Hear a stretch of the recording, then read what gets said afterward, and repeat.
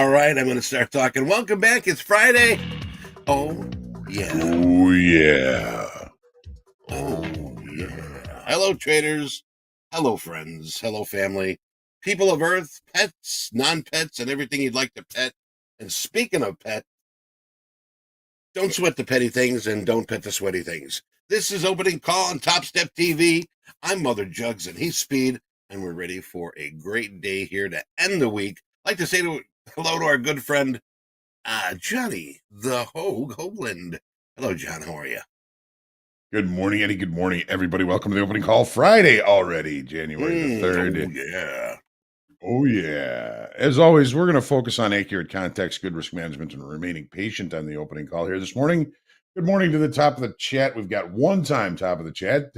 Good job being first in there. Canabiscan. We got rock solid results. Dan Trader, Man Cave Trades, Flipping Ticks, Slippers, Nick Nichols, GG. Good morning, Sean, Crawdad Fish Market, and Mike Godfrey. Just the top of the list, but we are happy you are all here.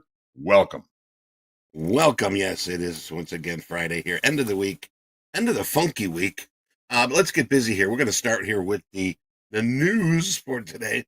U.S. equity futures rose modestly after indicating Wall Street stocks had finally ended a 5-day losing streak. This is the longest since April. Contracts for the S&P rose while the tech-heavy NASDAQ 100 increased by 3.3%. Tesla, we were watching Tesla yesterday, taking a dive, but it's gained some pre-market trading, partially recovering from yesterday's decline caused by disappointing vehicle sales, is what they're saying. United Steel Corp fell more than 9%, following reports after President Joe Biden will block Nippon's steel acquisition of the company. No, you cannot buy it. Stocks had a volatile week. The S&P 500 index posting internet gains previous two sessions before closing a wee bit lower. U.S. manufacturing data due out. Hoag will be talking about that. The dollar fell from its 2-year high yesterday, while Treasury yields edged lower. Benchmark 10-year yield is nearly 20 basis points higher than it was before Jerome Powell's hawkish turn at the Federal Reserve December 18th meeting. Across the sea, European stocks fell with miners tumbling on concerns about Chinese demand. And that's what I've got here, Johnny. And what else do you got for our traders here today?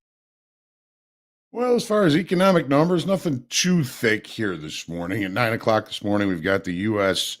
ISM manufacturing PMI due out. 9:30, net gas inventory report. 10 o'clock, one of the talking feds barking will be barking. And at noon, of course, the Baker Hughes rig count due out. The VIX this morning is a little bit lower, but higher than it was yesterday at this time. 1763 last I checked this morning. Yesterday around 1711. The dollar index down to 109 after reaching about 109.40 during yesterday's session. It was about 108.79 at this time yesterday. The yield on the 10-year exactly where it was yesterday morning at this time at 4.54% last I checked. Today really kind of marks the end of holiday trade. I'm looking for a lot more participation, a lot more participants in the markets next week. We're going to get through today, make a little bit of dough, and really be looking forward to next week as the beginning of the trading year, at least from where I sit. So that's what we've got as far as economic numbers. Nothing all that impactful or great this morning. So we're going to see what these markets have to offer. Eddie. Yes. Dude, what's up with crude? Well, so crude. Dude, this is about crude, so which will include some trading food that we have stewed, viewed, and accrued. So I recommend if you're trading crude, stay glued. If you're in the mood to see what we shared, and I conclude oil prices stabilizing today, consolidating the prior session in the gains amid hopes of policy support to revive economic growth in China, the world's largest crude importer. We did have WTI just climbing up about 0.1%, Also, the Brent also did see 0.1%. Taking a look at crude here right now, um, making some runs to the high, but looks like the sellers came in here right now. We'll see what that is. But the high on my ETH, 73.73, and I don't stutter, and the low 71.79.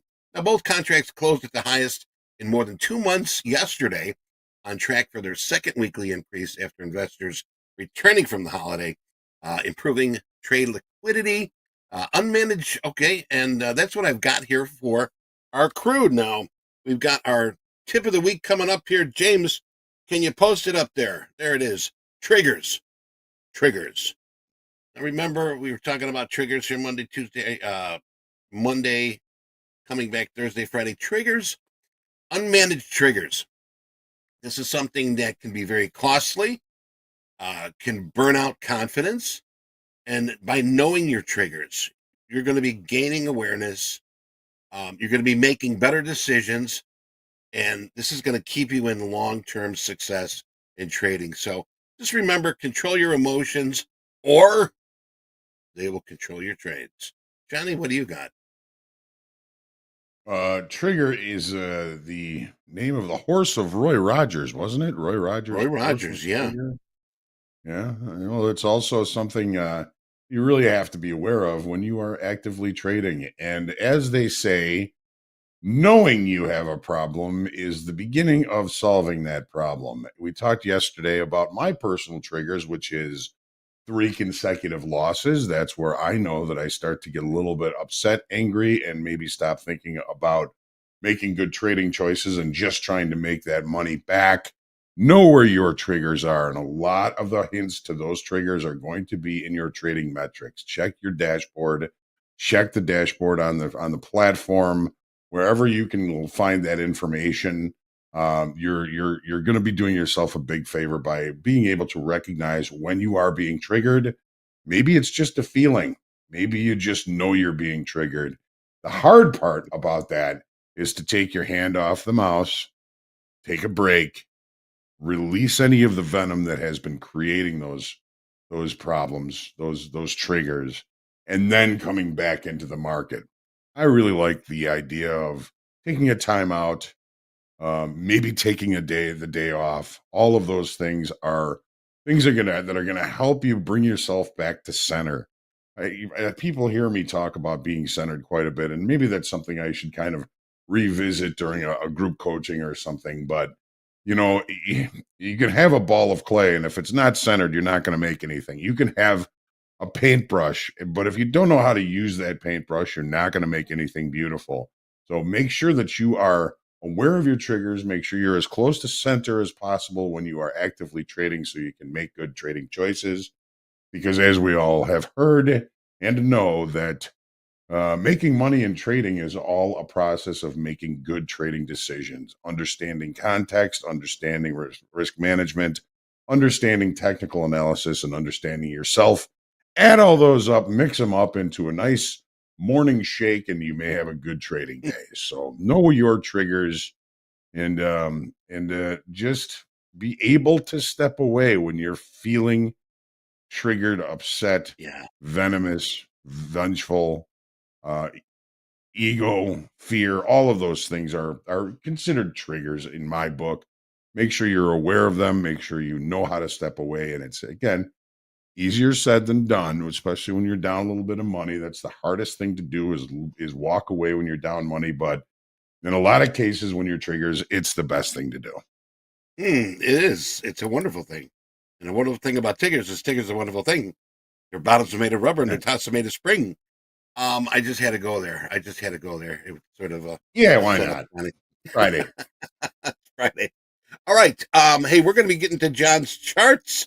John, I got a big announcement coming up after you're done with your charts. So without further ado, do it. There you go, Johnny. All What right, do you got let's for the do it. charts? Starting with the daily in the S&Ps as always. So price action took another stab to the downside yesterday.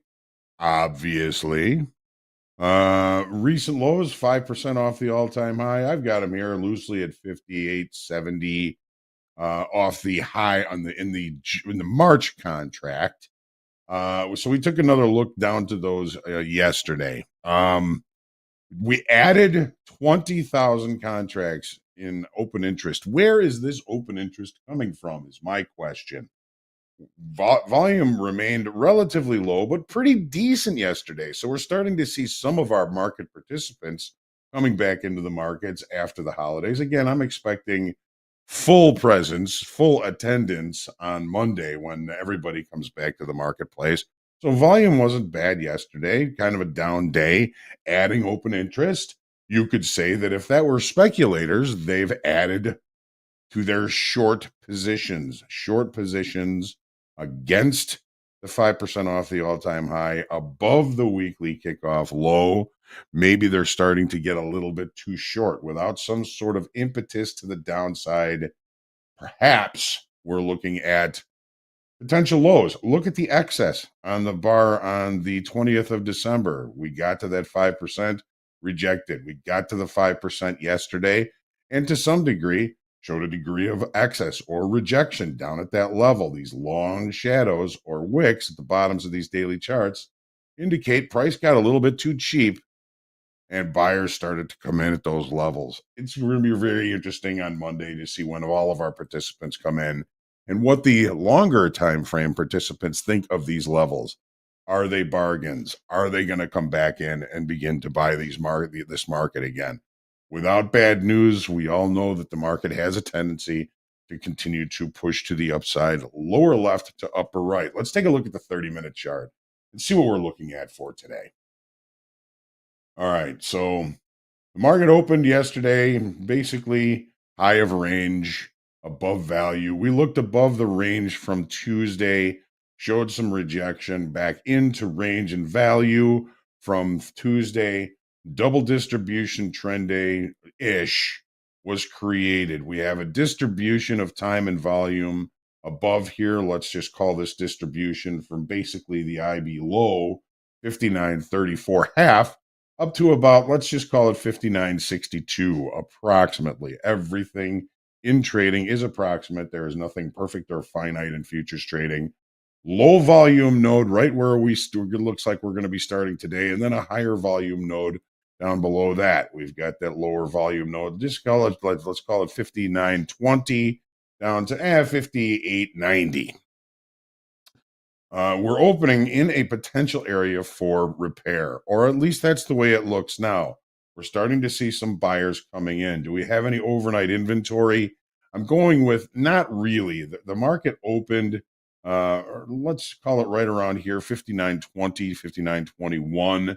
We're a little higher than that, so perhaps we've started to accumulate some overnight longs.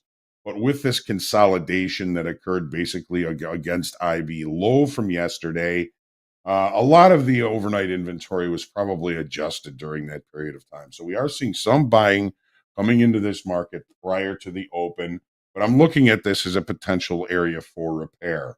If I was going to pick a point of control to the upside, it would be 59.45, 59.45, right up around the volume point of control here. And then if I was going to be picking a potential assumed point of control to the downside, it would be 58.92 even. When the market opens between two areas of volume like this, the tendency is to trade to one or both of those points of control. So if we don't have any really directional or impetus market any information today, look for the market to possibly put an inside day together from yesterday. It was a larger range from yesterday. An inside day wouldn't be unusual, especially opening right in the center of it.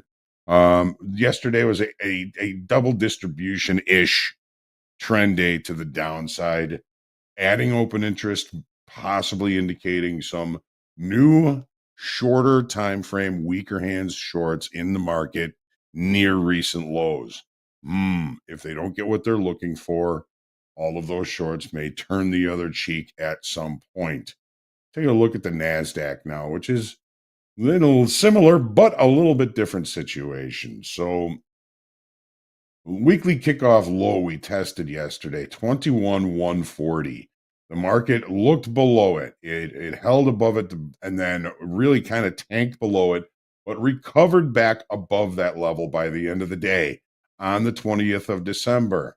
An excess low on the daily chart, a long wick, another long wick yesterday, not quite as long, of course, but the market was unable to close below that weekly kickoff level. We added 3,000 estimate in open interest on the way down yesterday, indicating possible shorter time frame, weaker hands shorts, looking for the market to continue to the downside. And if they don't get what they want at some point, they may turn buyers.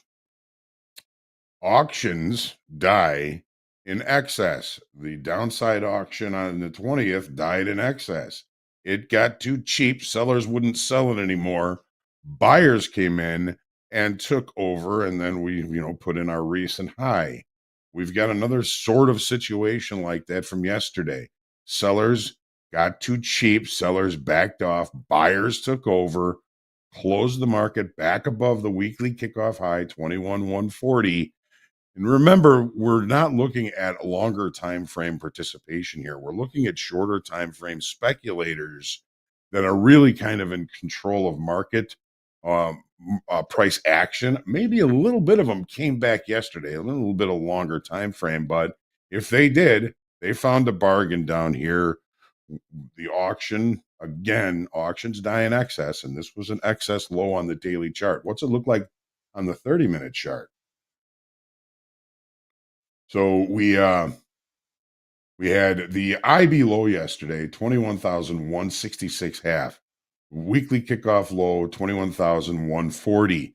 The market opened in range in value, didn't take out the high from Tuesday, turned around, balanced, broke, and then balanced near the lows. And then all of a sudden, relatively close to the end of the day, price got pushed back above those important inflection levels and basically closed right at the IB low. Settlement yesterday was 21,167 half. The IB low, 66 half. So not only did the market not close below weekly kickoff low, it closed back above the initial balance low. Overnight inventory? No, not really. All of this consolidation did a really good job of kind of evening out any overnight inventory that may have been accumulated. We're starting to see some buyers coming in, but again, in a somewhat similar situation, we've got two distributions of volume centered by a kind of a low volume node right around the IB low.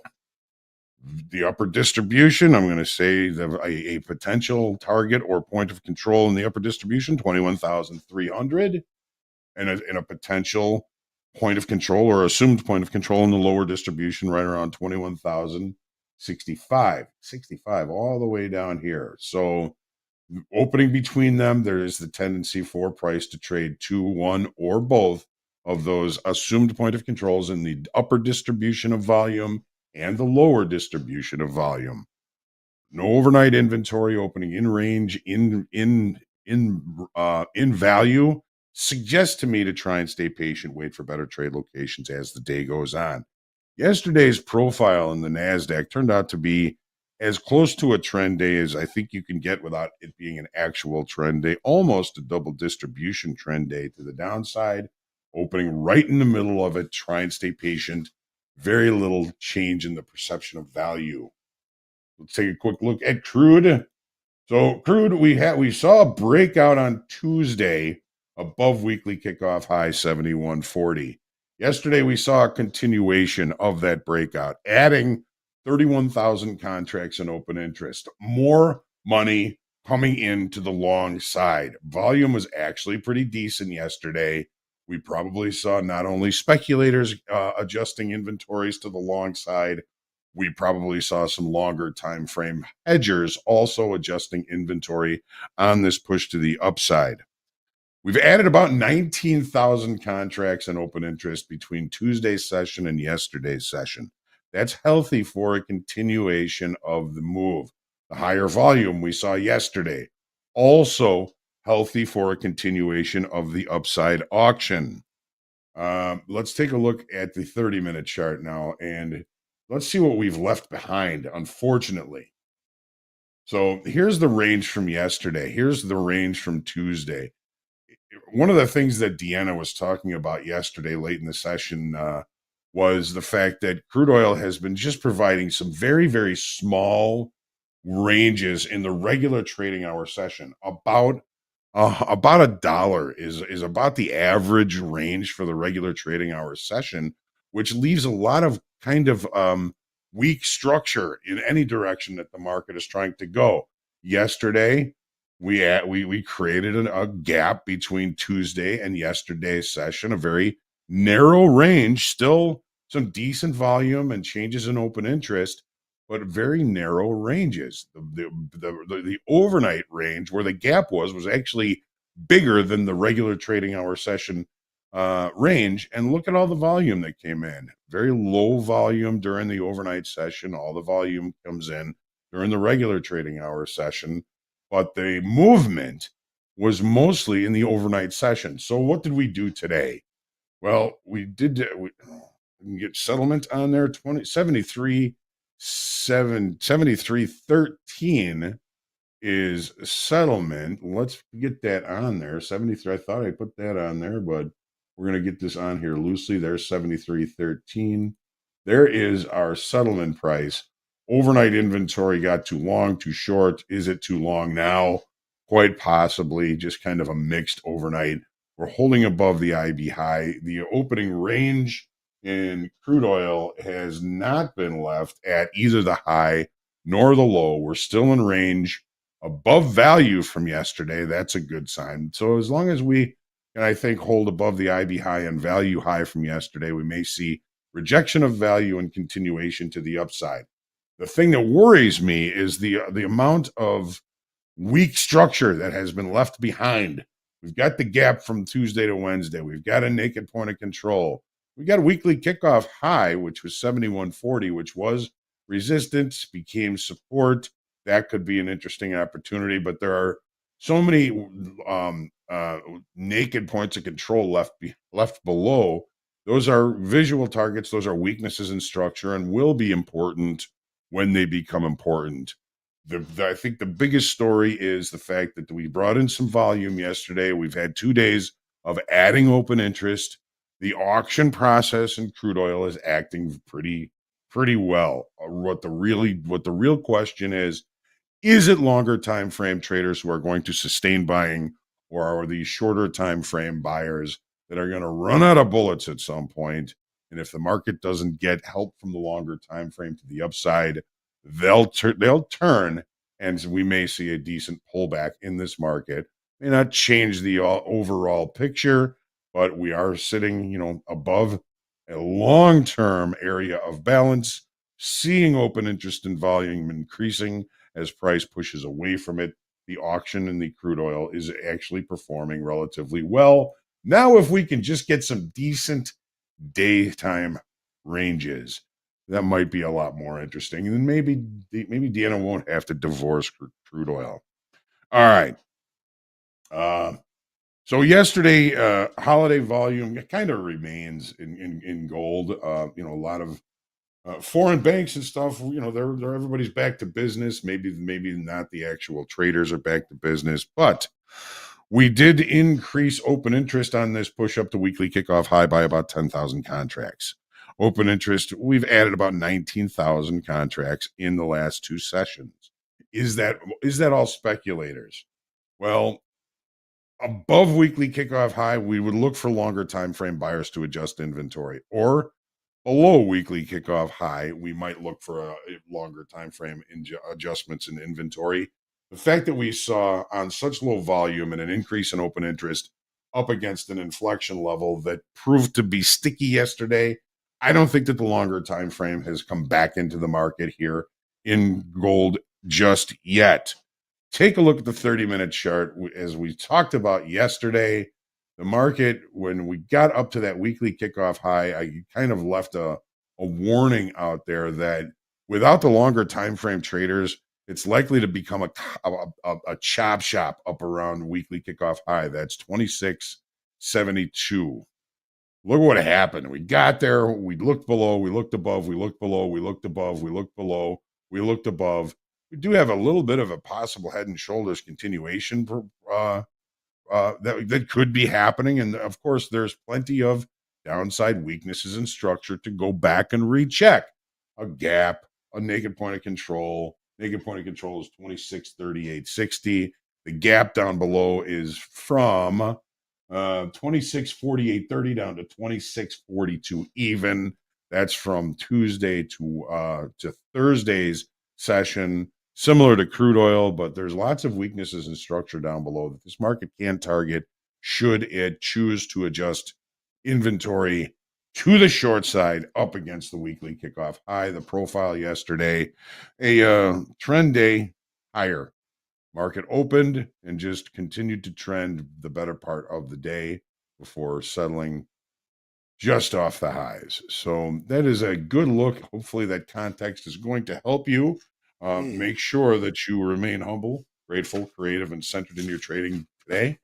Taking a deep breath always helps center me, and always remember to pray for peace each and every day. We need all the prayers we can get. Let's have a great session today. All right. Thanks, John. All right. I'll try to get this out real quick here. Don't forget, I am hosting Topquiz today at 1 p.m. Central Time. This is your chance to get another entry into our Topstep VIP draft on January 27th. Yes, it's happening. Top 5 finishers will get an entry.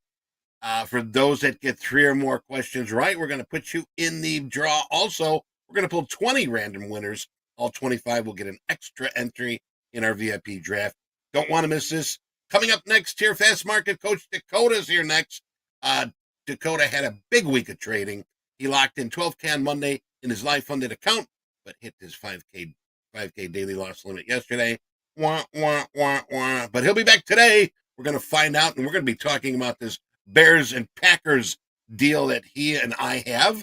Also, surprise, number 31 on our ranked live funded traders, Isaac Rivera, is going to be stopping by to talk about how he ended 2024 and how he's setting up himself for another great year of trading. All right, so, hey, don't go away. We're going to be right back.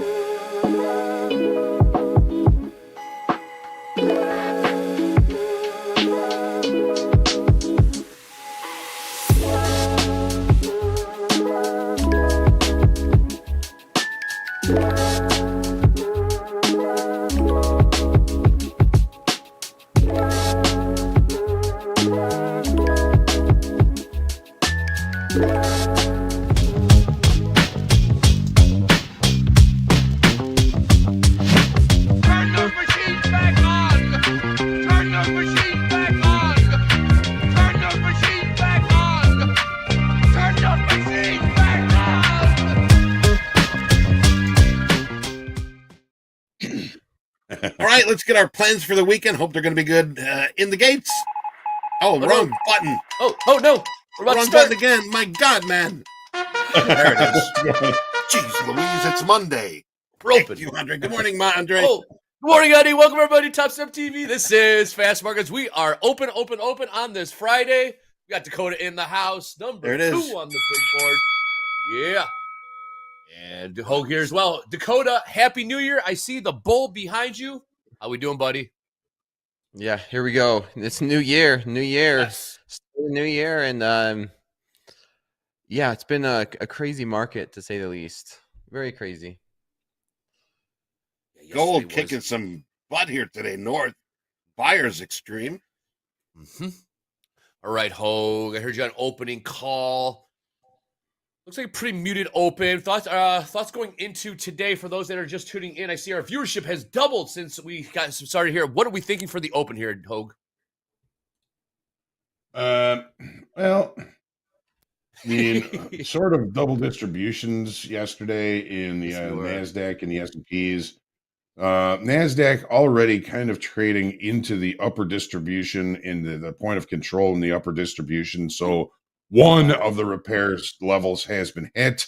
Looking like we're seeing some buyers here. Opening ranges have been left to the downside. We're going to reject value from yesterday. We've got to get up through like 342. Where's 342. value high? Let's call it 357. Okay. 357 is value high. I'm not in a hurry to do anything here today because we did open in range in value. But that opening range being the low of the day does incite me a little bit to look for maybe some continuation to the upside.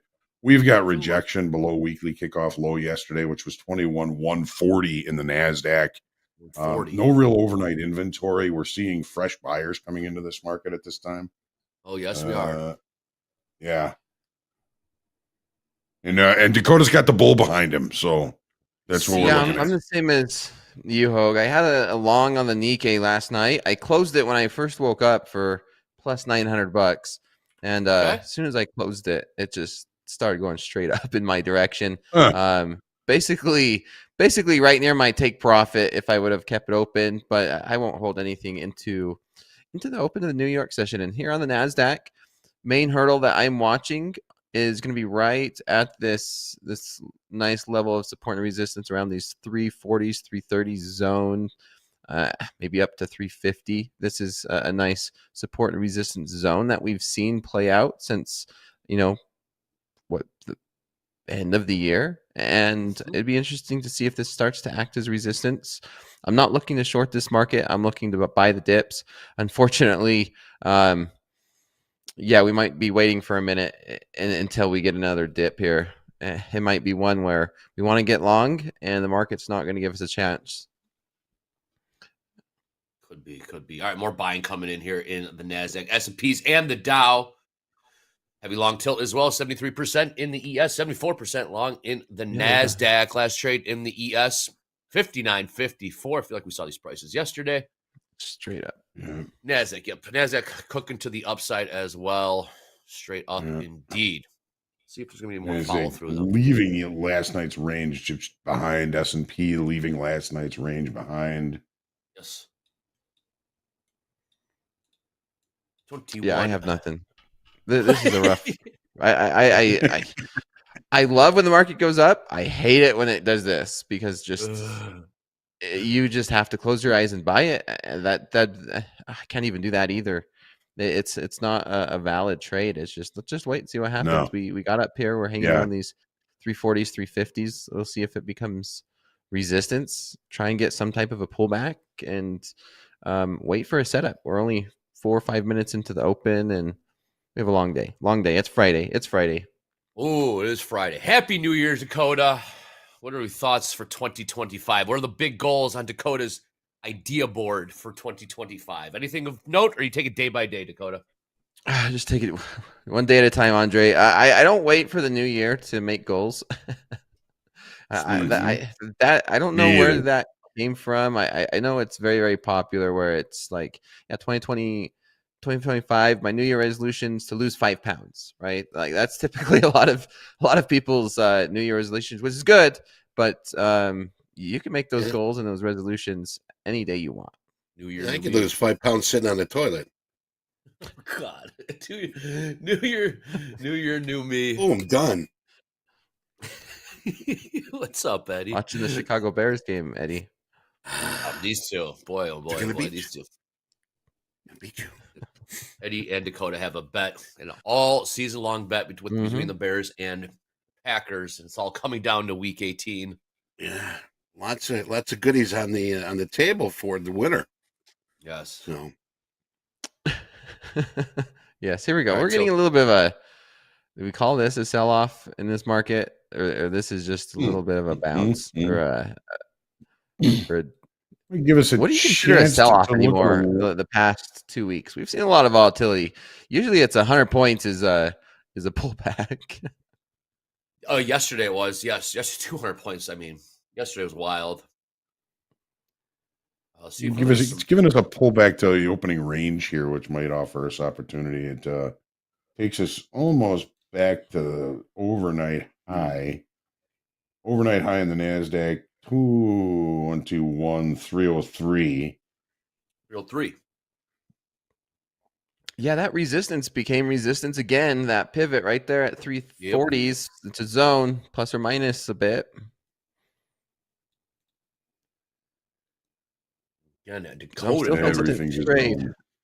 Yes. If I buy anything up here, I'm going to look back and be like, well, that was not very smart buying where I have resistance marked out. I don't want to sell this because we're rallying. This is a bullish market since what, noon yesterday. Yes, buyers did step in. Yeah. Yep. See if we can get any more push to the upside here. 59.47 last trade in the S&Ps. Hey, Hoag oil still stuck at $73.50. Last trade 73.51. Gold still stuck in that $2,600 range. Last trade $26.63.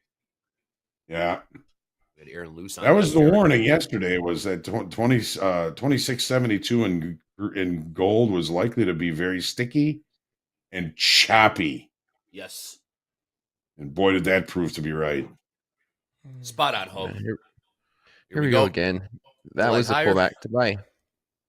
Yeah. Yeah, we pulled back. Opening range high was where it went to.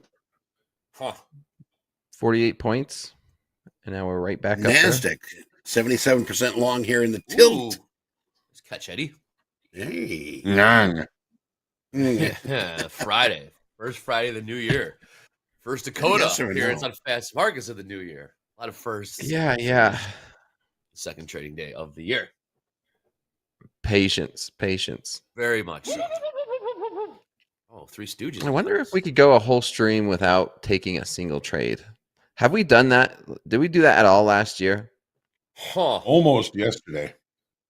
Almost yesterday is right. Nick for a tick got a trade in there.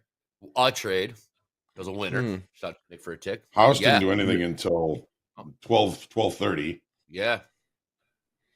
We bought the long. Yeah, I know. That's not what chat wants to see. That's not what people want to see for entertainment. But that is the reality of trading and trading real and trading live is the way it's setting up right now might be a no trade so far. Here we go. Breaking through that resistance level of these 340s, 350s. Next level I have is going to be up here towards, maybe 415, maybe 415s. Yeah. 444 is yesterday's regular trading hour session high and the IB high from yesterday. There's also on the 30-minute chart a 200 session moving average that comes in right at that level as well. Speaking of levels, and just like that, here we go. Daily levels, and we are cooking shot out of a can to the upside here. 21,392 last trade in the NASDAQ. See if we can get a push into the 400s. S&P is not far behind, up about 20 points from the open last trade. Freaking Nikkei, man. Let me show you this. Let me show you where I closed out. This is the one that kind of be a little bit frustrating. Look at it. Look at this. I closed it out right before I got on stream. All right, you know what? Let's just close this one out. Screaming north here. Right at the start of this rally, this thing going straight up. I hold it all night. I held it all night. I went to bed, woke up, and we were right where we finished. And then I decided to close it out, and we're going straight up here on the Nikkei. Buzzkill. It is one of those. All right, we did top out at 21,422. 1,422. New highs. Yeah, those 430s, 415s. That's like I said, down to the top. Topstep daily levels. Have those open. Have some real estate. You'll be hearing us refer to them throughout the day. By no means are they a signal. They're just prices of interest that we'll be using. Screws right to last week's low. There you go. For example. Man, what moved it? It is a Friday. It is the first Friday of the month, but it's not non-farm payroll because I believe it's a holiday week. So if non-farm payroll is on a week from today. That being said, I'm looking at the calendar. Obviously, it's Friday, so we got Baker Hughes at high noon, my favorite number of the week. Well, Eddie, what else do we have on? What else we got on the docket today? Well, coming up in about 12 minutes, I'm going to give you a 5-minute heads up. We've got probably the bigger numbers the rest of the day here. ISM manufacturing PMI for December. We've got the ISM manufacturing prices for days also. Finally, one of the feds is back in action. 10 o'clock, we will have Barkin speaking. And a little later on, there is a sample test of Barkin. More to come. Mordecai. 12 o'clock noon, yes, that Dusty Baker's Howard Hughes rig count, and that should be it. Back to you, Andre. Thank you, Eddie. Yes, Barkin. A little preview of Barkin's speech here on Topstep TV. 21,000. All right, we're still holding above these 400s. Hold above these 400s in the NASDAQ, 21,405. Very strong buyers. This is a tough market, Andre. It's tempting to sell up here. Really? I just can't find myself to do it. Opening range is the dead ass low, man. That makes it very hard for me to sell it. I know. Buyers did just come in and they took control. Hoag. A positive delta, 600 in the NASDAQ, 2,600, 2,700, 3,100 positive in the S&Ps. Just a shorter time frame, aggressive buying coming in. We think we're gonna get a better chance for better trade location at some point today here, Dakota. Feeling confident about that. Oh, good stuff, man. Yeah, there's always gonna be better opportunity. If not today, Monday. Seeing the Dow pull back. Dakota's head's already in Monday, folks. Already over Friday and is into Monday. Dakota. Hang in there. We'll hang in there. Well, there's a chess player always thinking three moves ahead. Yeah, well, you don't have to force yourself to trade. Trading is always optional, right? There is this downtrend line that's coming into effect that's started since the day before Christmas. Lower highs, right? Lower high, lower high, lower high. But this time just feels so much stronger than each one of these previous tests. I mean, we got there in 15 minutes, almost 200 points. So fast since 200 points in less than an hour. And these other ones, it was kind of just a slow grind to get there. Yeah, we got the Dow pulling. If we break through that, go ahead, Dakota. Can we see 560s? We might be able to see 500. Good eye, Andre. Yeah. All right, Dow selling off right now. NASDAQ staying bid, remaining bid. NASDAQ pushing higher here, making new highs as the Dow sells off. S&P's stuck in the middle with you. Let's see. Dakota, I'm looking at that 30 level that you were looking at, kind of in the NASDAQ. This is where that resistance area came in yesterday after the open. 360, 350, this area. I mean, we're holding above that. We're headed towards we're headed towards the IB high in the NASDAQ, at 200 session moving average. If we take out yesterday's high in that moving average, there's lots of visuals above for this market to target. Yeah. This is another beautiful example of every sell-off for as long as I can remember has been beautiful buying the dip opportunities. We've had 5 red days in the NASDAQ in a row. 5 red days in the NASDAQ in a row, selling off. And everyone's panicking. Everyone's looking, lows and lower and lower. And it's just Peter Tuchman says it best all the time.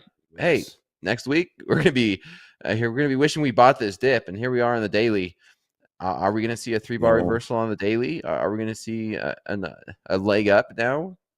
This is the first green day in 5. We're well on our way with 3-bar reversal on the daily. Yeah, which is going to be. Look at all the excess on the lows on the daily charts. We're just talking about this in the opening call. Excess low, excess low. What is that? What's that saying to you, Hoag? It's saying that, auctions die in excess. Price gets too far in one direction, and in this case, sellers pushed it too far. They ran out of selling. that attracted buyers and brought us right back into a up move, similar to what we're looking at now. Yesterday, sellers got too cheap. They wouldn't sell it anymore. Buyers took over, closed us back above weekly kickoff high, and now we're seeing a rotation back to the upside. And Dakota, you may be seeing your daily 3-bar reversal if we continue to push this thing higher. That could Interesting. That could be your daily 3-bar reversal. Yeah. This is where just look to buy dips. I'm looking to buy dips, looking to buying opportunities. It's, maybe a short up here in this zone would have played out, but I would rather just miss the opportunities to the short side and look opportunities to the long side, because this was another area of resistance, these 430s, 420s, and it is becoming.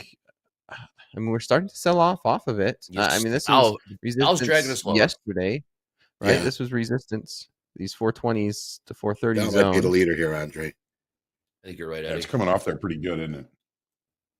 Yeah, Dow's coming off. S&P's finally took notice of it. NASDAQ's being a little bit stubborn with the sell-off here. NASDAQ saying, nope, not yet. Man, S&P is traded right to last week's low. 59.65 was last week's low, and just barreled off of that. Hoop says Dow is no bueno. Not right now. Yeah, it's coming down here. I mean, Dow and Russell holding hands and sort of waving over to ES and NASDAQ. Come this way. Yeah, we got a 3-bar reversal on the 5 minute. To the short side was at 394. 20 points off that one so far. Wait, Tilt did a 180 big. Yes, it did. Well, that positive delta, that delta, or that tilt really kind of signaled possibly a high up there, didn't it? Yeah, it did. Little too heavy long here. Look at these sellers coming in here. Trader J, that is what a sell-off looks like, my friend. That is not a pullback. That is a sell-off. LOL. Oh man, that's LOL. What a move. What a move right back down. That 3-bar reversal and straight. Okay, where do we buy it? Where do we buy this? Yeah. S&P back to the opening range right now. S&P's back to the opening range. Ooh. NASDAQ not yet. High the opening range in the NASDAQ, 316. Okay, I'm long one. Woo! Long one. There you go. One long at 350. I'm going to look to scale in. This one.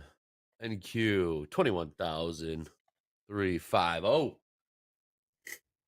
All right, well, Dakota does It's going that. to kill me for not getting into my normal 5. I wanted to scale into this one, Andre. Where'd you get long, Dakota? 350. 350. I was thinking scaling in with 5 contracts. Usually I just jump in 5 contracts right away. Freaking. I dipping a toe in the water this morning. Yeah,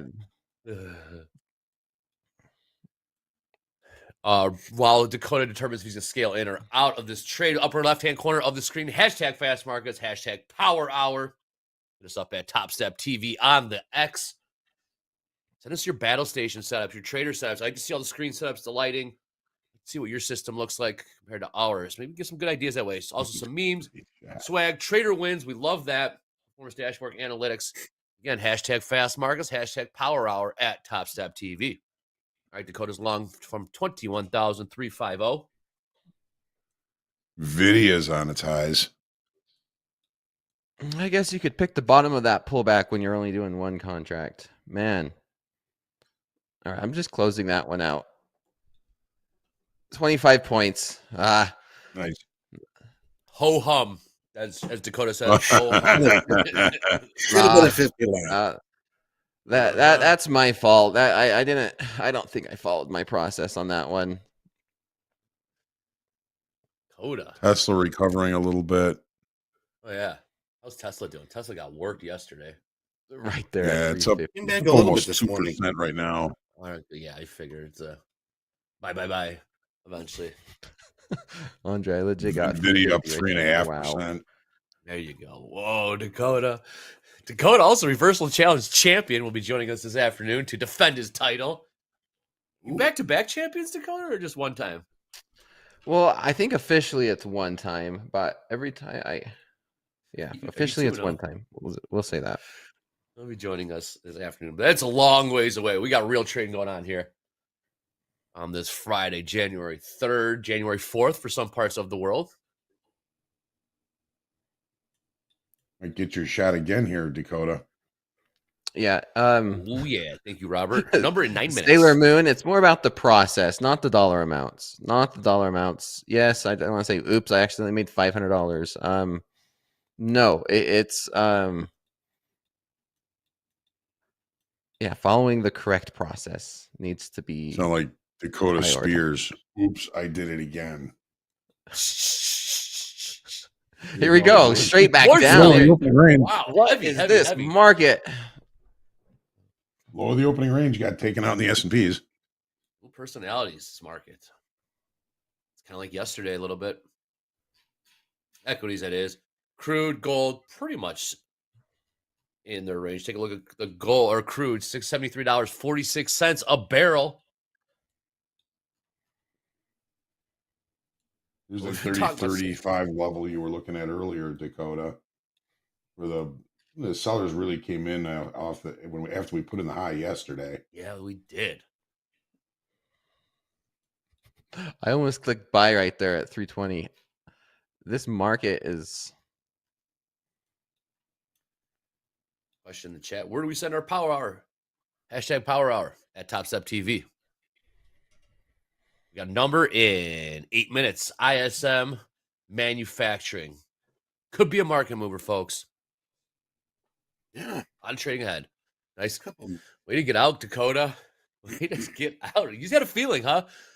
That's pure instinct right there. That's pure screen time. That's pure just repetition right there. Just used to it, I guess.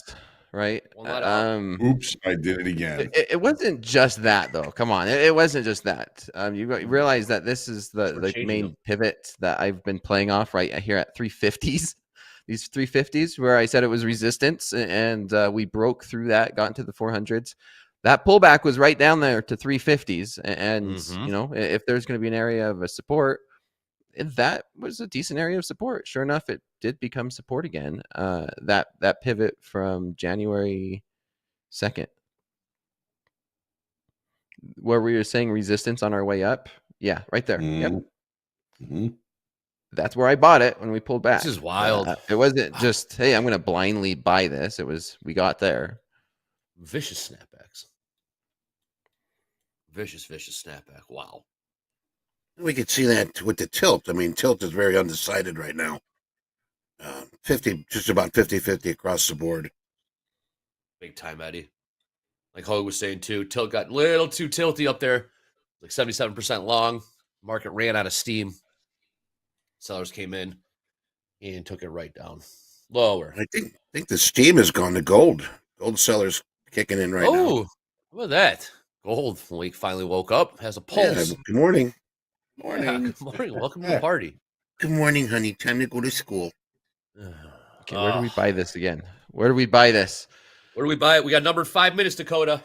Oh, we just wait for the 5 minutes, right? Hey, you're the pro. You're number 2 on the big board for a reason. Yeah, let's wait for the 5 minutes. Let's wait for the news. Okay. I want to buy this right now, but it's just we need to wait for the news. Smart. So Dakota trades. The news is going to rain on our parade here. So we got ISM manufacturing. We got ISM manufacturing prices. 5 minutes remaining. Employment news index would never rain on our parade. and new orders index. I like rain. So we got Rain's not too good. bad. It's snow now, right? it snowed yesterday in Chicago. It was a proper snow in Chicago yesterday. Did you? You got some? Oh yeah. Get in here, man. Yeah, we did. Yeah, it was nice. How many inches? Oh, nothing. No, it's all Dusting. gone now. Yeah, but Yeah, that's it. That's all we've we seen. saw the flurries. It was pretty. 21,353. Last trade in NASDAQ peaked out at 21,434. I am curious, Corey. What are you seeing that I don't? On why you're saying this is not a long. I would love more context rather than people just coming in and say this isn't long or buy this, sell that. Right. Get some context behind it. A little detail. That would be nice, wouldn't it? You can put on Yeah, notice. yeah, exactly. This This isn't a saying long that why. I told you so, or this or this or this. Like, yeah, I'm looking for this to continue down because XYZ, or just any little bit of context would be great. Well, you've been Renee warned. says so. because. Just because. Just because. The market 20-period high sell is under 30 RSI. Oh, man. All right. Don't go. You guys don't need to go after him. We're just kind of having a little fun with him. I'm glad we're watching. Like, yeah, no, I'm 5,300 curious. people It's nothing. Yeah. He's not trolling or anything. He was just from his point of view. 5,300 people watching right now. Click like, click subscribe. We greatly appreciate it. Let's put up some bigger numbers this year in 2025. 137,000 subscribers. Pretty good. And we had a VIP scouting check-in yesterday. We got Topquiz today. Those winners will also have another entry. Eddie, Yes. Eddie's for the Topquiz, folks. I had fun putting those together yesterday. Oh, boy. Maybe he woke up on the wrong side of the bed today. He'd never know what kind of class. If Eddie's going to bring the and my bed's against the window, and I'm on the second floor. Oh, boy. That's trouble for the people in Topquiz today. I don't want. Oh, Eddie always brings the heat with those questions. Yesterday did the same thing. Yeah, it was pretty. Yeah, I know. Yesterday we had that huge rally, and then just completely sold off. Right, like right at the open, we rallied up. What 200-300 points up to the pretty much the same zone, right? The 420s, and then just sold off right back down there. I could see that today, right? It looks like we just caught it though. The buyers just stepped in and caught it into these 350s. It's going to be interesting to see how it plays out. I don't want to be the guy that says this time's different, but the way the buyers are acting today look different from yesterday's. And plus, there's something to be said that really, yesterday was the first day of the trading year, or yesterday was one of the first days, like good days, and today is Friday, and there's something to be said of a Friday's price action where what's that common saying? You don't sell a Friday rally type thing, but anything can happen. I feel like the first day of the trading year is going to be Monday. Yeah, we do. It's a short week next week too, right? It's a 4-day week. Yeah, you're usually right on that, John. Yep. Hoag music for that comment, Eddie. Yes, because I think he's got the nail on the head. We're gonna see strong back to work sort of Monday. Agree. We're still on their holiday next week. Yeah, MP will be back in the saddle next week. So everyone's back. So the big players are coming back. We got MP, a full week of MP next week, folks. People in the chat asking, where's he been? Where's he been? He's going to be back next week, January 6th. 30 seconds on the number. Here we go. Buckle up. ISM Manufacturing. Then we got barking in an hour. Sell this thing off. I want to see it sell off. Forecasts are not too skewed from the previous. So we'll see what happens here. Manufacturing PMI, they're looking at 48.2.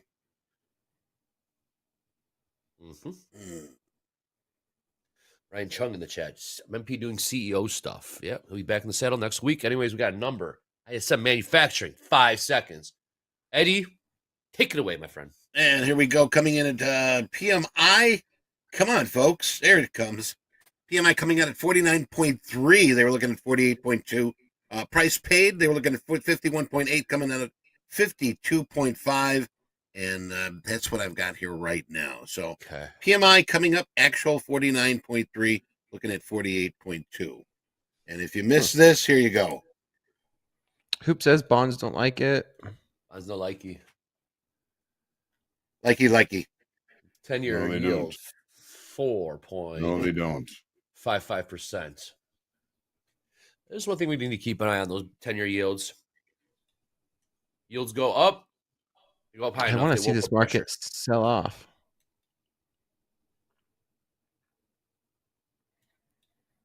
Market's got to make up its mind on this Friday. Last trade in the NASDAQ, 21,360, 360 even. S&P's 59.49. 59.49. Dakota, what'd you buy? You bought 350s? Yeah, I bought 350s. I wanted to see this market have another leg down. I want opportunities to buy this. Okay. Hey, crude showing a bit of life here. $73.61. High of the day, 73.65. Dakota, are you seeing anything that you would be thinking about buying in the NASDAQ down around inside the opening range, that 1 minute opening range? It would be 21,316 down to 21,277. Anything in that area you like? 277. Yeah, I'd say 270s. That's where we kind of originally broke out that overnight consolidation. I don't really want to see us get down there. This is the zone that I like to see us hold. These 340s, 350s, a nice pivot.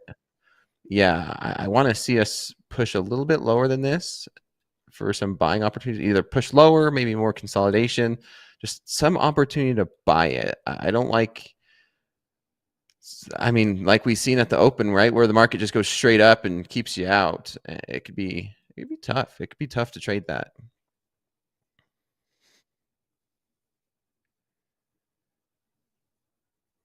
You got session VWAP on the 3-minute chart coming in at 367. It's outside that first 3-minute opening range to the top side. Someone says, I'm the only person that wants to buy it and wants it to go down. Warned. Cody, you've been That warned. makes me want to buy it too. When the market goes down on it. Nobody else wants it. 30-year getting hammered. Thank you, Hoop. How many markets you looking at, Hoop? I saw you complain. You said cattle's up again today.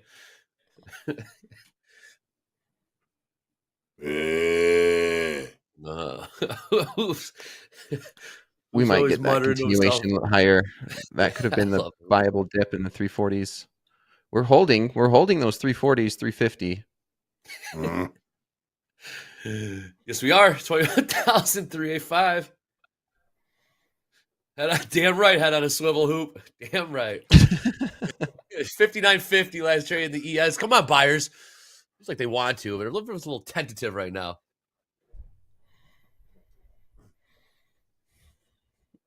Oh, man. Number was a little bit of a nothing burger. Hey, gold selling off a little bit here. Just put in some new lows. Here we go. Here we go. The buyers. We do it. 5-point pop in S&Ps. 25-point pop in the NASDAQ. Dow is just lagging. Come on, Dow. Wake up. The NASDAQ might keep going. Sellers are stacking. Here we go. All right, above the 400s now. I'm just too hesitant this morning, Andre. Come on, Dakota. You got this, baby. You got this. Number 2 on the big board, man. I know. I'm just too hesitant. We wanted that pullback. We got it, and it's just... Okay. Oh well. Let's see if they can really extend this thing. Beach ball underwater type of feel, Nick Tick says. Yeah. It's going to pop here. 21,425 last trade here in the NASDAQ. High today, 450. Excuse me, 434s. 79% long here in the tilt ES. 76% long NASDAQ. Ooh. We are leaning. Heavy. Nice catch. I got to move my screen around, Eddie. You got those front and center, man. You see those really nice. Well, I got the interesting area. Gold, Russell, crude, Dow. New session high. Heavy long, 80% long on the NASDAQ. Interesting. It is. Whoop. Let's see what we do here. Saw some selling here last time. 200 contracts at the bid I just seen on the NASDAQ. Ooh. Where did it go? Did it get filled? I just canceled it. Yeah, I put it in there. Okay. I seen 200 flash, and I didn't know if it got filled that fast. I didn't see that. 21,004. There we go. Trying to make another leg higher here. Heavy long tilt in the ES and the NASDAQ. You've been warned, Dakota. You've been warned. We are higher now. Hey, everyone has a opinion. That's what makes a market, Andre. It really is. Everyone's looking at the market a little bit differently. I think they even made some money on that sell-off earlier. There you go. Absolutely. It's the beauty of this thing. Leo called it in the chat, but no details behind it. I ran out of steam there. Yeah, come on. 20 points sell off, 25 points off. It's growing legs. It's growing legs. Got to build up steam and keep pushing higher here. My dad had a dad wisdom about opinions. It's not really appropriate, so I'll keep it to myself, but I'm pretty sure you get the idea. Opinions are like something. Yep. Yeah. Here we go. Come on. 390s. Ooh, was that 400 contracts that just came in at the ask? I missed it. No, I was looking at the chart. Got filled. Anybody watching the Dom? How many contracts? I seen a 3-digit number, and I thought it said 400. Oh. Which market? NASDAQ? NASDAQ. Okay, I'm Coach says yep. Hoop saw it. Oh, Hoop said 200. 200. Okay. 200. Sweet. Look at this chat, man. That's what we do here. Everyone's watching out for each other. Man, it goes fast. It goes so fast, Andre. Like I'd be watching, or I'll be looking at the chat, or over here watching our green room behind us, and a big order flashes the bid or the ask. And I put the market history, and I've got the filter set at 50, so it's only going to show us something bigger than 50 in the NASDAQ. That would be pretty sizable. So that should tell us if we see anything big like that get taken out. Someone did say it was 400, but he only filled 200. Here, they only filled 200. Got a partial. Well, interesting John, you enough. set the time it fails? Yeah.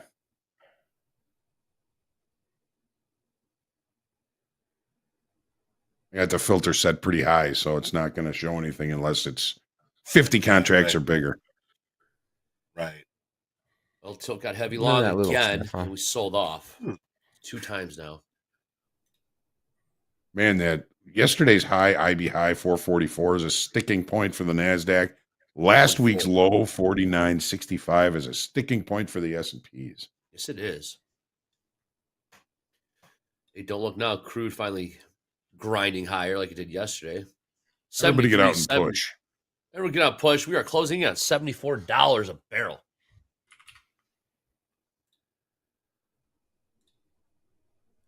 Yeah, crude oil is finally becoming a little bit tradable. I know for the past week I was looking for $75 a barrel as a target. Finally, well, the day session ranges, Dakota, have been less than $1. It's crazy. It's been so. I haven't traded it for a few weeks, but yeah, those longs in crude has been tempting for the last week and a half. So yesterday's range, 91 ticks. The day before, 87 ticks. The day before, 78 ticks. The day before, 70 ticks. The 26th, 142 ticks. The 24th, 59 ticks. The 23rd, 90 ticks. The 20th, 139 ticks. Same as the day before that. 83 ticks, 94 ticks. 67 ticks, 107 ticks, 134 ticks.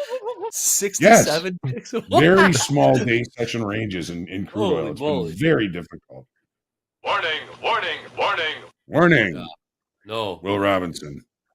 67 ticks. Sheesh. Yeah. Calm, stable market. Crude oil. All right. We've got still some a little longer tilt in longer lean in the tilt in the ES and 67 ticks. I still can't get that out of my head. 416, 66 traded on the bid in the NASDAQ.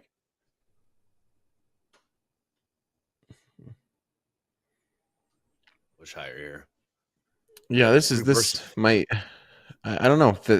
That was the only trade where I bought using one contract for me, and now there's nothing.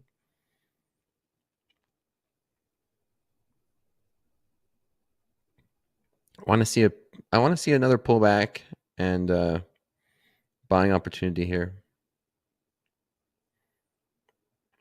So the anchored VWAP on the 3-minute chart, a la Coach J. I mean, price is outside of that first three-minute opening range. VWAP, anchored VWAP, is above that as well. It's coming in at 375.25 right now. If that's a level that you might be looking at through some sort of confluence. Yeah, I'm looking for it's maybe 360s, 350s. I want to see this turn into a flagging pattern. I want to make a higher low. And so that's what I'm looking for right now. Looking for this market to pull back for a buying opportunity. There it is. 74. There's that VWAP. Yep. There we go again, fellas. We hit that wall up at the 30-40 level twice now in the NASDAQ. 59.60. We hit that. Wow. Look at that. Okay, here we are. Yeah. So here's something I've been doing is I'm going to paper buy this, and my stop loss is going to be below 302, 305. What do you mean by paper buy? Plays out. What do you mean? As in, theoretically, this is typically like a paper trade. This is where I would buy it. I would buy it right here, right now. And I'll have my stop loss at 304. So I'd buy it here. My stop loss would be at 304. And I just want to see how this is going to play out. Gosh. All right.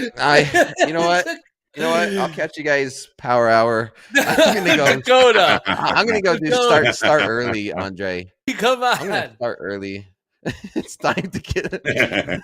No. There's a 20 point. You're seeing it well.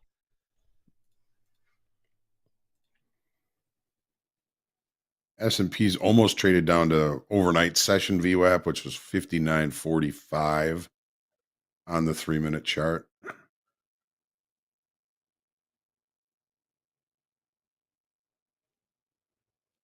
And the 5. So the reason for that was because after I reviewed my trading gear, the month of December, my stop loss was such a better entry. And so I was looking to see this run my theoretical stop loss and then buy it in my account to see how that was going to pan out. But sure enough, that was 20 points.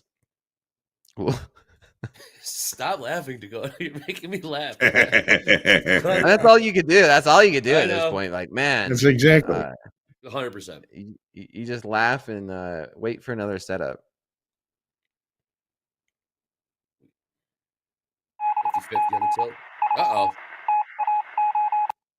Hey, just coming over the wire. Don't forget, I'm hosting Topquiz today at 1 p.m. A lot of questions in chat about Topquiz. 1 p.m. Central Time. I will meet you there. Back to you, Andre. Thank you, Eddie. Oh, boy. And he's in charge of Topquiz again. Look out.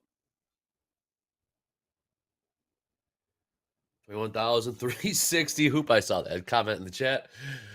59.53 on the ES. Let's see if NASDAQ goes buys here now. Following the process. Yep. Process over profits. That's Come on, here we go. Here we go. Sell off. Like another shot here. Sell here. Huh?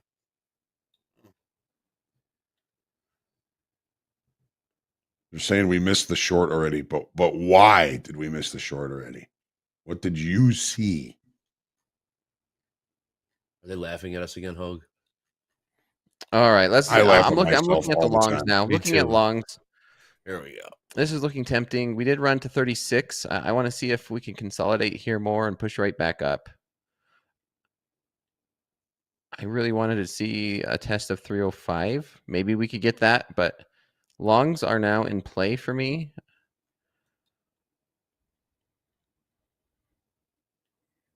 Longs are in play.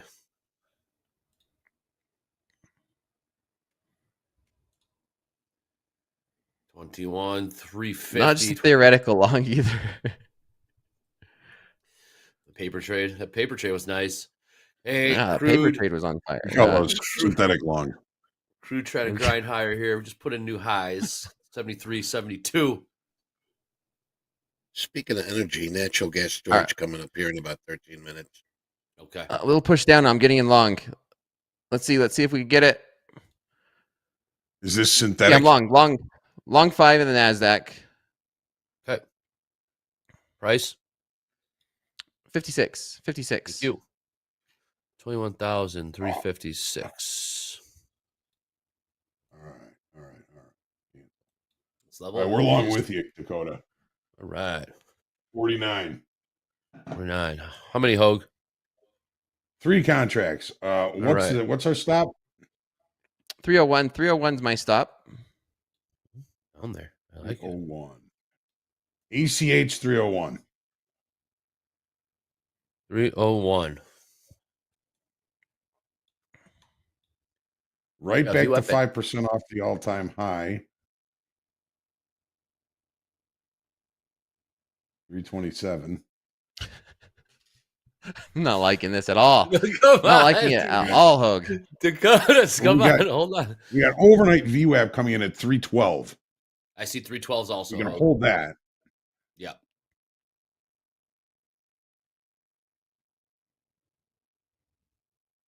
Let's see if we can hold these 20s. Yeah, Oh, I'm man, this watching might- Dow for direction. Yikes. Yeah, I see that. Here we go. It's going straight for the stop. I'm out. We're out. Minus 4,000 on that one. Yep, minus 4,800 on that.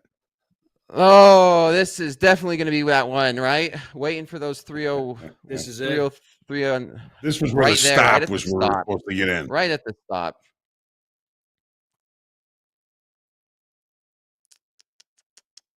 Huh. All right. I might jump 21,000. right back into Right this. back into the opening range.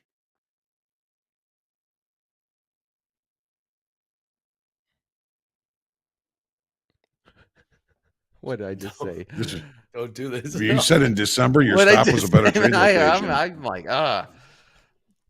here we go. That's where we should have been. Yep, that was one of those. 5,600 people watching. Click like, click subscribe. Again, these aren't signals, man. You push the button yourself. Back in? I'm back in one. I'm back in one. We're back in 2. Stops at 96. Okay. I am really going to play it. I mean, 96. this is definitely probably one where I should have just practiced what I said. There's a reason why I did my back testing and I did everything over the holiday, and I came to that conclusion, and that was me not following it right there. And what was that? Getting in where you would put your stop? Correct. Yeah, and that was Yep. basically it, right? That was the stop. Mhm. 304, 305.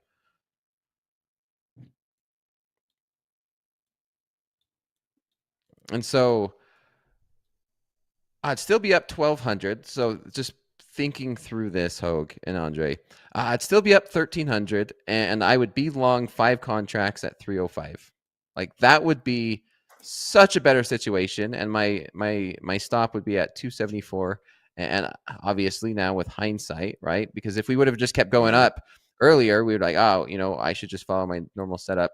But after everything I reviewed, that has been the play, and that those have been so much better setups for the month of December and a decent part of my trading. Now that being said, I'm still up. Here we go. We're going to stop me out again. 540,000 on the year, but that was my biggest critique. What you're seeing right now was absolutely my biggest critique. My big losses were exactly what you're seeing, and that's why. Like that, this has been my big losses because of that. And I'm stopped out. And we're out. I'm going to go ahead and just hit this. Lock myself You're done out. for the day. Yeah. Yep, I'm done for the day.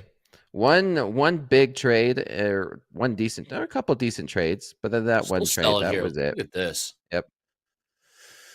Man, oh man, tough market. Tough market. Yeah, we're breaking through now. Yes, we are. That was it. That was the trade. Look at the NASDAQ. What are you doing? Dolby says in the chat, NQ, what are you doing? Great question. Straight back down. Dow What's his name called it? There was that. Where's that trader? Said he was looking for sells. Hopefully he's up. He or she, or hopefully they're up. It's true. I'd be curious on that one. Someone was looking for sells up there. Vicious, vicious, vicious. Yeah, there you go, Corey. There you go.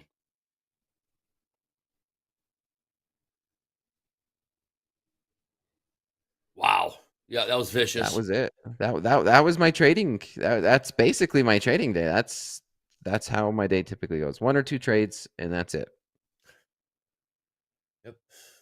All good. All right. Well, we got some stats. We got some live P&Ls we can go over from yesterday. Interesting to see how they did yesterday in the live accounts, because yesterday was not the easiest of trades. Kind of like today. Really similar. So that being said, I'm throwing it to JD. JD, happy Friday, buddy. How we look on those live P&Ls from yesterday? Pretty good, actually. Give me 1 second. I gotta log into something real quick here. You got it, buddy. Yeehaw's right, man. Yes, yesterday was a tricky trade like today. Looked like we wanted to go take the top off this thing. Sellers came in and just said no, slammed on the brakes both times. And that happened again today. Tilt got heavy long. Tilt got heavy long to the upside. Wow. And look at that. Now it's rejection. It's tricky market.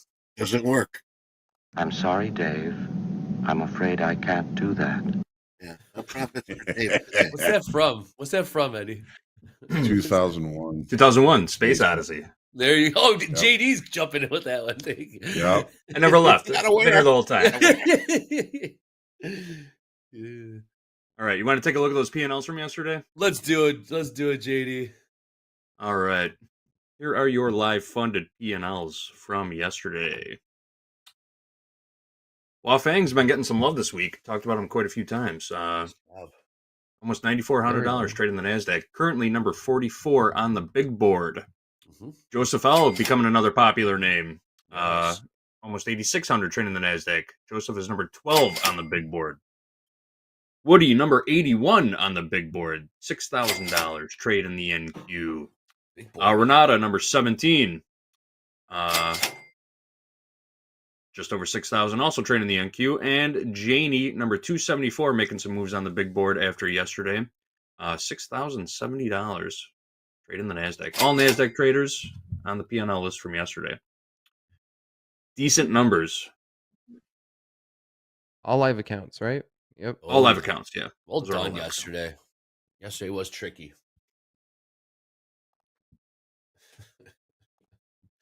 We got Coach Finn's coming in just a bit too. You got it. Oh, excellent. Yes. Oh, I need to get my team name. Yeah, Dakota. We got a couple weeks, man. I have a list. I have a few of them, and I'm going to narrow it down by the end of day today. How will narrow it down to 4, and we can do a survey? Yeah. How are you going to make up your decision? How are you going to make your decision?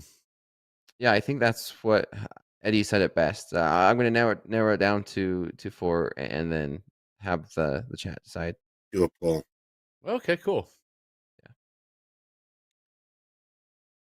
Yeah. Okay, this is a much better signal, Hoag. If you guys are still looking to take a trade on the house account, it'd be buying right here. This is 3-bar reversal is going to be at 331, 330, 331 is going to be a 3-bar reversal, and it's going to be getting in long, being a little bit preemptive on this 3-bar reversal. Just let me know. We'll take it. Yeah, it was. Let's see if we can get a little bit. Yeah. It's now like right in these 320s, 330s. We're long. Yeah, this is that zone. Yep, I could see us rotating back up to these 350s. Long. 329. Thank you.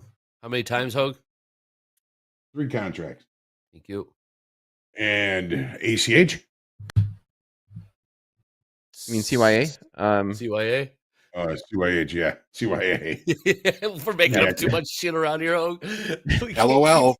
LOL. Yeah. OMG. Yes, ACH for sure. That's not a joke. Anything can That's happen, true. but the CYA is at 290, 289. We're just making up acronyms around here. 289 it is. What a vicious wick down YC, there. PDQ. What a vicious wick. George, acronym help pretty much. All right, last trade in the NASDAQ, 21,333. Tilt getting a little heavy to the long side.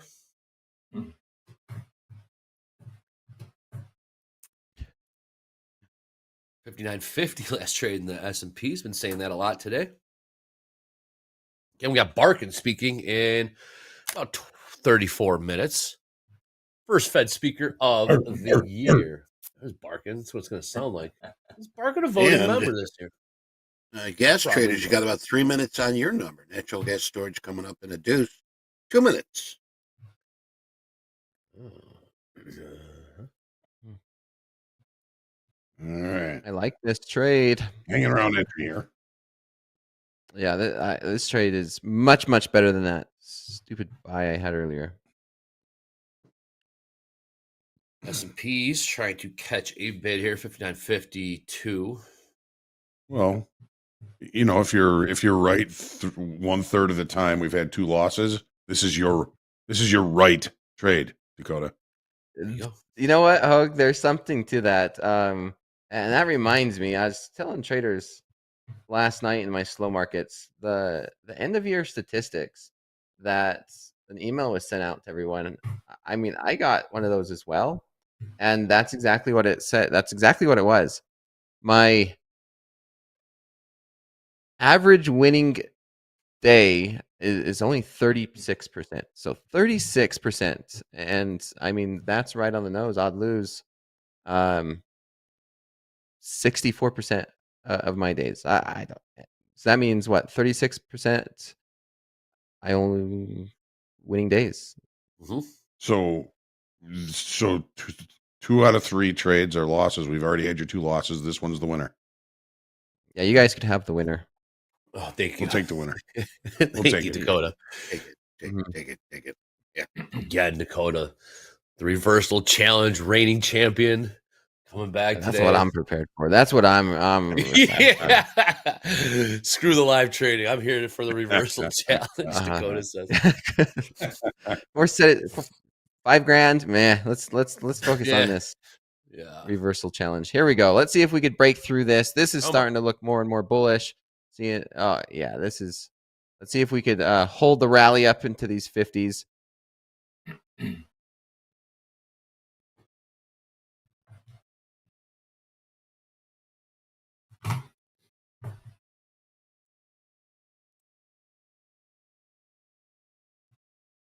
Eyes on the prize here. Before coming up in a prize, minute.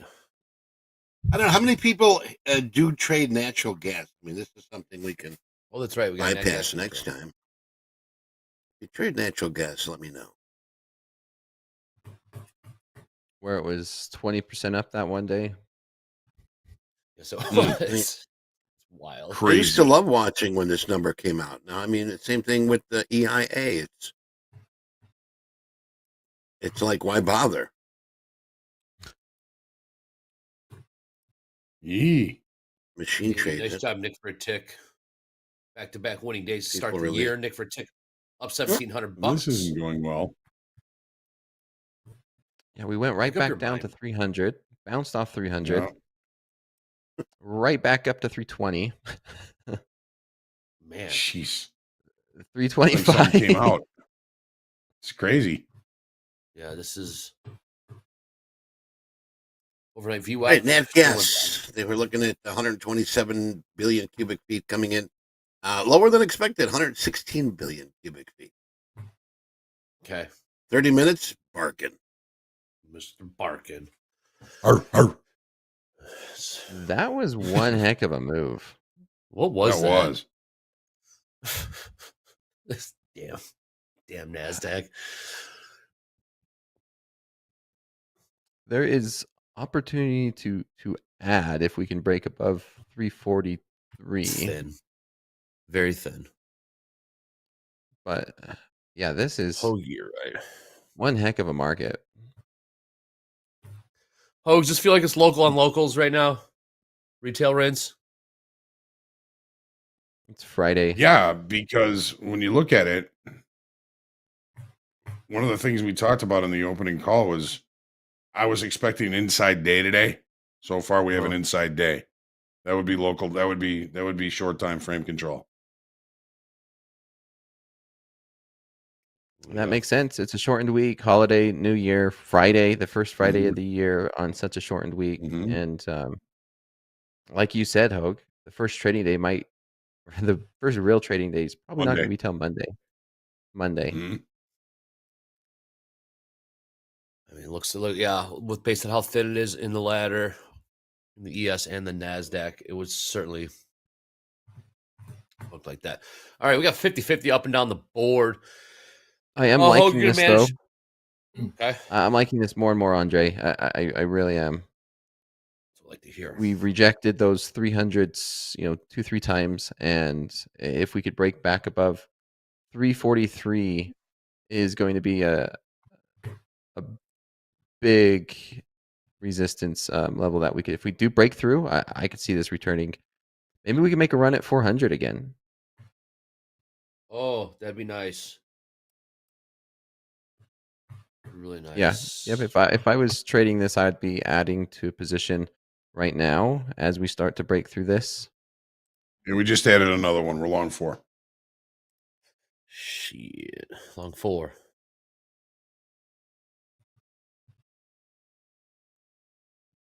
Right, Dakota, you said it. I do it.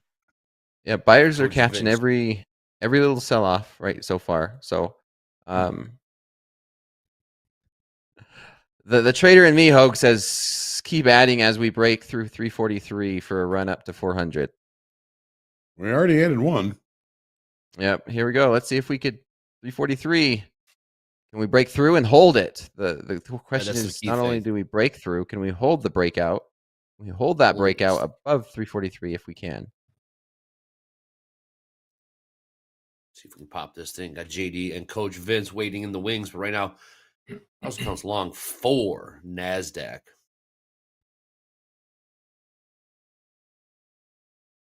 We're testing it. Okay, here's the break. Now let's see if we can hold it. We need to hold through this. No immediate rejection. CYA is now at 94. 94 is a good level for CYA.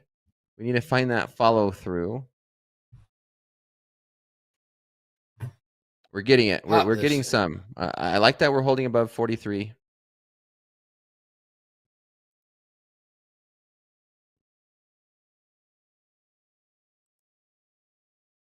It's Day Trader says, Chop Chilla says, please trade me more. 75% long. NASDAQ.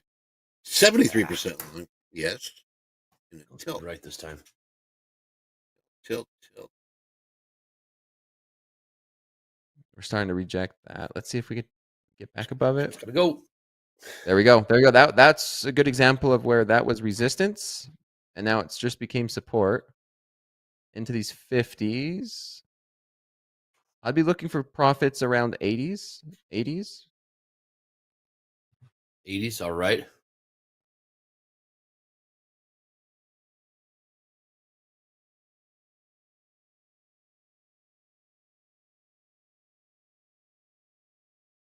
Man, oh man. Now it's just getting chopped. Now it's getting sticky. Hey, take a look at crude oil. New highs just put in $73.76. Tilt 76% long on the NASDAQ, like Eddie was saying.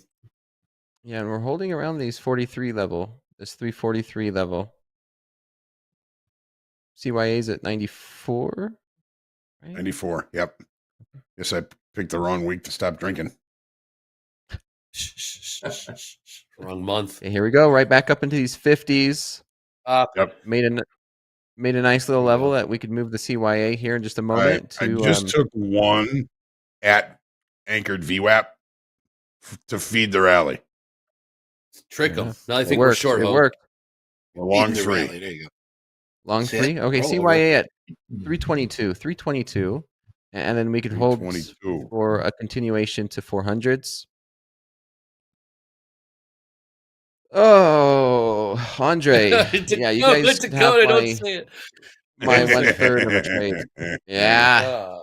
Statistically. Looks like I picked the wrong week to quit amphetamines. Here we go. Let's keep this going to 400s. I think, well, then we'll throw it over to Vince and JD. CYA now at 33. Nice little comeback trade there. Much needed.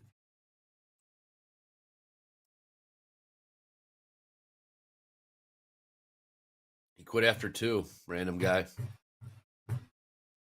He locked it up after 2 trades. But Dakota, not a great read there. All right, 21,377. Let's see if we can get pushed into the CYA 400s. 33 is the spot. That's guaranteed a winner, right? Yeah. We might go for a high of session. There's a possibility for a new high of session. We need to get above these 85s.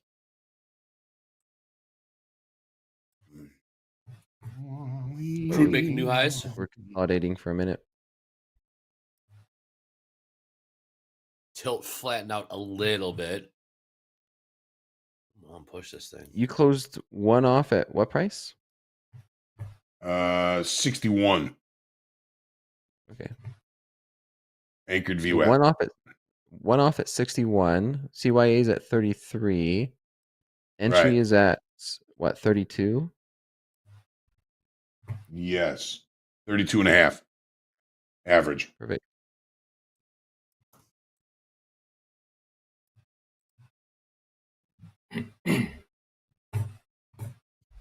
We did get to those 80s.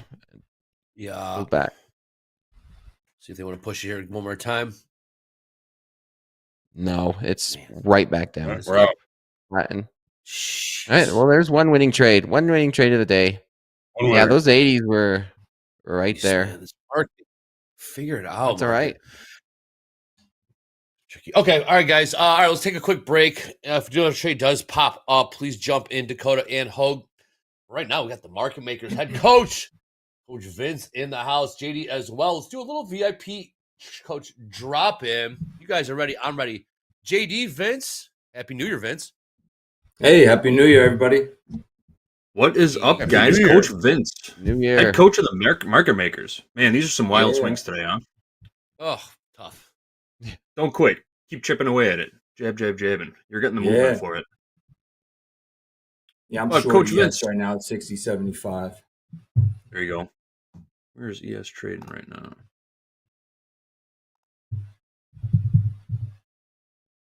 That's a nice short. The second Oh, one Coach up Vince. there. Mhm. Yep. Happy New Year to you and all the rest of the market makers. What's Happy New Year, guys. We're talking to Ray about this yesterday. We got 2 weeks left, 2 weeks from today. And anyone who has not made it into a trading combine, into an XFA account from the trading combine in this VIP experience, their experience will be ending. What do you got to say to these guys that are on the bubble right now, trying to push their way into these funded level accounts with just 2 weeks to go? Well, I think I know some of the traders struggled last week of the new year. So hopefully they can battle back. You know, it's been quiet in the room, so I'm assuming that there were some losses taken this past week, last week.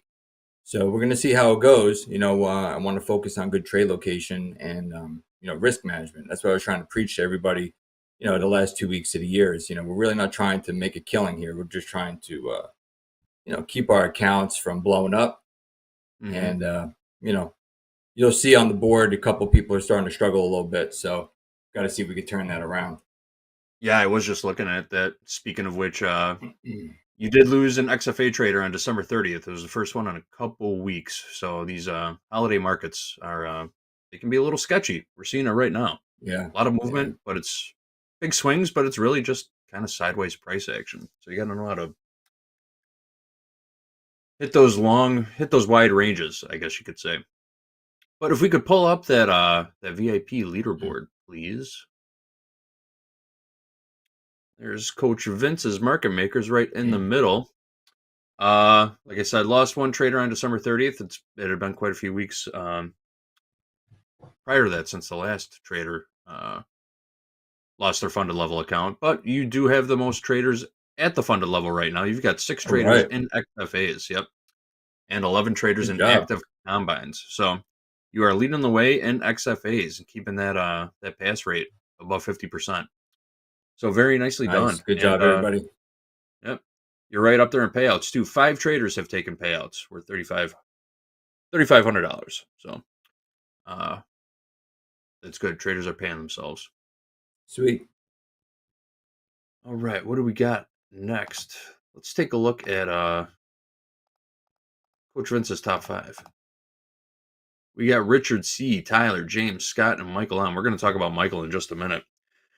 Richard C., that should actually be $3,405. That 5 got cut off at the end. Richard C. having a great experience in the VIP experience.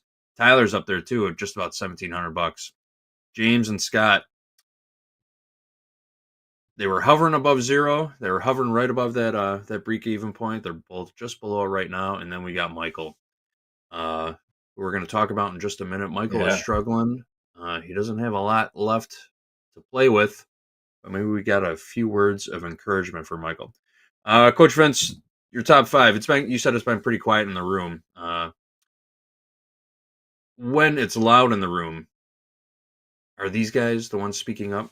Do they know they're in the top 5? Do they watch this? It's funny because some people are very frequent, right? They're there every day, and then there's some that I pop in once in a while. So, Scott and Michael, they're there. James, Richard, and Tyler, maybe they'll start to show up a little bit more. But I think a lot of them are just kind of like fly on the wall, just watching, listening, coming to the evening sessions. So, I'm glad to see that Richard is on the board there at 3405. Nice win rate. I know Vladit, he's not here on this board yet, but he's at 5,800 in his combine. So maybe he'll be on the board next week. Very nice. Very nice. So that'll be sweet to see. But I mean, they're doing a great job. I mean, Scott, your win rate, I know it's been a struggle the past couple weeks. And Mike, just keep jabbing, man. Just go to micros and just try to survive right now. That's all it's about. Survival. Richard, Tyler, James, and Scott have just been kind of jockeying for position the last few weeks. It's been the same top 4 for quite a few weeks now. So these guys are really they're really fighting their hearts out. And then we've got Michael. Can we pull up Michael's trading card, please? Michael doesn't have a lot left to play with. Maybe $25 left. Ooh, okay. And the VIP experience could be over for Michael. He hasn't traded since December 16th in this account. So maybe taking a few weeks off for the holidays. Still got a couple weeks left. Well, he's already in the XFA, so as long as he keeps the account, he stays in the account after the 17th. But gotcha. Average daily P&L, he's losing about $85 a day. His win rate, not bad, 62%. Winning days, 50%. So, I mean, it looks like he's doing his best to keep the math on his side. He's just having trouble being consistent, catching those nice winners. He's not trading big either. A couple trades a day, small. A lot of micros trading. I'm looking at his trade report right now, so it is a lot of micros trading. Not so much minis, but with $25 left, good. I think you got to stay in the micros right now, right? Yeah, for sure. Yeah, I mean, his win rate is good, but you can see that the risk reward ratio is just not where it needs to be. So it's inverted, and you could have a higher win rate and still be losing money, right? So, Mike, we got to get back to the basics. I don't know over the past couple of weeks how things have been going, but it looks like maybe you've been grabbing at small winners, trying to sustain your account. That's my take on it. If your win rate is high and you're still losing, it's because you're probably grabbing at small wins and the losses are outweighing your winners. So, just keep jabbing, look for a good trade opportunity, a setup, throw on a micro, and then, let's try to claw back at this account. You could do it. I've been there one time, account balance is very low and end up clawing my way back. So you could do it, Mike. Just, don't just rush a trade. Make sure it's a quality setup. Right. Yeah. This is where you separate the men from the boys. Yep. 25 bucks left. Digging yourself out of a hole. Jab, jab, jab. Just keep chipping away at it. Absolutely. Yeah. Michael, don't give it up yet. This is a fun level account. You fought your heart out to get there. So keep it going. Don't just give it up. Yep. All right, Coach Vince, anything else you want to say to your market makers before we well, if they're here watching, this week we got to get in the room. I'm scheduling a couple of meetings, so we got to get in there. I want to go over a couple of things that we're looking at. We've been doing a lot of evening session stuff, so I know a lot of them show up there. But we need to start looking at these markets real serious coming into the new year and getting these accounts built up and get you to that, hopefully the live funder level, or if not, at least sustain these XFA accounts so you can pay yourselves. But we need to get back to the basics. I think some people are forgetting about, just the basics: support, resistance. Everybody's looking for the shiny strategy to trade, and sometimes it's not about the shiny strategy. It's just about looking at levels in the market and trading around them and limiting your risk. Yep. I would say focus on building that base first before you start swinging for the fences. Absolutely. Have something to fall back on for sure. All right, Coach Vince, you have yourself a great weekend. Happy New Year again. Yeah, same to you guys. Happy New Year. Let's crush 2025. Yep. Coach Vince is going to be here for the next VIP experience also. Again, last day for Traders in the Trading Combine for the current VIP experience is January 17th, and then we're starting a new draft on January 27th. So keep filling out those forms as they come in. We'll keep you posted on those, and we will catch you guys later. Thanks a lot, Coach Vince. Appreciate your time. All right, let's go. Happy New Year, Vince. Happy New Year. Well, where's Dakota? Dakota still with us? Dakota, who's market is hunting our stops. I'm here. Yeah, it ran our stop and went right back up, right? But there's something I want to point out that Vince said, and that's keeping it simple, right, all the time.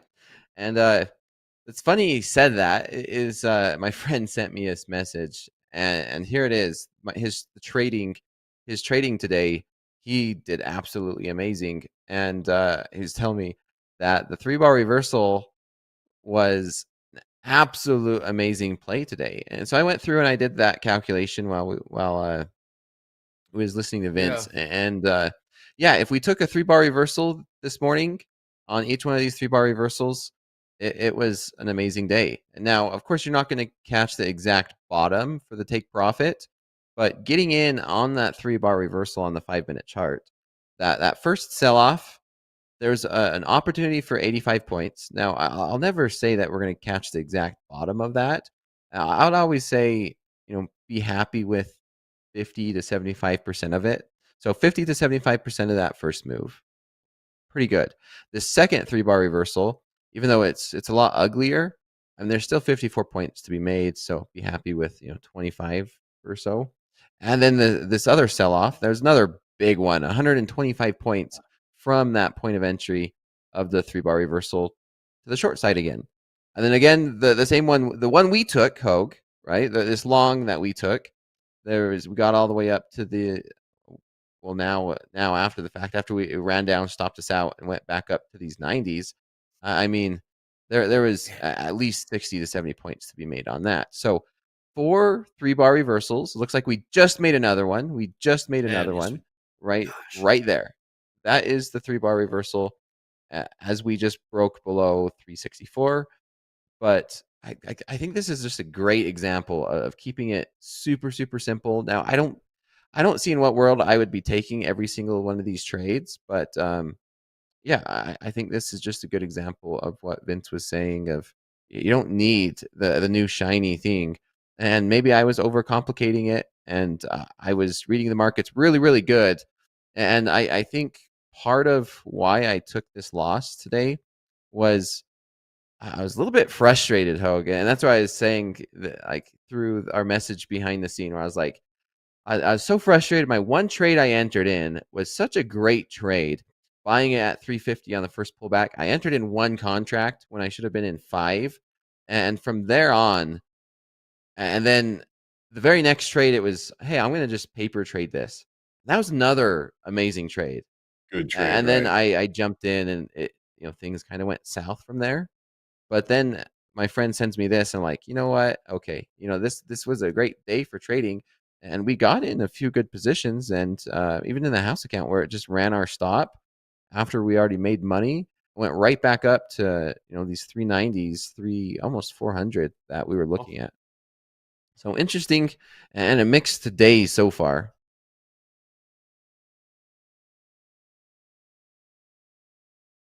It's choppy. It's whippy right now. Yeah. We can all agree on that. We have Barkin in about 8 minutes. Also, Isaac Rivera joining us in 8 minutes as well. Checking with him. Ooh. Yeah. Ooh. Curious on his day. He trades the ES, right? He's an ES trader. Trades the ES. Yes.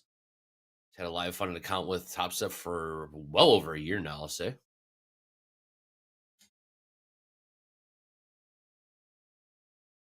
ES last trade 59. A year, huh? It's wow. Time goes by so fast. Sure does. It does. Wow. The older you get, the faster it goes. Oh man. It's 673. We're closing on $74 here in the crude oil. Crude's woken up. Still only has 110 tick range, but still, it's finally breaking out of that. So if range between $71 and what, $68, call it, for the last 3-4 months, it was stuck. So if in crude oil, yeah, if Vince is still watching and his his coaching team member Michael, who's very close to the max drawdown on that XFA. If I could just say one thing to you, Michael, don't just give up. Don't just YOLO into a trade. If you can dig your way out of that hole piece by piece, little by little, trade by trade, you're going to be a much better trader for doing it that way. Don't give up. Trade small, trade micros. Look for the next good trade. If you can dig your way out of that, you're going to be, like I said, a much better trader for it. 100%. I love seeing guys do that. we've seen traders do it all the time. You don't have to make it all back in one trade. You don't have to do any of that. I mean, it's that slow jab. I mean, I don't even think I could count how many times I've been in a $40,000 or $50,000 drawdown and just grind your way back out. It's like $500, $1,000, $2,000. And this is all comparison, right? Like smaller wins to eventually dig your way out. And that should give traders the confidence. I know when I review statistics in slow markets, some of my favorite statistics to see is when traders take, 30, 60 days to pass a combine trading small or digging out of a hole. Because when they get to that XFA or the live account, they have so much more confidence in their process, and they're able to execute without or with minimal hesitation, knowing that, hey, I lost and I'm in a drawdown, and I know I can get myself out of it, and I must trust the process. All right, markets have quieted down a little bit. A little bit of a Dorito formation here. Shout out to Dolby on this one. I'm seeing it correct. We're going to have a party today, Andre. Yes, we are, actually. This afternoon, there's going to be a little bit of a celebration. Make sure you stay tuned in for that. It's got Topquiz as well. But yeah, we're going to have a little celebration this afternoon in the reversal challenge, Dakota. I made finger sandwiches and deviled eggs. Yeah, okay. Deviled eggs. That sounds good, actually. I'm making me hungry. I know, right? Yeah. Shout out to Yes. Dan Trader. We got Barkin speaking in about 4 minutes. See what Mr. Barkin's got to say today.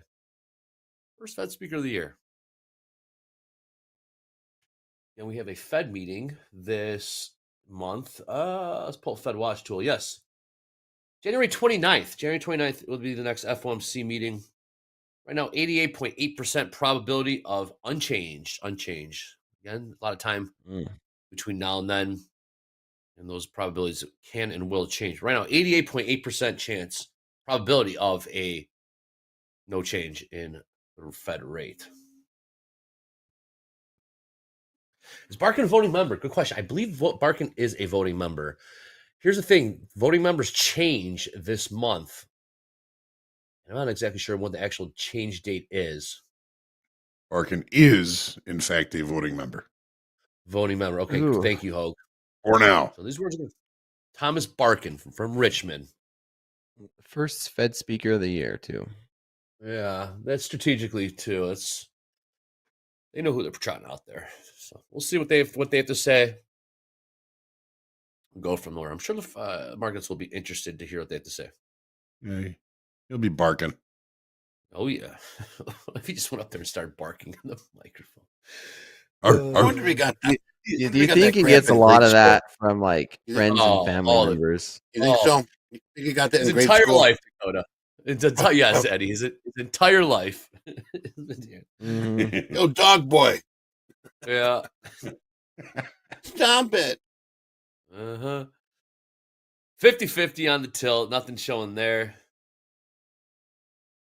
Yep, this price actions just kind of went south fast. It's looking at this is what do you call it? An extended range, or where we're making lower lows and higher highs, where we had that little fake out on a break of new low of day. Megaphone. We had the fake out to like a what do they call it? Megaphone pattern. Megaphone. Yeah, and so I don't know. This is an interesting area. We're right in the middle of today's range, right smack in the middle. Oh. All right, a couple minutes till Mr. Barkin begins to speak. Isaac's going to be joining us. We got some more stats, payouts, I do believe.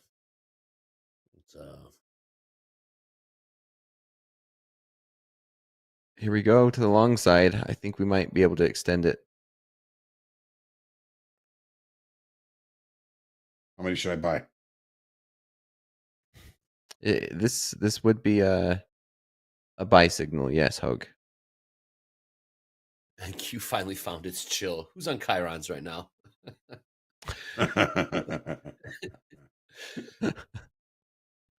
It has found its chill. Yeah, Hoag, this is a buy signal. Right here. Yep, it is with the stop loss at 40. 381. Looking for a break of 399 back into these 400s. Long one, 381. We're jabbing now. Damn right we are. Where would the I want that. CYA be? CYA 39. 39.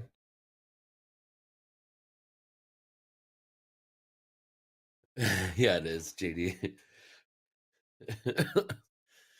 Dolby's. Okay. There we go. Break above 84 is going to be what I want to see. Break above 84. 84, 85 is what we really want to see. You know what I'm excited for? I'm excited for the charity trading. That's going to be Working cool. on that. I'm super excited for that. It's in the works right now. A very cool thing that Topstep is doing. Allowing our traders with charities donate a portion of their profits towards. Very cool. Who else is doing that? Right? Who else is doing something like that? No one. All right, 21,378 last trade in the NASDAQ. How's long? There is an option to add using a buy stop at like 83. 83 3/4. Oh, here we go. Okay, got to stop in to buy one at 84. Okay, yeah. Let's see if we could break out.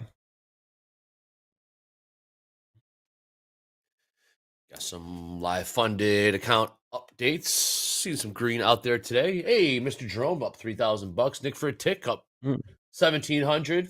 Yusuf up 15,000. Cristo up 4,200. I really enjoy NBA trading up 12,000. with he who shall not be named because we're in a long. Yeah, we are. Hey, yeah, thank you, Eddie. Come on in. Barkin speaking here. There's some potential upside risk to inflation. That one seems like it's a hot biscuit out of the oven. Also talking about inflation's not back to target. More work to do. Also saying that the Fed is well positioned to respond regardless of how the economy develops. Barkin also mentioned uncertainty in the financial markets appear to have fallen. Markets predicted policy paths might align with the Fed median, and there is an increased understanding that the long-term rates may not fall as much as they had been hoped. That's all I've got so far here for Barkin. Watching for the hot biscuits, but back to you, Andre. Thank you. All right, Barkin has begun to speak. Market path for rates seems okay. Singles out tariffs, source of uncertainty for economic outlook. Whole lot of nothing. Give another push. Yeah, a whole lot of nothing for now. Long two. Long a dose. Okay. What we got here? Okay. 38.20. Hey, 382. S&P's trying to make new highs. Into these 400s. If we could break through 399. Go figure. Everybody get out and push. Sounds good, JD. I just love it. Here we go. I know. Right, Dakota? Through those 400s. Through those 400s. Let's get it. Let's keep going. Let's keep it going. We could get to new session highs. 410s. 410s. We go. Unreal. Let's get up to these 20s. These 420s. New highs in S. Yep. Talk to us, Dakota. New highs in S&Ps. Unreal. We can enjoy ourselves now that I'm done trading. We'll make money. Sometimes that's how it feels. Let's keep this going. Incredible.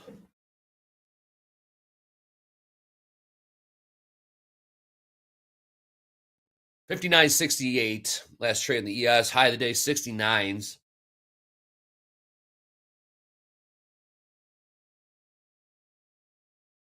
Hey, Raj Dasari in the chat says, subscribe to TopstepTV. Absolutely, Raj. Click like, click subscribe. Give us a follow on the X.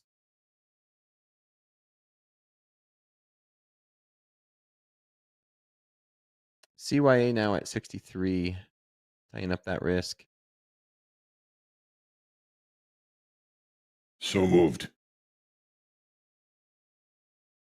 All right, let's. New. I want to see us continue to hold 400s. Hold the 400. Last trade 21,403. Just beneath there. All right. 400s. I do minus 10 points is okay. It's one of those psychological number.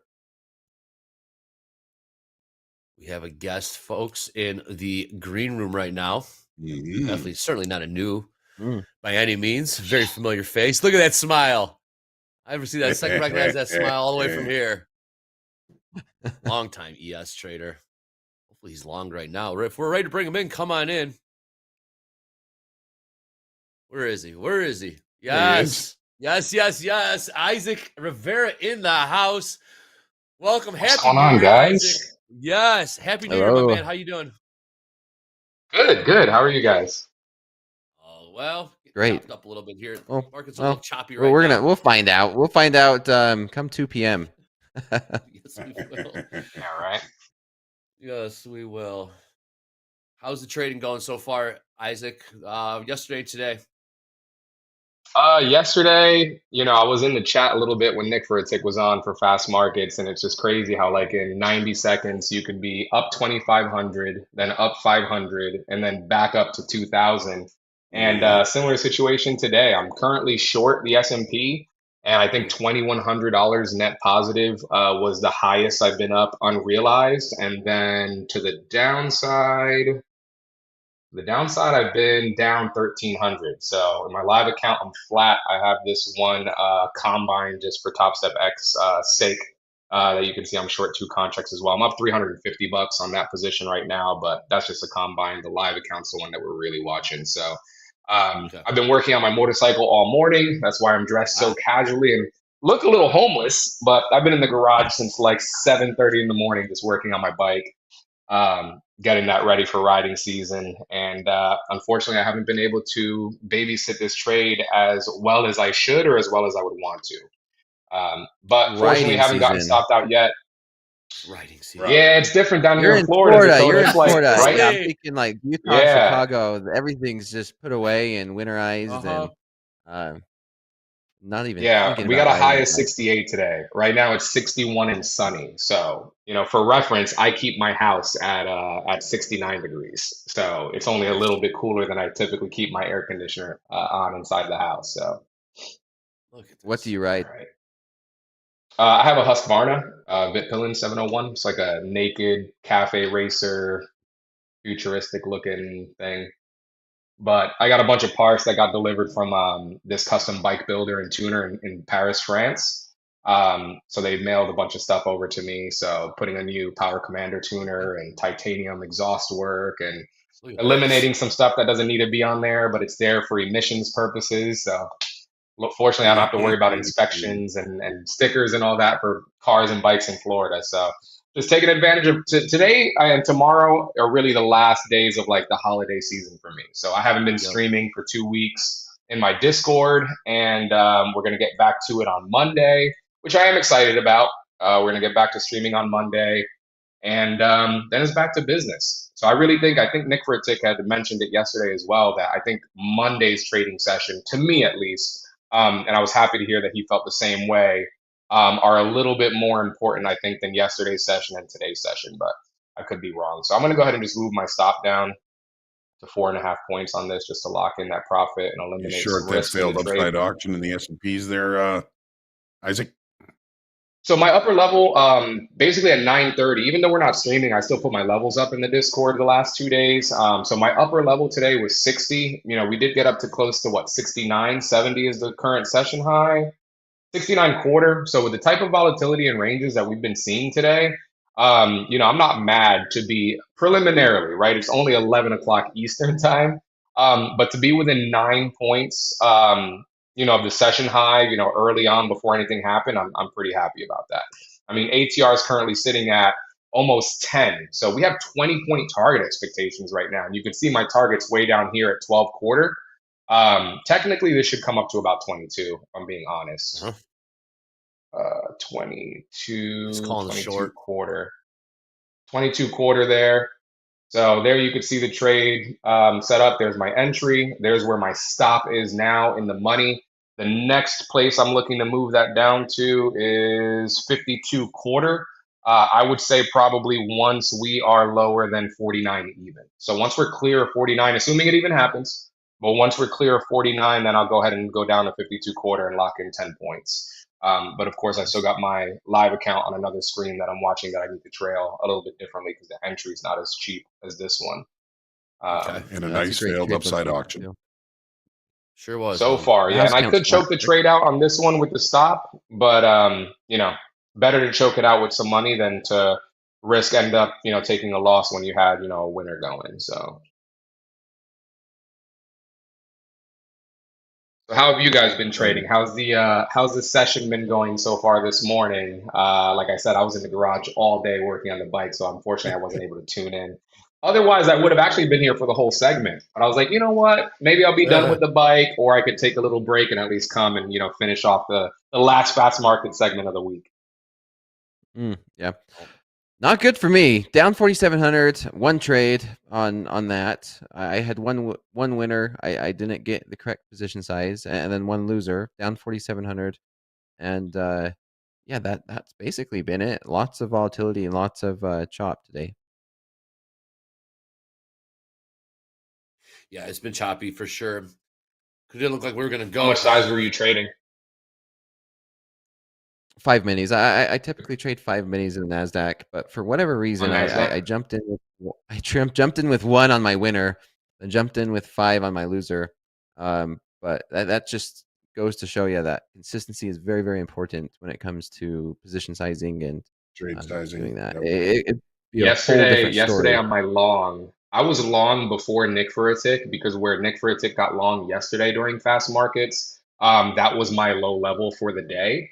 So I was in before him, but pretty much rode the entire run up that he rode, and I think I was up 30 points on the trade initially, unrealized. But I was saying in my Discord, I even said it here in the TopstepTV chat. I'm just like, you want to trade small and wide in an environment like today's. And when I'm just up 30, 35 points, I'm like, oh my gosh, if I had like 3 or 4 contracts on, that would have been beautiful, but it's all good. There's always another trade around the corner. So yeah, on this one, I got down to 1,100. So I still needed about 2 more points before I could trail again. And we're starting to bounce up a little bit. So good stuff, guys. All right. Do you do an end of year review? Oh, go ahead, Dakota. I was asking. I do do an end of year review. I looked at my personal account and my Topstep account, and I think overall I made 20 grand less in 2024 than I did in 2023. A lot of that, and I talked it through with everybody in my Discord. When I started the Discord back in April of last year, I wasn't able to trade balls to the walls. You know what I mean? Like pedal to the metal. I had to kind of take it easy because I had to get everybody acclimated to like my strategy, my system. And just like you guys understand, when you're trading in real time, but you're also streaming on TopstepTV in real time, you're looking at the chat, you're looking at the charts, you're looking at whatever the production team's putting up on screen.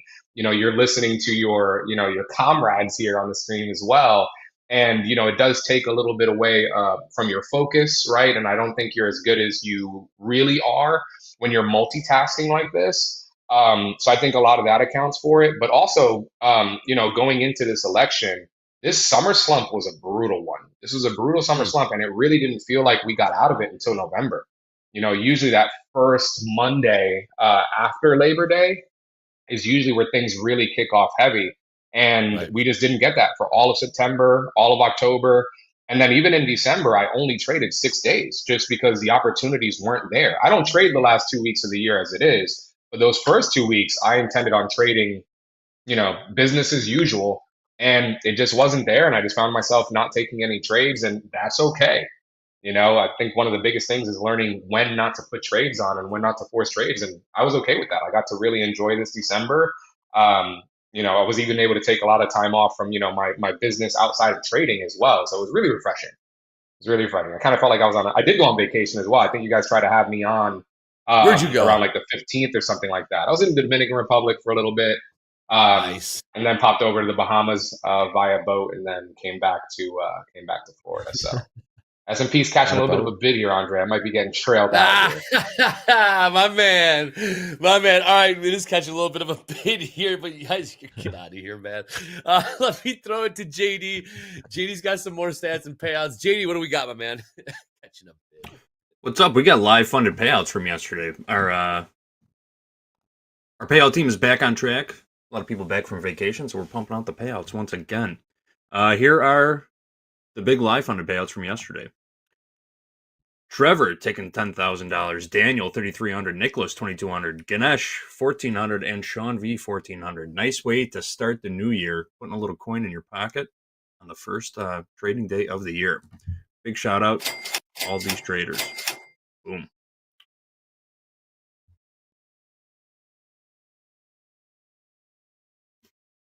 What else do we got? All right, let's take a look at we've got our hot streaks list too. Should we go over the hot streaks real quick? Let's hit it, JD. They both stepped away. Let's hit it. Yeah, I was looking at the. I wasn't sure if my screen was frozen. I was looking at the green room, and nothing was moving at all. All right, so we've got our live funded trader hot streaks here. Bit of a shakeup from yesterday. All right. So Ali was at the top yesterday. Ali was at 69 days worth just over $5,000. Unfortunately, Ali hit that max loss limit yesterday after 69 consecutive days of winners. Gave it all back in a single trading day. I think Mick has a few words to say to Ali later today during the shoulder tap, so you might not want to miss that one. But Ali's out. That moves Torero up to the top. Torero made $273 trading the NASDAQ yesterday. Nice job to Torero. Now at 37 days worth $9,600. Jamie's back in the markets. Jamie hasn't traded since December 19th. Jamie made about $25 trading the NASDAQ yesterday. Now back in second place, 36 days worth about $2,000. Gardeliz made $300 trading the NASDAQ yesterday. Now sitting at 35 days worth $12,620. Nestor had a nice day. Nestor made $207 trading the Micro ES. Now at 35 days worth $2,600. And Daniel, our P&L leader on the hot streaks board, came out swinging yesterday, trading the Micro NASDAQ. $1,356 trading the MNQ yesterday. Now sitting at 33 days worth $18,431. Nice trading from Daniel. Nice job, my man. All right, those are your funded trader hot streaks. I'll be back in a few minutes to catch up with some Daniel M trader was call. on the yesterday's best yesterday from Tuesday's session. I thought it was Danny's trades because he's Daniel Mraz. So I had hit him up on Instagram yesterday. I was like, "Is this you 2 or 3 slots above me on the yesterday's best?" And he's like, "No, that's not me." I was like, "Oh, okay." I just thought I saw the M. It wasn't. Yeah, I saw the Danny M. What's that? Yeah, different Daniel. I should have. Yeah. But he's crushing it. I mean, he was on the yesterday's best. I think he had like an $8,000 day, and he's up 18 over 33 days of straight winners. That's pretty awesome. Yeah, kudos to him. Yeah, Isaac, $6,000 for you the other day too. Trading the ES. Yeah, big day. Oh, let me get these out of here. It's a way to finish off a new year or finish off the year. Yeah, for sure. Yeah, right, so I jumped in there just because it was the last day. I was like, yeah. Like I said, I take the last 2 days, the last 2 weeks of the year off. But I saw that I just saw a really, really good setup. And I said, you know what? I'm going to go in. It was actually my first 5 contract trade, I think, since like March or April, and just threw the 5 contracts on there, and it worked out. And, I trailed out the way I typically do. And initially I thought I might have choked it out early, but we didn't really get much more room to the downside beyond that. So I was really happy with the exit. But took a little bit of a chance there. Not a gamble, but a chance. I kind of broke my rules in that, again, traded the last 2 days, the last day of the year, but it was a fun trade. So, Isaac, are you still short in the S&Ps, or are you out in that? So on that combine that you guys are sharing my screen right now. So again, just to keep Topstep X on the screen, on the combine, I did trail out, so you could see the profit there, 475. I guess it was even a little bit of slippage simulated because it should have been under 450. It would have been 444 after fees. But on the live account, I am currently down $275. So I'm basically flat. You guys know I say if you're up or down 300 or less, it's pretty much flat. You got to be, losing more than 300 or winning more than 300 for me to count it as a loser or a winner. Agree. Exactly. It's a paper cut. But I did put a limit order to go short again at 62.5 again. So it looks like we are running up to it. Probably going to see if we can go up to those IB high again. But if we get some failure there, like I said, 60 to 62 area was my upper level for the day. And you could see we had this rejection here around 9:45. We had that rejection again around 10:08. Then we had not necessarily rejection, but we did, kind of come down from it just a tad right around 10:45. So for an hour, we just couldn't get under there. And then when I jumped on, as Dakota was saying, S&P putting in new highs here, only to pull back a little bit more. So it was really more of a short squeeze than anything.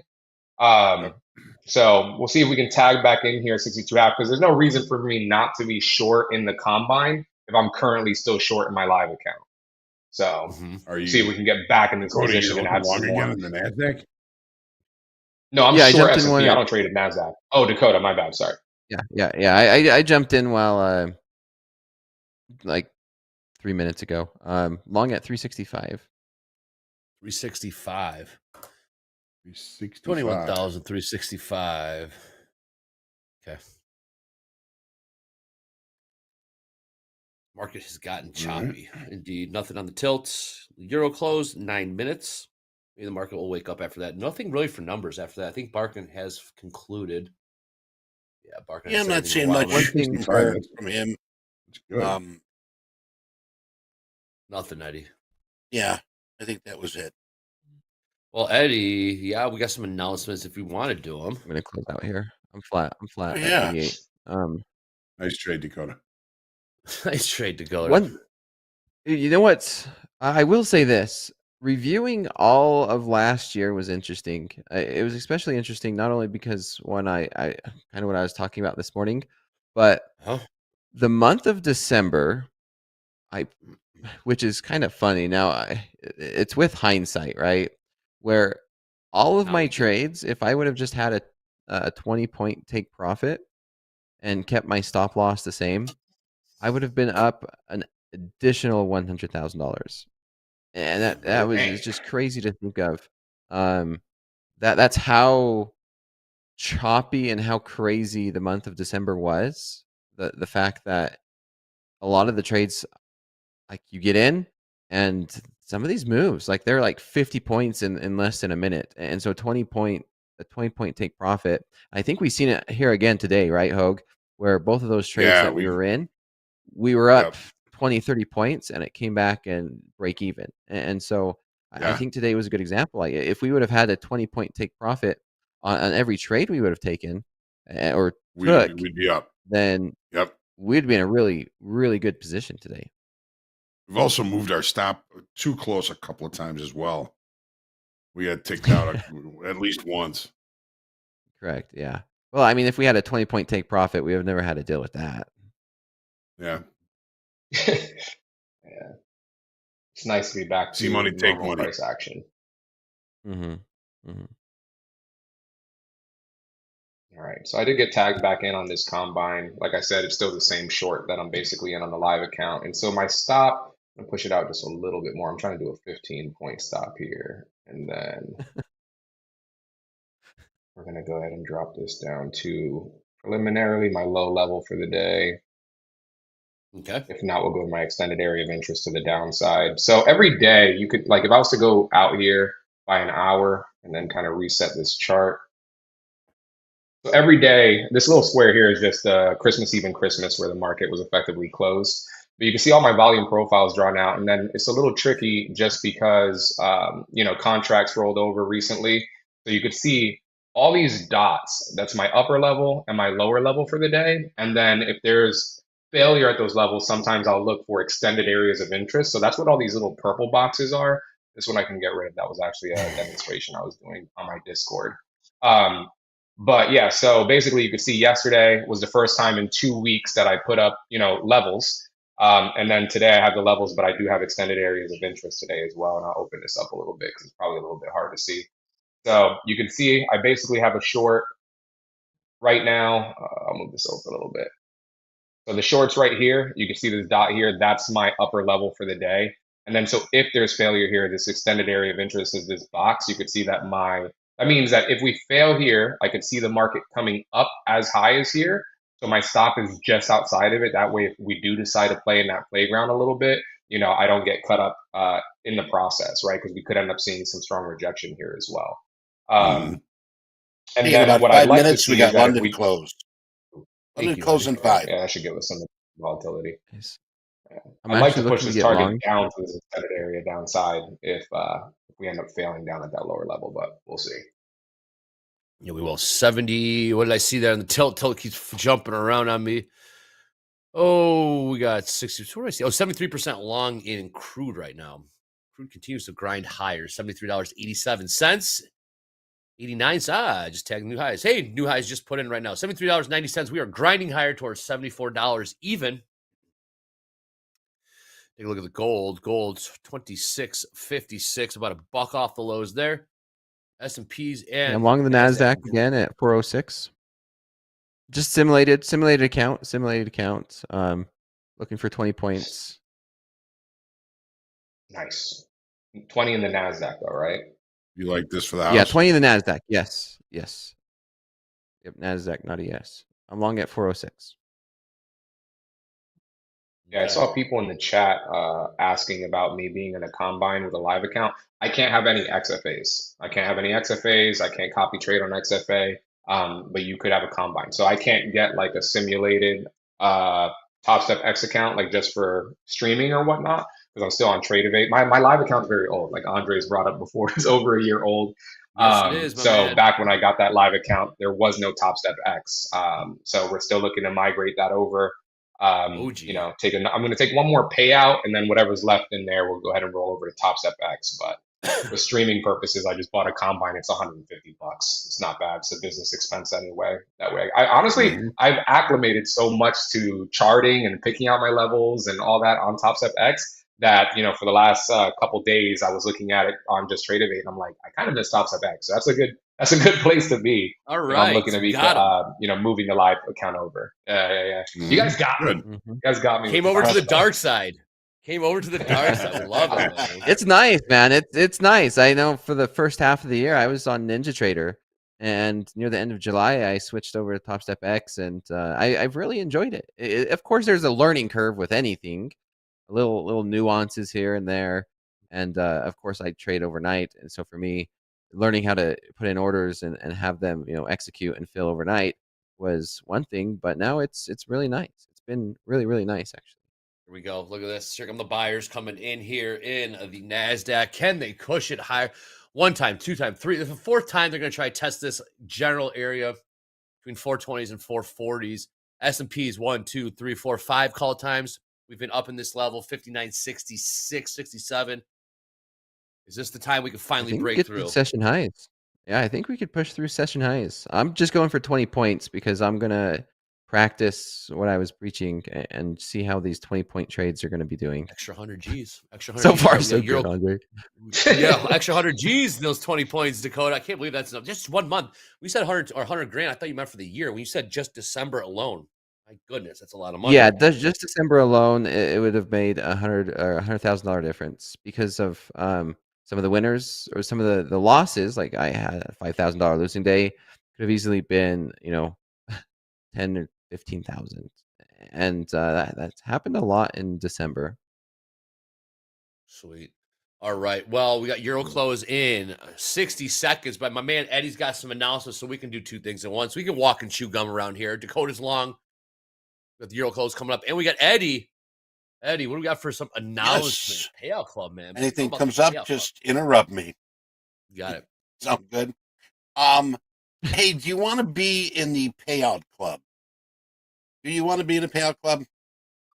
I want a hamburger.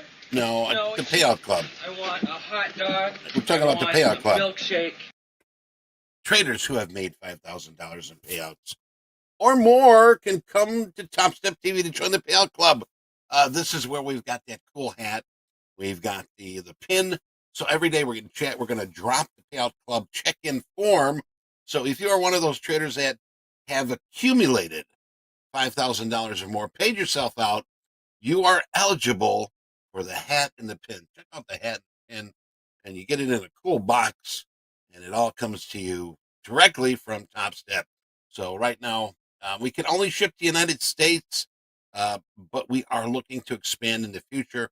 We'll talk about that a little later. I know that we had a situation where you can send it. If you got somebody here in the States that you trust, we can send it to them and they can send it to you. But right now, only United States. Also, Discord. Did you know that we have over 100,000 traders in our Discord community? It's the best place to connect with our coaches, meet other traders, and there's no charge. No charge at all. No cover charge. We don't even check IDs. Just get in there and have some fun. There's nothing to lose by joining it, and I understand that some of you are don't really care for it. The thing is, then avoid it. But if you haven't, give it a try. You might meet somebody in there that might sort of be compatible to what you do and how you trade. So keep that in mind. We're going to be dropping the link here in chat, and that's also completely free here. Also, we're putting a new spin on group coaching. I do see that people are going, what happened to group coaching? Well, it's called Lunchbox Trading right now. 12:30 p.m. Central Time every day, we will be having Lunchbox Trading. And we're going to put the spin on this because we're going to be looking for trades and we're going to be answering questions. So you get the best of both worlds there, answering questions, and we'll be putting on trades. And last but not least, did you know? No, this isn't on this day, but this isn't Topquiz. But did you know that our trader support team is only a phone call away? Phone support, if you need them, give them a ring, 1-888-407-1611.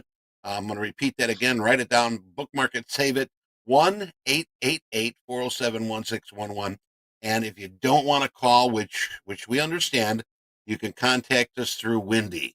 Wendy can help answer your questions, connect you with the trader support specialist. And that's what I have. And I'm going to pass this back to Andre. And don't forget today, Topquiz at 1 p.m. Andre, back to you. Oh, Topquiz. And he's going to be bringing the heat today. Let's see what he's got cooking up this afternoon. All right.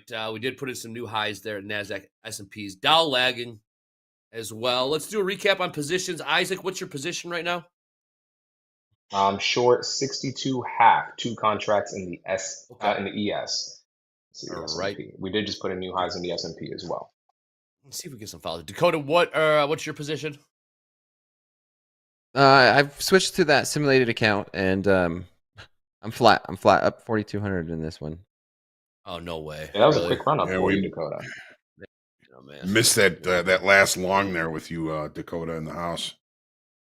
It's fine. These are just, just a little 20 points. You were trading sim, and I was like, do we take it in the house? And that was it. And it was gone. We're continuing higher in the S&P. We're now in that zone. We're in that extended area of interest that I drew out to the upside.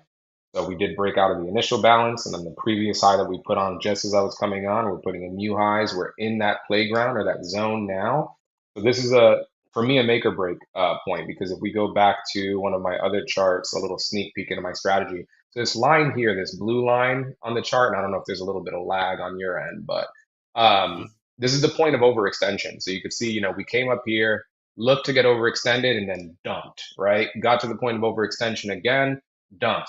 This is, if I wasn't working my motorcycle, this is the point where I really should have or would have trailed my stop very, very tight, because this is a simple moving average. And you can see that when we finally got down to that moving average, we caught a rocket bid over the next, we'll call it 20 minutes, straight to the point of overextension again, where we saw some, and you can see over the last 2 hours, the point of overextension has floated higher and higher and higher, ever so slightly, not by much, but it is floating higher. So, this could end up being a trend day up later on.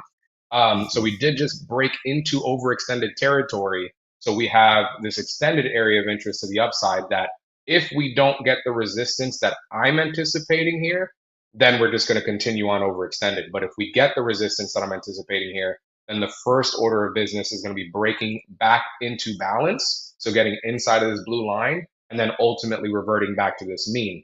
But mind you, this mean more than likely is going to meet price quicker than price is going to run to it, right? So, then we're going to have to worry about support when we get to that point as well. But keep watching it. Man, Isaac, it's good to have you back, buddy. I'm long it. Everything just feels right. It just feels right. 2025 just feels right now. What's up, Dakota? You're back in? Yeah, I jumped into another long carrot. 52. I got 52 and a quarter. 52 and a quarter. Stop loss 419. Looking for just you like this for continuation of this break. What was that, Hoag? Back inside the initial balance now. Still got a little ways to go before we're back in the IB on the S&P. Yes.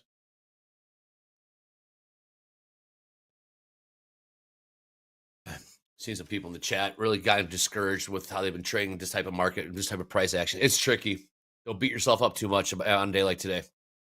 You see some of the best traders. It's really hard for the people that are newer, right? Yeah. They got acclimated to that really, really, really slow basically June, honestly, half the year, June to November was miserable. And I think a lot of people acclimated to those really, really tight ranges, lower volume, low liquidity. And again, I think Monday is going to be crazier than yesterday and today. I think yesterday was a little bit crazier than today just because it was the first day back. What did you say, Hoag? Dakota, you like this long in the house? Oh, yeah. Every trade I place, I like it in the house account. Every single trade I place, when I say I'm long, with you. I say it with intention, regardless of whether it's my live or 48, 481 and a quarter. We're long 3. 41 and a quarter. CYA. Wait, did you say the house is long 41 and a quarter? Yes. 81 and a quarter. 481 Nice, and a quarter. CYA? Yeah. CYA is at 33. Take profit's going to be at 72. 72 and a quarter. 481. All right, I know we're long. I'm confused on the price, Hoag. Let me know that price again one more time. 21,004 and a quarter. 461 and a quarter. Thank you. 461. Oh, 61 and a quarter. Above the IB. We're pushing above the IB, it's long. Yes. What are you showing as the IB?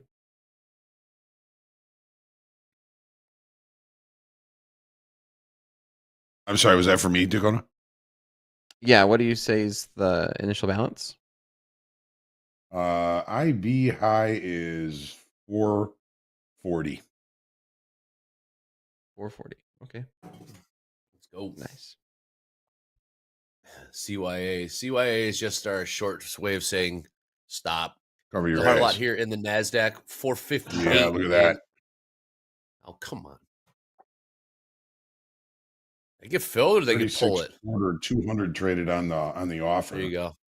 Okay. Yeah, price action's been tricky. Don't beat yourself up too much. Like Isaac was saying, especially if you're newer to this. It's good you're learning this early, sooner than later. Get it out of the way.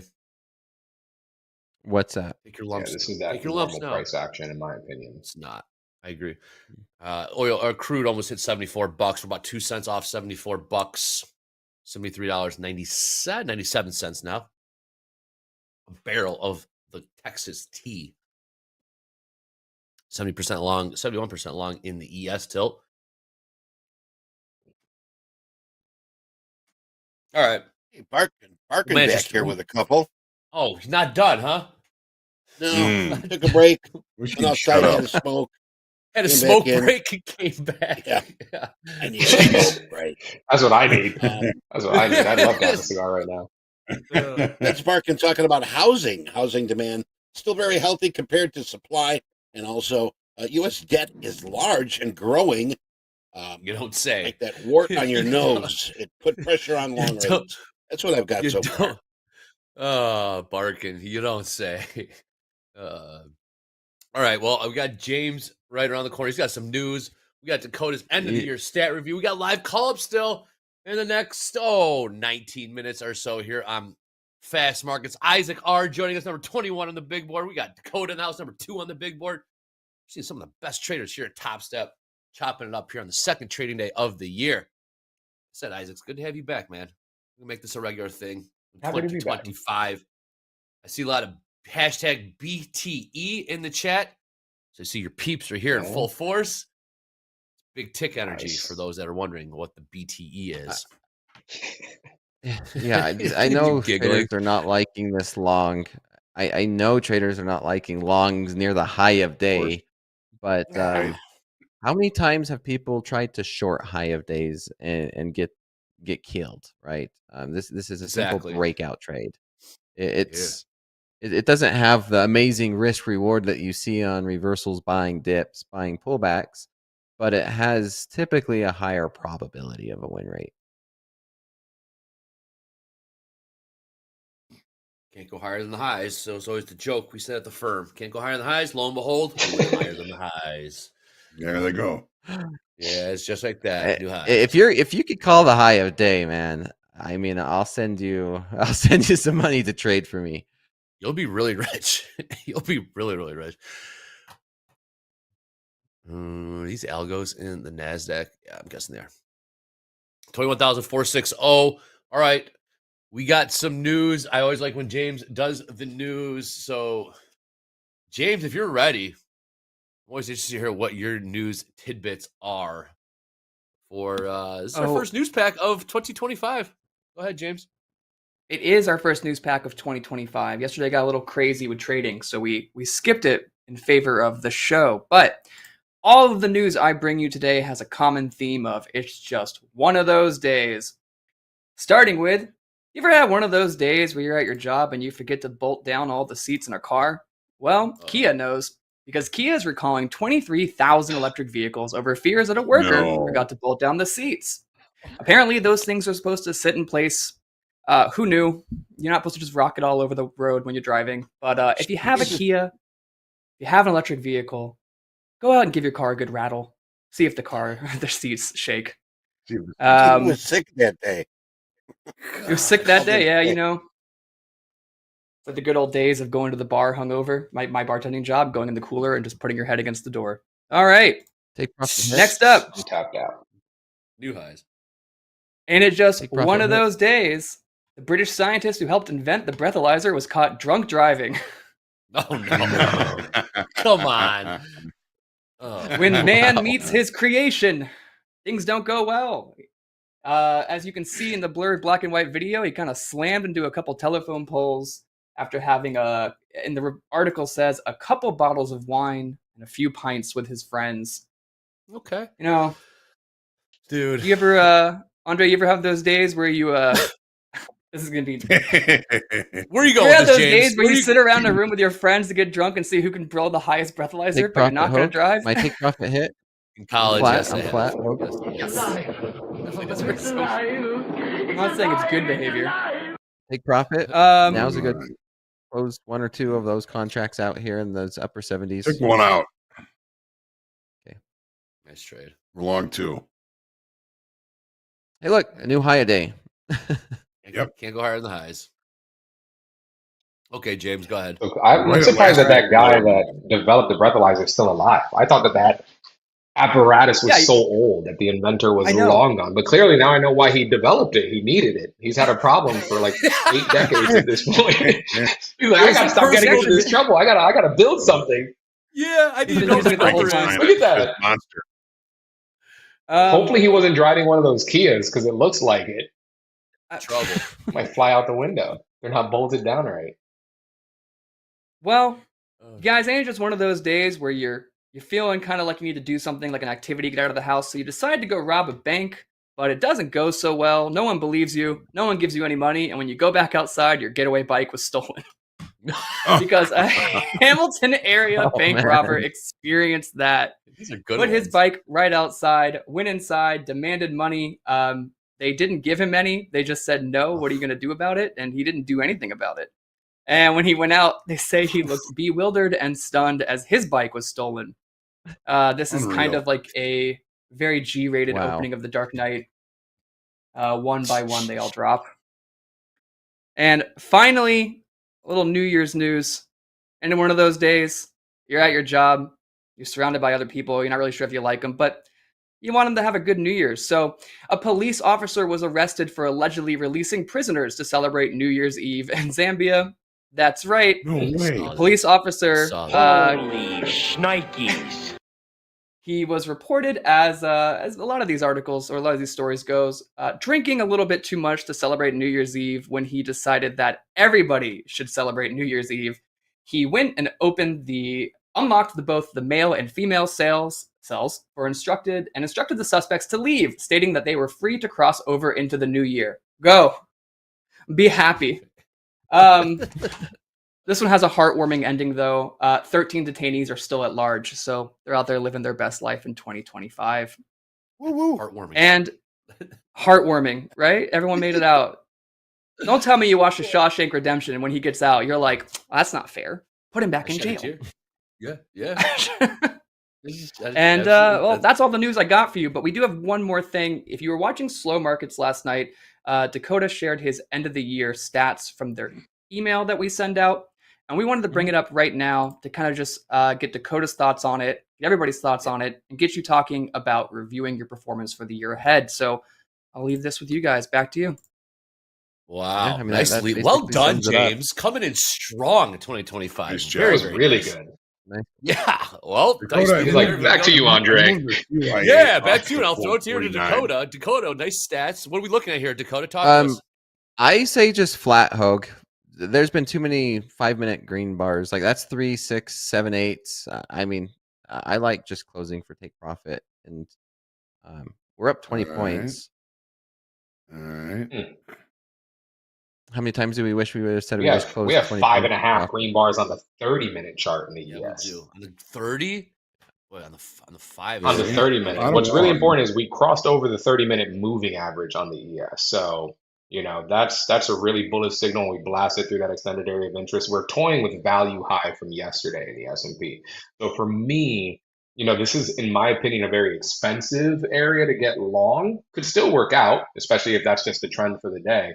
But if I was looking to short again, I'd be looking to wait till we get back inside of balance. We'd have to get back underneath that overextension point.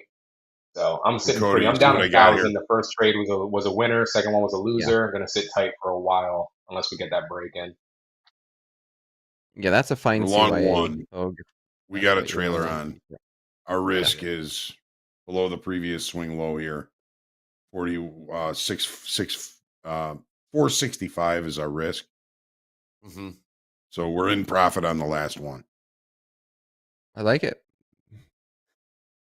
Right. Nice. Yeah, going back to those statistics.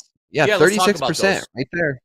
Yeah, 36% is I'm only profitable daily on 30% of my days, 36% of my days. There we go. 36%. A lot of questions I came up was number of accounts called to live, 25. So going back to transitioning platforms, that was a big part of it. Like that was a big part of it where I took $189,000 in June I think it was, and then of course I had a drawdown. I switched platforms, and that's it. Like that is the sum.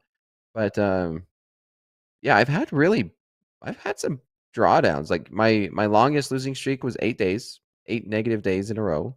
And man, I mean that sums up my trading in Topstep X. Do you remember that 8-day losing streak, Dakota? I'm sure you do. It was in July, man. I think that was in July where all-time highs. I slept through.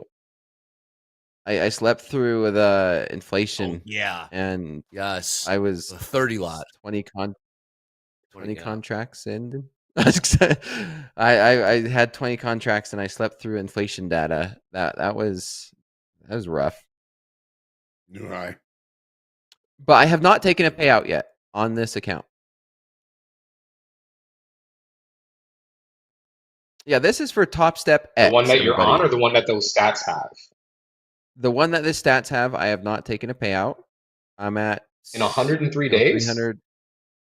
What's that? What's your account bill? In 103 days, you haven't taken a payout? No. I'm growing this account. This is the account that I want to get to $1 million by the end of 2025. Sitting at 350,000, plus or minus, depending on the day. Right, like today was the minus. But yeah, $350,000 in this account, no payouts. I took out 186 in the spring. Okay. Well, you're a third of the way there on the second trading day of the year, so not bad. You should be at that million. Yeah, I got a head start. So $1 million is $1 million. A little bit. Take a look at Cicero. That's exactly what they say in Cicero. Hey, take a look at the crude oil. Crude finally touched that $74.03. New highs just put in there. Speaking of new highs, NASDAQ putting in new highs. S&P's putting in new highs. Dow is lagging right now. 50-50 across the board on the tilt. You see, I've got a target for this trailer. 21,509 quarter. There's a naked point of control at 21,513. That visual target, if that's what traders are looking for, that's where they'll bring price. We'll take it. Oh, what's I like it. I like it. I mean, don't sell a Friday rally, I guess, is the name of today. Friday. Weird. It's a weird feeling. Hey, Friday. Andre. Oh man, you know, I completely didn't think about that. I keep forgetting it's Friday. It's such a weird. It's It weird. doesn't feel What's like up, a Friday, Eddie? huh? It doesn't. It feels Last like a time crude hit Tuesday 74 or Wednesday. was in October. Is that way right? back in October. 4 months ago. Oh, jeez. 4 months ago. Yeah. Coming back. All right, we're back. Crude's back, baby. Crude's back. 130 tick range today. Hoag was talking about that. I'm going to hop range into a short. I am now short the NASDAQ at 481. And I'm going to go for 20 points. Mr. Dakota. Mr. 20-point scalp now. Why would you do that to me? I just said don't short a Friday rally. But this is nice resistance area. Take a look at this resistance from the other day. Now this is, that right simply, there. that's it. Like that is it. Two things Yesterday's at play. high. We are at that resistance, and like I said, the reason why I was wanting to take profit was like, look how extended this run is, right? Not in terms of points, because we know the NASDAQ could bounce 200, 300, 500 points, but in terms of time, 1, 2, 3, 4, 5, 6, 7, 8, going on 9 5-minute candlesticks in a row. Like that's, a little bit of exhaustion, reaching this area of resistance. See a little bit of a pullback. Now, this is a sim account. Come on, everybody. If you pay attention, please. This is a sim. I'm locked out of my live. This is a sim account. But every trade I take, I take the same intention I would, no matter what. Damn straight. All right. Well, in their defense, sometimes they come on a little late into the segment. Yes, I know. I get that all the time in slow markets where I'll do like this review of like the NASDAQ, crude oil, the Nikkei, and gold. And then some traders come in like near the end and ask me to review NASDAQ again or another market. Like, just please replay it. Because it's coming late, coming thing. It's a beautiful thing. The thing about that's YouTube, more important than that, though, is the fact that the moment you said you were putting on a trade in that simulated account, right, and you said you do it with intention, the house account, so on and so forth. If there's anything that the people watching right now should take is the fact that when you're trading simulated, you are treating it no different than you would your live account. That's the most important thing. Take that when you're trading practice, when you're trading combine, when you're trading XFA, when you're trading live. Trade it the same every single time, and you'll never have a problem when you get to live. Do what got you to passing the combine, to getting called up. That's the exact same thing that will get you paid in the long run. That's I appreciate you for keeping exactly the same, Dakota. Yeah, correct. Right. Yeah, and I'm really trying to adjust my take profit. Like I said, I did my year analysis, and the December, like I said, it was $100,000 swing between a 20-point take profit and my typical trading. Now, that doesn't mean that that's how it was for the whole entire year. It's just, maybe that's something to take into consideration on some days where we see this crazy volatility. 20 points is, very doable. And we've seen it a couple times. And someone's saying, I'm past the profit limit on this combine. Well, I have a live account, so I can't, I'm not going to be transitioning to an XFA. This is purely practice. This is testing. Testing your 20-point scalp strategy is what it feels like. It's what you learned from your back testing in December, if I'm reading this correctly, Dakota. Correct. Yep. Testing. All right, cool. Testing, All right, good testing. stuff. I'm always 3 testing. minutes. I'm always learning, and I'm always trying to find ways to improve no matter what. I could make $1 million in a year, and I'll say, okay, where do I improve? How can I do this better? How can I do that better? What did I do wrong? Like, that is always my mindset. And I mean, heck, even monthly or quarterly, I'm thinking about that. I love it, Dakota. All right, we got 3 minutes left You here. always Fast gotta markets. learn. Without further ado, we Always got to has do to be one of the learning. most important things we do here at Topstep: live call-ups.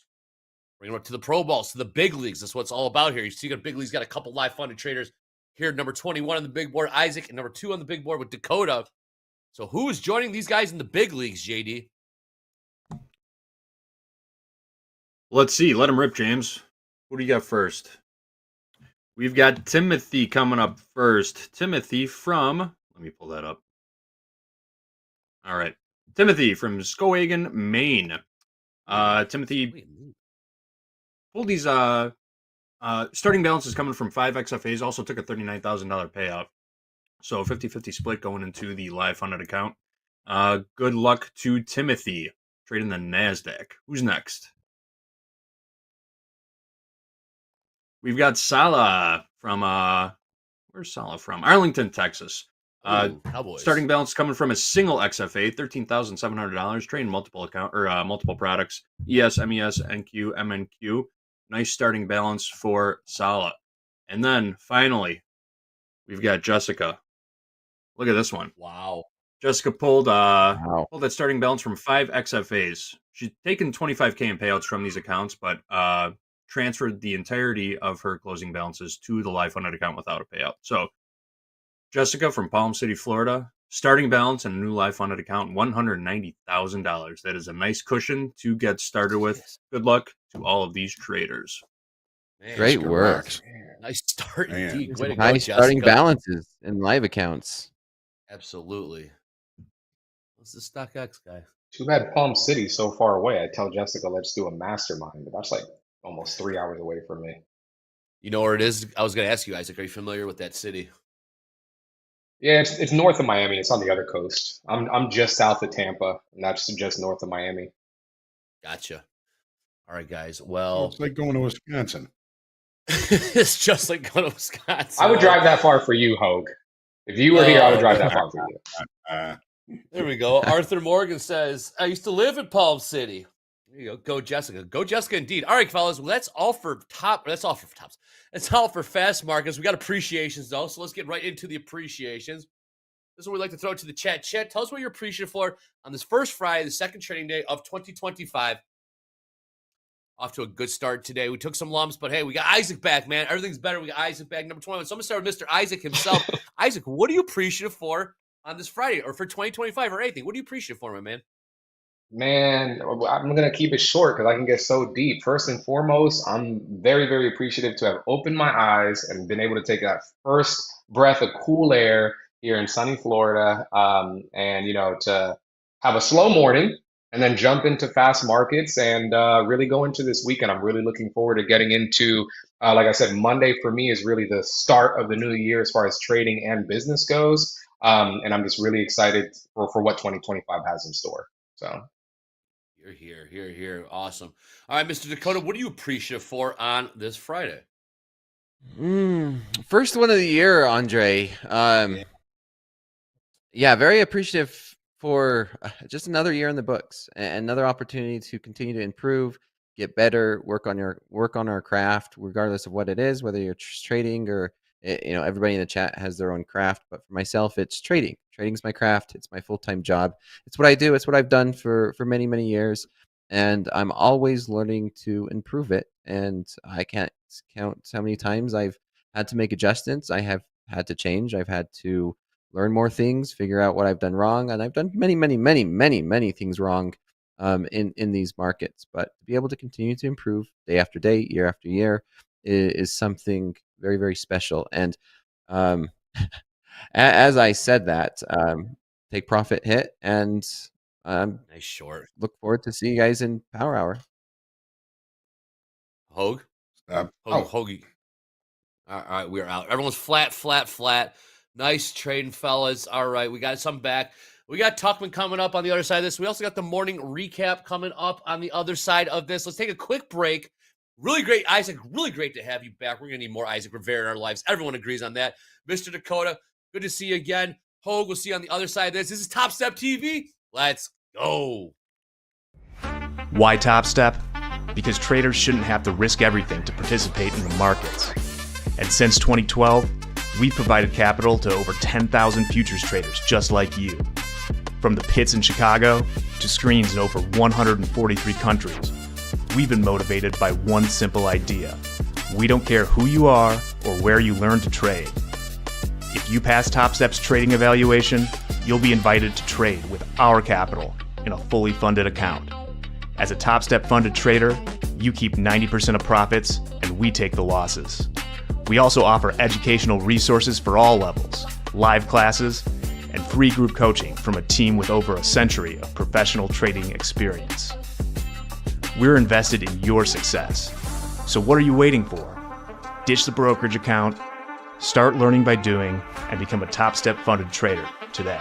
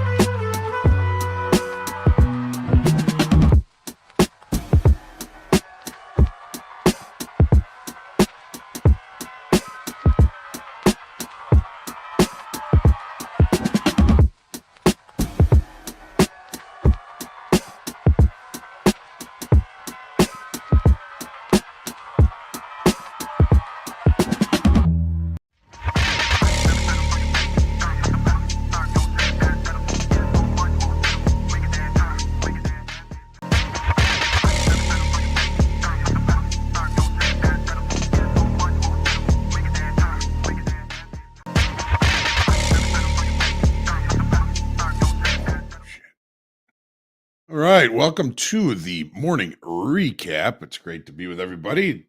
Kind of a tough day for the house account this morning, working with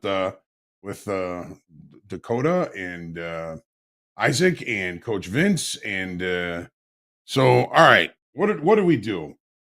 Every trade we took this morning was to the long side. Look where the market is now. The market is continuing to rally. The first trade, a 3-lot long, 345s. We took a nice loss on that, but look where we got stopped out, right near the low. Another long, stopped out, not really quite near the low. We put in the IB low after that. Another long, we took a little bit of a profit on, and then we moved our stop up and got stopped out almost to the tick. That has a tendency to happen from time to time. Another long, we took a small loss on that one. Finally, we get the opportunity with some play with the initial balance high. Dakota took a nice long on the way up to that around 406. We missed that in the house account. It was a pretty decent opportunity. Finally, we ended up getting long above the initial balance high. So the initial balance high and low, we talk about them a lot, but they can be very, very helpful and very, very profitable. We took out the high of the initial balance. We took out yesterday's high. We closed a 30-minute bar above that.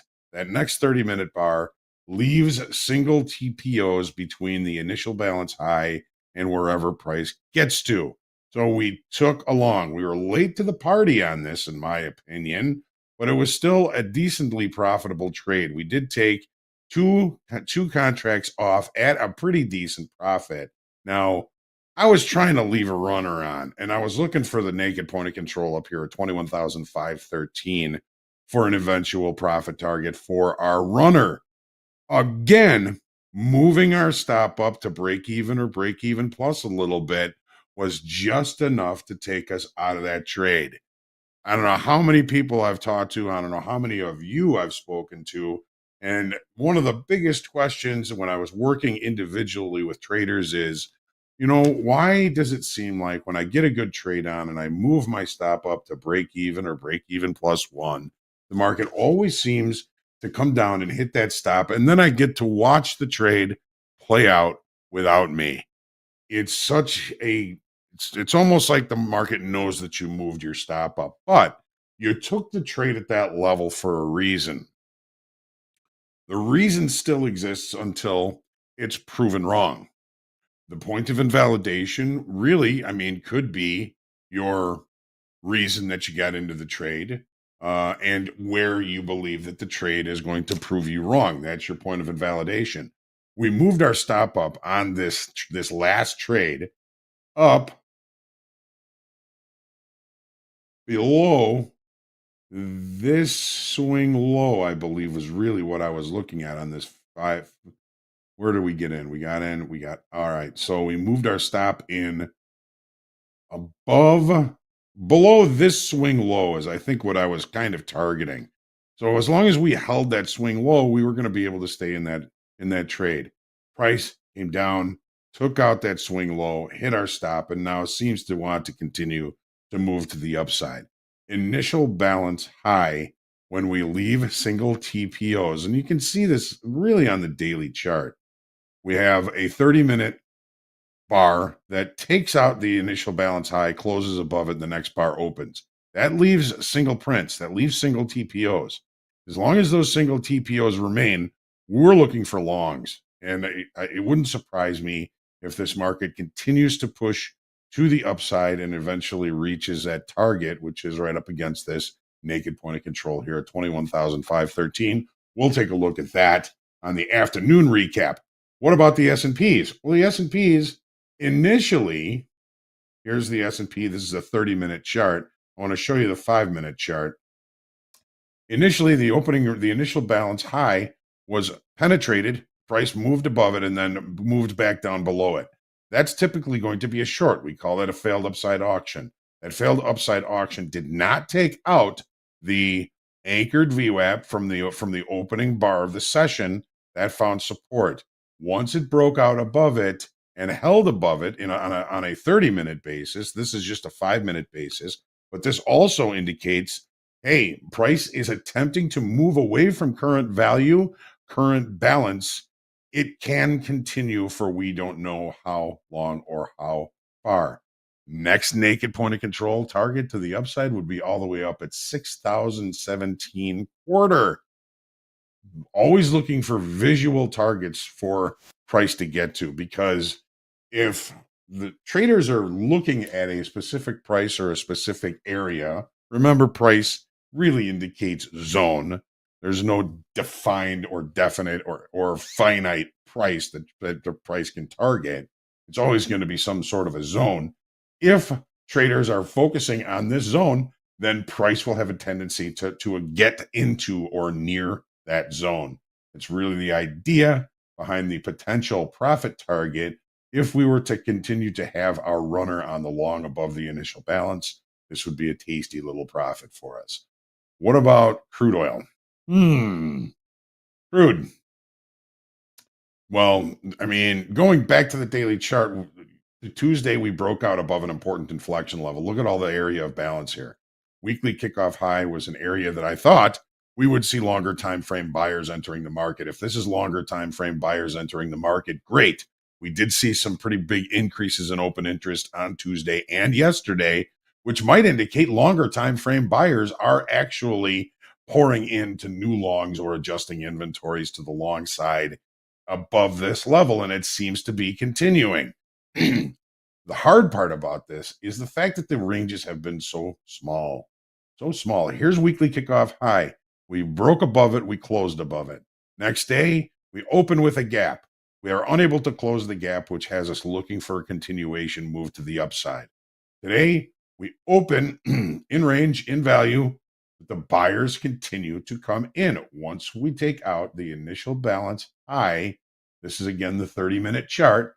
We broke out, opened right on it, and we have not been able to really look below that IB low at all, and the market is continuing to move to the upside. We talked this morning about the crude oil auction being healthy because the increase in volume yesterday, because of the increase in open interest yesterday, because of technicals, higher highs, higher lows. Of course, that's a market that is continuing to try and auction to the upside, and the auction is healthy Makes sense to me that the market is continuing to push to the upside, even with these very small ranges. I mean, some of these ranges are, less than $1. I mean, crude oil, if you were trading it when it was up above $100, we were looking at $4 and $5 ranges, which, offers big opportunity, also big risk. But it doesn't surprise me that the auction is continuing to push to the upside in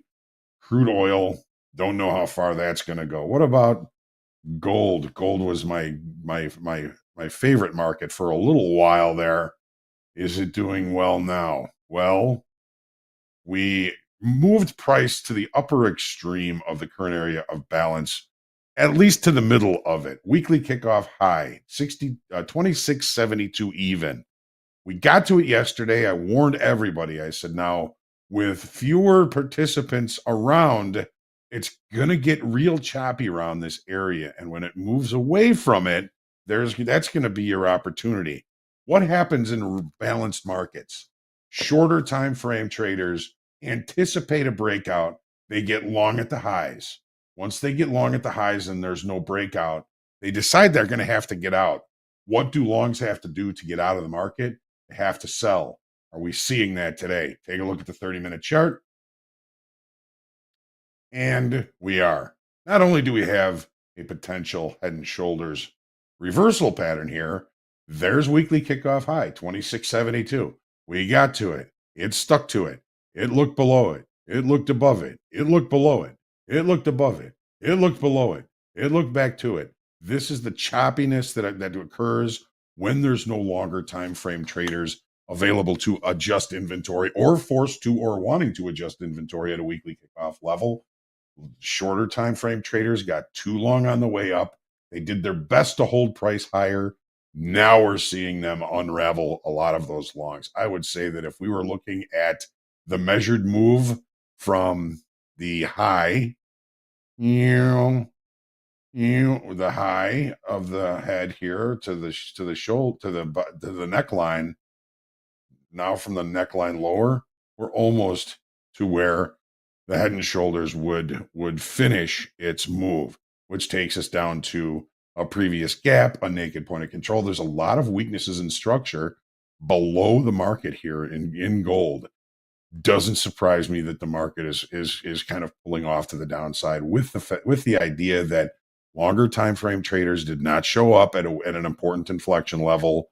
Shorter time frame traders are the ones that brought price up here, and when they don't get what they're looking for, and that's continuation, they have to turn sellers. This is now, I believe, what is currently happening in gold. So we're going to be back for the afternoon recap also in a little while. But we are looking forward to seeing Trade with Topstep coming up. Well, actually, I think we've got Mr. Tuchman coming up, I think, if he's going to be here. If not, we've got Jonathan D. from our casting call is making his Topstep debut next. He's been trading for 2 years, focused on NASDAQ and the S&Ps. Volume profile trader, one of my guys, and has been maintaining a 50% winning day percentage in his accounts. Recently earned his second express funded account in his spare time. Jonathan enjoys spending time with his wife and dog Toto, F1 racing, video games, and works as a full-time barber. It's great because I might need a haircut soon. Excellent. Well, we're looking forward to seeing Tuchman if he's going to be with us. If not, stick around for Trade with Topstep. Looking forward to meeting Jonathan and hearing his story. Folks, stick around. This is Live Trading, Live Traders, TopstepTV. Let's go.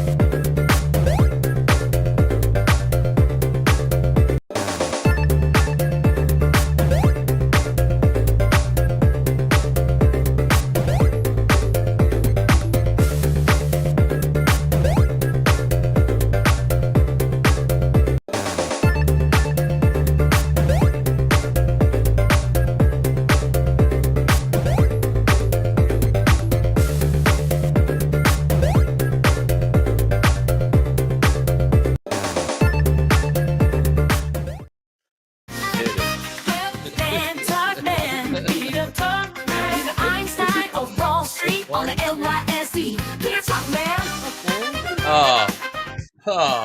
Oh, man, I got those lyrics memorized by now, Mr. Tuchman. Welcome, Peter Tuchman. Welcome to Topstep TV. Happy New Year. I got to ask you, tell me how your New Year's was. Madison Square Garden, Fish. You know the guy. Tell us how it was. Please tell me. You know what? I love you guys. You're wonderful. Happy New Year to everybody there. Happy New I Year. have to showed up at I showed up around 10:30. I didn't want to get there too early. And we had it was a little bit odd. It was a little weird because normally New Year's Eve, because normally New Year's Eve they put on something very special and different. Like one year I saw, like, I don't know, they were like dancing polar bears in ski suits or some other crazy stuff. They've done all kinds of different things. This was a little out of the box. It was a little like, eyes wide shut, culty, weird. It was like this giant, like 60-foot golden face that opened up into a, I don't know. Then there were these women in stilts wearing devil outfits. It was a little, I got to be honest, it was weird. So it was a little culty, a little strange, and then they went into sort of like a retro, what do you call it? Not some kind, what do you call that kind of rock? It was techno rock. Like it was a weird techno rock jam session for like half an hour. So look, if I just went for the crowd, it's always fascinating to watch, 35,000 people who are clearly completely out of their minds and see what the human mind is capable of. So these people were absolutely whacked, right? So I always get a kick out of that. And so it was fun. It's definitely worth going. You're the man. Well, Happy New Year, of course. That's a Fish concert. The people watching is unparalleled in anything. All right, let's talk about 2025. Kind of seems like we're stuck in a range. The buyers keep trying to come in and push this thing. Oh, really quick, where did you sit? Where were your seats at this concert? What tickets did you get hooked up? They were the best. They were the best seats in the house. They were actually his. They were the family box seats. So it was section 107, row 7. I mean, they could not have been better. And it was perfect. It was perfect. Yeah, it was incredible. I was there with my son and his girlfriend and a bunch of other. There were a bunch of people from everybody who I used to were around me. So it was just a fun crew. This lady named Karina Reichman, who's an old friend. She's now opening up for the Dave Matthews Band in Vegas next week. So a fun crew, everybody young and wild and crazy. So it was great. It was really fun. But let's talk about the market. Look, today is the last day for Santa Claus come to town. I haven't looked at. Right. I mean, the market looks strong. Look, we're up 60 handles. All you need for a legitimate, by definition, Santa Claus rally is up 1.3%. I don't know how much is the market up today so far. Up a little bit, not 1.3%. No, I'm sure not. What is it, up 0.4% or something? Anyway, I'll take a look. I think we're seeing a nice rally, right? Aren't the SPYs up 60 handles and the yeah, they are. Up 0.9%. Call it up 0.9%. Okay, so that's legitimate. That's a rally. I mean, it's directional. I think that I'm thrilled the way the market's acting. Look, a lot of things can come out of the gate on the first couple of days of trading.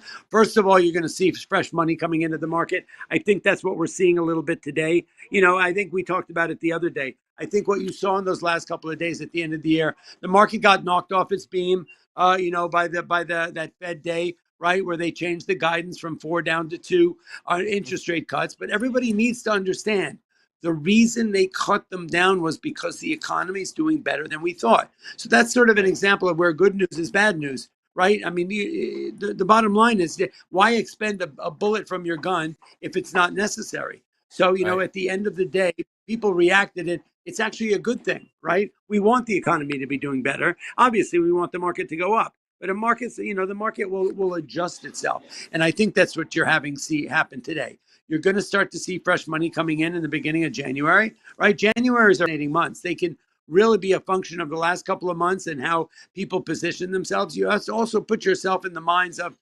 the bigger players, right? They've got the hedge fund guys and the mutual fund guys. They've got to position themselves. They have to start putting money, taking into account what they think Trump is going to do and what that looks like going forward, right? How it's going to affect tech and China and whatever it's going to be. They're going to start allocating money, into different sectors. They've got to reposition themselves coming into 2025 because it's a new year and it's not going to be like 2024.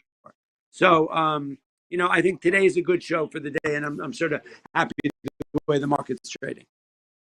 I'm happy to hear that. So Santa Claus rally, you said what? 0.1 what percent? 1.3%. No, I think a Santa Claus rally is 1.3, 1.4% by definition, and it's the last 5 trading days of the end of 24, and includes the first 2 trading days of 25. So that includes today. So, look, I mean, we're just nitpicking here. Look, I think Santa Claus has been with us all year long, right? I mean, you're up 24% for the S&P, right? You've got NASDAQ up almost 30%, right? I mean, it's been a spectacular year. And the futures have been trading. Look, let's talk about Wall Street Global Trading. Guys, the futures have been trading, cooperating so beautifully for the technical analysis trade. If anybody in your group is trading with us, they've got to be doing well. I mean, this is the last 5 months, right? Technicals have been working beautifully. You're seeing market like yesterday at midday, 12:30, right? The market completely fell out of bed, right? We had a solid morning rally. Market absolutely fell out of bed at 12:30, but it literally hit the 65-day moving average. I don't remember on which particular chart, but it hit it literally. It broke it by maybe, I don't know, a few pennies, and it rallied back. So people should hyper focus on technicals. Technicals are working. If you want to learn about technicals, come and join us at Wall Street Global. I'm sure we're going to have a live masterclass this in January, probably the 3rd week of January. Look, you're all in the right place, and trading futures is a blast. We've had a ball. 2024 for us with Topstep has been an amazing experience. We love it. So. All right. Thank you for joining us again. Wall Street Global. Go check out Peter and Dave. We got, anyways, all right, get out of here. Go have some lunch. Hey, what's for lunch today, real quick, before you get out of here? What's on the menu for lunch? For you know Peter what? Tuchman? I celery juice and a blueberry smoothie. Wow, you are a hippie. I love it, man. You are a hippie. Anyways, we'll get you out of here. Mr. Tuchman, Happy New Year. We'll see you on Monday. Santa Claus rally, 1.3%. Let's see if we can do it. Mr. Tuchman, thank you so much. Let's get back to trading with Topstep. Take care, Peter. Have a great one. Bye, guys. Later. All right, let's get those guys in here. There you go. What's up, John? John, that is what Peter is Tuchman.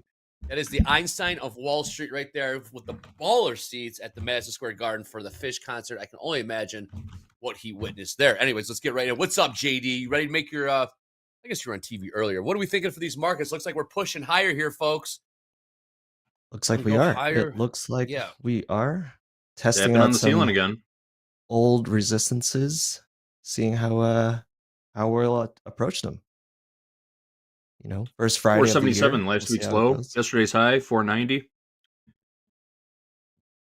Yeah, another push. I like new highs. I am looking higher as well. These don't seem like tough resistances to break. It just seems like buyers are kind of, having a lunch break as well.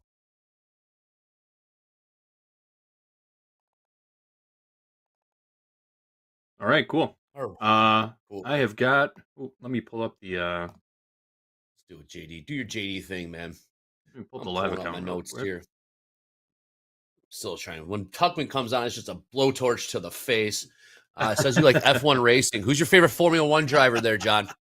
We can talk F1. I will go with. I got two. I got Lewis Hamilton and Charles Leclerc, and I'm gonna get a lot of flack for that because they just teamed up. They did to just join team Ferrari. up. Yeah. Yes, they did. So Leclerc yes, won I got Monaco. a lot of respect. Yes. Yeah, I got a lot of respect for the guy. He's a class act, and yeah, they don't make him like him anymore. And Lewis Hamilton is the greatest of all time. So yes, nice choices there. Yes, 7-time champion. Yes. Lewis going to from Mercedes his whole life, now going to Ferrari, what he's called a lifelong dream. So it should be interesting to see how that plays out next year. All right, let's get back as well. Yeah, I have no idea what you guys are talking about. No idea. You know a Ferrari, JD. You know what a Ferrari is, right? I know what a Ferrari is. Sure. Yeah. You know what a Ferrari is. So these guys drive for a Ferrari. Anyways, let's get back to the markets. We've got an abbreviated trade with Topstep session here. You're talking about lunch. Danny in the chat says he's going to Pita Inn.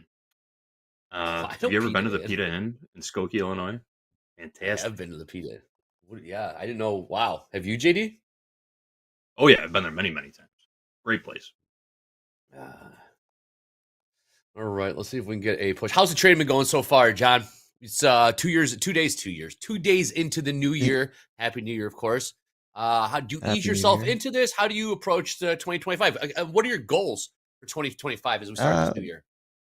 This year, I am today was my first trading day. I didn't trade yesterday.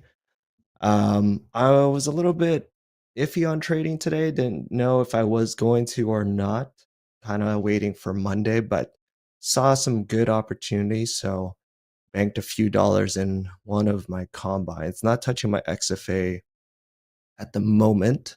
Waiting for, I guess, better, or I guess when all the institutions come crashing in again. Goals for this year, looking to get, to cover my cost of trading by getting payouts.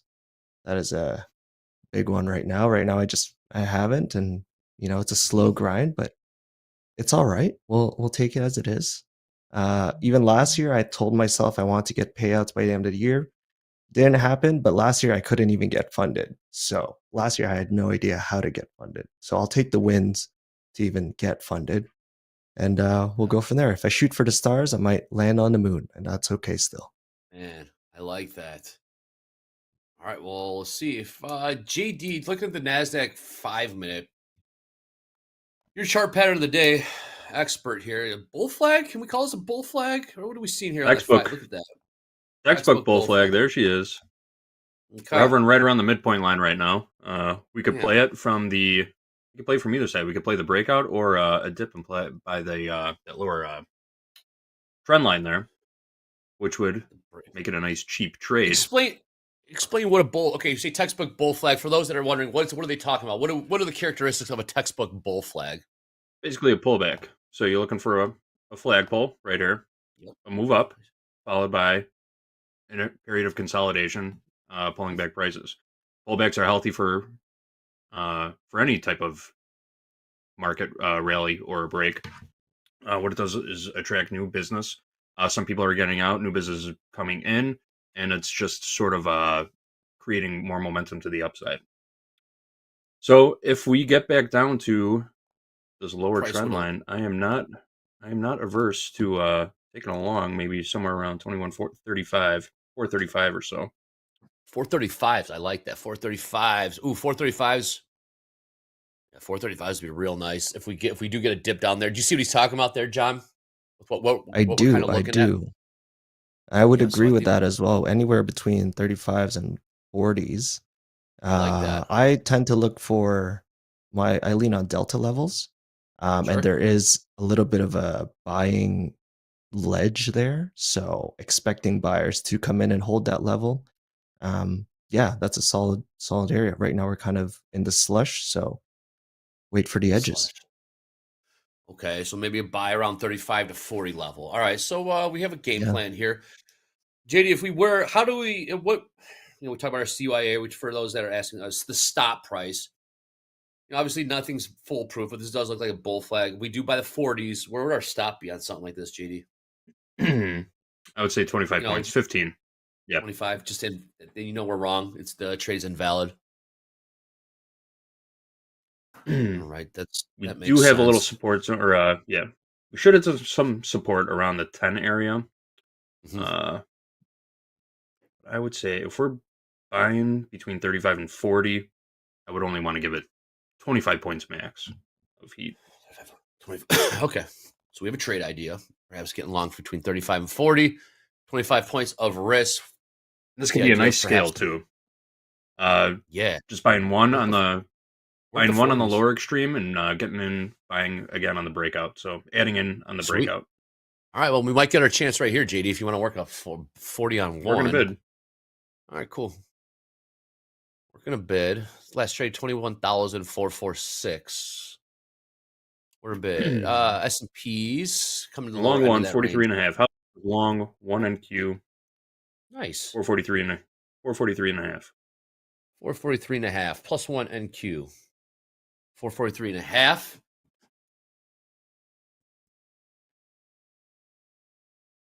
Stop. Risk about 25 points. 25 points here.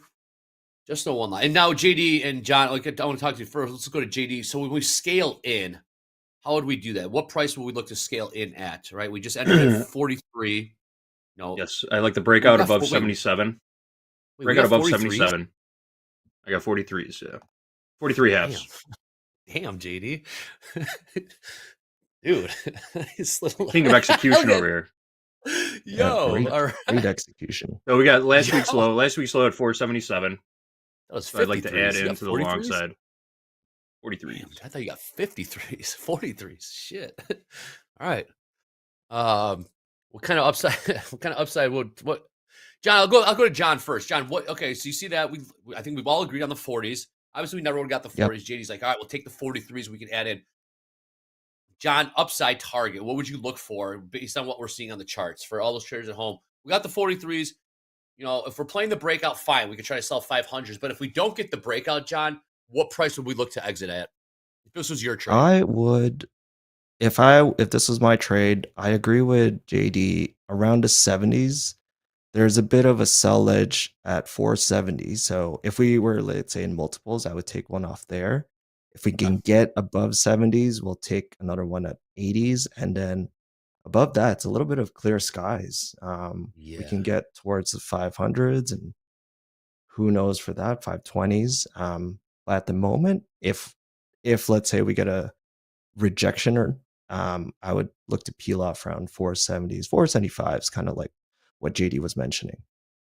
Okay, 475. But I'd have to see a really strong rejection to be like, okay, sellers want in. This is a lower low or lower high. JD, would you agree with that? Are you seeing what John's seeing in terms of upper end of the I do see what range he's here? saying. Mm-hmm. Cool. So we're on alignment. How about this? Three amigos all in alignment on this first Friday of 2025. Here we go. What's the house account P&L right now? Down 5? 5. Down 5. Get some wood to chop. Got some wood to chop, indeed. You got all the sayings, man. You got all. Let's see. All right, 21,460. Take a look at the ES 59.73 half, if you will. Crude. Good old crude, just a trending market higher. Every time you blink, we're putting in new highs. Just blinked, and $74.20 a barrel for the black gold. Last trade, $74.18. But if you go on pull up a 5 minute of the crude, you can see it's just textbook trend higher day, up and to the right. Buy any dip, buy any pullback, and off we go. Looking at gold. Gold doing a little bit of a double bottom here. Looking at the 5 minutes, hover right or sitting right on the lows here, 26.52. About 80 cents off the lows right now. So maybe they're going to give it a test. Gold keeps pushing lower. Crude's pushing higher here. And house accounts long in the NASDAQ. See if we can get one push higher here as well. Nothing showing on the tilt. So, Jonathan, obviously, or Jonathan, we talked about this in the green room. John, you're a barber. Yes. How was the holiday rush? More people get their haircut for It's New Year's or Christmas? a little bit of both. You know what? Well, December is always the busiest time for a barber. So it's kind of, I guess, great since trading kind of slows down. It's like, all right, well, just cut hair instead. Always crazy, always last minute people who forget that they are like, oh crap, I got a New Year's Eve party, or Yes. I'm meeting so and so's mom and dad. Oh, I gotta travel to, I don't know, Dominican. Awesome. Yes. Cool. Thanks for the invite, guys. I'll cut your hair here. Well, You know, finding a good barber. Finding a good barber is like finding a good doctor too. Once you get one, you don't let them go. Hang on. And a good tailor. A good tailor as well. Yes. Yeah. John, question. I think we asked you this last time. Have you ever had to put on a trade, have an open position while working on a client's hair? Yes. I don't recommend it. Do not recommend it. Do not do it. Don't recommend it for. Yeah, go ahead. You know, I'll always have your stops in. Well, tell us the story. You don't want to tell us the story. You don't want to. Well, what I happened? will have the stop everything. is the stop is in, but I'll be just chit chatting with the client. Hey, how's your day? Blah blah blah. And I'm looking away, all silent treatment because I'm looking at my phone, going like, oh my no. God. So I wouldn't recommend it. I tried doing it on my laptop, having a laptop in the back and in between clients just checking. It's not good. It's not good. Would not recommend. But stops are great. Stops are great. Always have your stops and always have your take profits. Very, very good. Yeah. Oh man. Yeah. Thankfully, the clients I've never knew had that to. you were. Yeah. Only clients knew you were. Was breaking while you're doing them. While you're fading them up. Yeah, maybe I messed up and I lost the trade, and all of a sudden the haircut costs a lot more. Who knows? It wasn't expensive, indeed. All right, let's keep an eye on this trade right now. We're long from 443 half. It's looking good, but we're seeing some resistance around the 60s. Yeah, I'd like to see some follow through. Yeah, what the heck? It's kind of it's creating a little belly here of buyers, but no solid follow through yet. But I mean, it hasn't touched back to 40s. Yeah, it is that time of day too. We could be hanging on to this for quite a while. Yeah, but the good thing is, it hasn't touched your entry again or gone back below 48. So it's a good sign. It's a great sign. The worst is having a good entry and it just hovers around your entry and you're like, oh my gosh. Yeah, I do this wrong. Yeah. If I had a penny every time. Yeah. 600 entry. Okay. Let's see if we can get a push higher. 1 second, fellas. I'm just having a sneezing attack right now. Allergy or something going on here. Thank you very much. Appreciate that. You're in Toronto, correct? People are asking, where's your shop? We didn't necessarily tell them. We didn't tell them where your shop is. We just tell them I'm in Toronto. Just shop is located just west of Toronto in this little area called Port Credit, where a lot of Toronto Raptors and Toronto Maple Leafers live. Or reside. Close enough to the city, but not far enough. We have a huge Toronto contingent here at Topstep. We got to get a meetup going in Toronto. I've heard. There's a lot of Toronto traders here. Here we go. We're getting some movement. Yeah. Finally, you're getting a good push above 60s, and it's holding. So that's a great sign. Man, JD, you said you got those 43s, dude. I thought you said 53s. I know. 43s is beauty. I kept looking. I go, how the hell did you get 43s? Yep, 41s traded. Nice entry. Sniper like almost low tick that, because I think the low tick was 42s. Yeah, that's Mr. J. 41 low. My goodness. Fantastic. Hey, John, how'd you get into trading? For those that are just meeting you for the first time. Yeah. Let's see. Kind of was introduced to options at first. I guess not really a long time ago, but I got a really bad introduction into options, saying how like this is how you do it, but they didn't even explain strikes and all that. They just said, Yeah. well, just paper trade and you'll be okay. And I was like, Oh gosh. okay, No. how? I mean, thankfully I never opened up a brokerage account because I went to the bank and they're like, oh, you want to trade? It's going to cost this much. And I was a broke college kid. I was like, I don't have that much. What? I had zero financial knowledge. Fast forward a few years later, the whole meme stock thing went crazy. Everyone was like, oh my gosh, this is the best. Just got a YOLO Tesla all the time. Oh gosh. And as a barber during COVID, I wasn't working. So I'm not ashamed to say I got suckered into quick profits and a way to sustain myself during a time when I wasn't working. So tried a few, got a little lucky with AMC, but you know, it's been down since. Eventually I met a client who ran a futures trading or a futures educational platform, and super chill guy, very sincere, very, I wouldn't say he's humble, but he knows what he's got.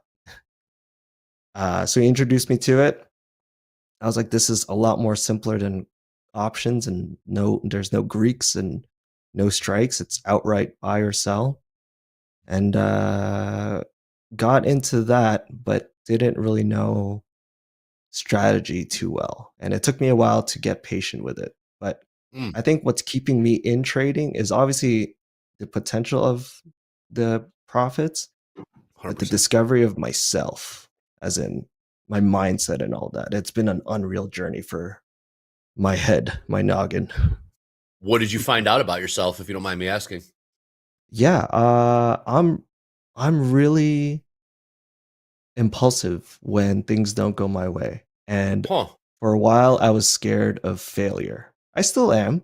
You know, failure is a strong fear. But just accepting that failure is okay, and you know, have a decent relationship with it, and really digging into my past as to where I learned all these fears. Because I don't know if you knew this, but when you're born, you're only born with two fears: fear of falling and fear of loud noises. So any other fear is learned. Is that Through true? and from someone. Yeah. Crazy, right? Falling and loud noises. Huh. Yep. So yeah, watch a baby. If you clap your hands really loud, it'll be like shocked. Or if he's gonna fall on its bum, it's also like, whoa. Yeah. But every other fear is learned. A baby's not kidding. scared of snakes. It's only when a mom yells and be like, "Don't touch that snake." The baby learns that, oh my God, this snakes are scary. Yeah, You know, I'm scared of so spiders because I saw that movie Arachnophobia, and I hate spiders ever since. I'm terrified John of Goodman. bugs. Great movie. Yeah. Hey guys, I great moved our movie. stop. It's been 15 minutes or so. We're not getting any follow through, so I moved my stop up to break even. Yeah, that's a good take idea. 25. It fell back below the 60s, and that wasn't really convincing. Yeah, it looks like, oh, Worst that's case not a scenario, good we get better turnaround. trade location. Fair That is enough, true. man. This one sort of worked. Toast, JD, say it. Toast. Give it till toast. Call this one toast. I won't let it be a loser, but I don't think Yo, we're gonna get the move we want in the Irvin. next hour. We're toast. Well, it is Royal Treasury. propping itself up. Responded There it at the 46s. Yeah. 4 fried chicken and a Coke. And some dry white toast, please. Uh-oh. We got any there. I think we have an on this day coming up. We're gonna take a little history class here. Toast, baby. Everyone remembers when JD called that trade toast? It was a winner. So now we reverse jinx these trades now. JD calls it a toast. We still have a puncher's chance here of 21,457. Nice entry, JD. That thing's gonna keep us alive. Is that entry of ours? Yeah, this is good. Well, hang on to it. I'm not moving from this chair for the next 3 hours. So you got me for the rest of the day, and I'll keep managing this trade. How about that? Well, it's easier when you got a trade on to stay engaged. That's for sure. I do see we got Professor Horn waiting in the wings. Might have to. I think he got a tardy to his own class though, so he might be in detention or do a little Saturday school. Unless you have a hall pass. If you have a hall pass, you're fine, Professor Horn. But Any more of these tardies, you're going to go into detention. So without further ado, if we're ready, Eddie, come on in. Yes. Let's do a little on this. Yes, we will hit the magic gong and definitely go back into time. On this day, January 3rd, 2004, the Mars Explorer rover Spirit lands on the red planet. Beep, beep, beep, beep, beep, beep. On January 3rd, 2004, 21 days later, its twin, Opportunity, also arrived safely. One of the longest, most successful missions in NASA history. Spirit would survey the Martian geography for the next 7 years, while Opportunity remained active until June of 2018. Now, the rover continued to explore several years, Spirit becoming a stationary platform after getting sadly stuck in sand. Spirit fell out of contact with NASA, which declared its mission over in 2011. The last mission, or I'm sorry, the last message from NASA's Mars rover Opportunity, this is sad, was my battery is low, it's getting dark. That was the actual message before it shut down. Yeah. Oh my. Yeah. Isn't that Same. weird? The rover's solar panels were covered by dust during a planetary scale dust storm, June of 2018, preventing them from generating enough power to maintain communication. So that's a sad story, but good story is Led Zeppelin's bass player John Paul Jones. Happy birthday to you today. There you and go. that has been on this day. Back to you, Andre. Man, Eddie, what was the final message? My battery's getting low. It's getting dark out. What was the? My batteries are low. Getting low. It's dark. Getting dark. What the hell you put me on this planet for, you idiots? Very sad, man. Oh man, they got Yeah, grim, that was James. sad. They got grim. James went with the same. All right, Let's count slack, guys. Yeah, our stop got hit on that. We're up. Did it really? $12. $12. Yeah, it's not moving right now. We're not getting the movement I wanted. We could still play the breakout to the upside here if we get this. If we get some strong movement to the upside. Otherwise, possibly the lower end What was of this. Watch this be a good. This is going to be the. Oh man. 21,452. We do have coming up next. Oh, how we doing on group? No, we're group. We do Lunchbox Trading now. Lunchbox Trading. Lunchbox Trading. We got shoulder We don't tap. put the form up. Mick. Yeah, Mick and I are Lunchbox going to Trading. be talking about. I think Mick and I are going to be talking about our hot streaks trader Ali. Yeah. Oh, really? Have we done a little investigating there, JD? What have we? Can you give us a hint? Can you give us a tease as to just to break it down? So after a 69-day hot streak with just over $5,000, Ali hit the max loss limit of just over $5,000 yesterday. So almost 70 days worth of profits in the blink of an eye. Man, that leads me to believe that they know what they're doing, JD. They know. I mean, they're just grasping to be up $1, be up $1. They're down $200, and then they YOLO it, and now they're down $800 just to be up that $1. It's kind of okay. That'd be very interesting. Tune into Shoulder Tap. I'm sure you guys are going to break it down, and we'll see. We'll get it into Ali's mind and see kind of what he was thinking. He indeed was just chasing the hot streak leaderboard as opposed to trading for profits. So that'll be very interesting. Good stuff, JD. Just kissed the upper extreme of that bull flag that we drew. Yeah. Falling back again. I see that. Well, very quick rejection though. Yeah, very quick. Kissed and just not real slight liquidity grab. Yeah. And we're just moving sideways right now. We're really just moving sideways. Yeah. But if you're going to play a breakout, this would be the price to play it at. That is tough. There it goes. That is tough. There it goes indeed. You gotta be kidding. Wow, he finally breaks in the 70s. 21,470. The last time had to do one peak. In the 70s. You gotta be shitting me. 21,470 last trade. 59.77 last trade in the ES. Carl Hunger says it needs to hold the 465s. Needs to hold 465s. right here, right now at 465. One on crude all day. What a beautiful trend to the up and to the right. $74.22. 6 minutes left here in trade with Topstep. Yeah, you see the Chiron. Stick around for shoulder tap. JD and Mick. Then we got Lunchbox Trading after that. And then, hey, Topquiz is back. We'll see what kind of questions Eddie has up his sleeve. See what kind of mood he was in yesterday when he wrote these questions. Uh-oh. That doesn't sound good. Eddie used to take quite a bit of heat for his questions when we first started doing Topquiz. You know what? I just turned up the fire. It was so funny, dude. Eddie used to take so much crap from people. These questions are impossible.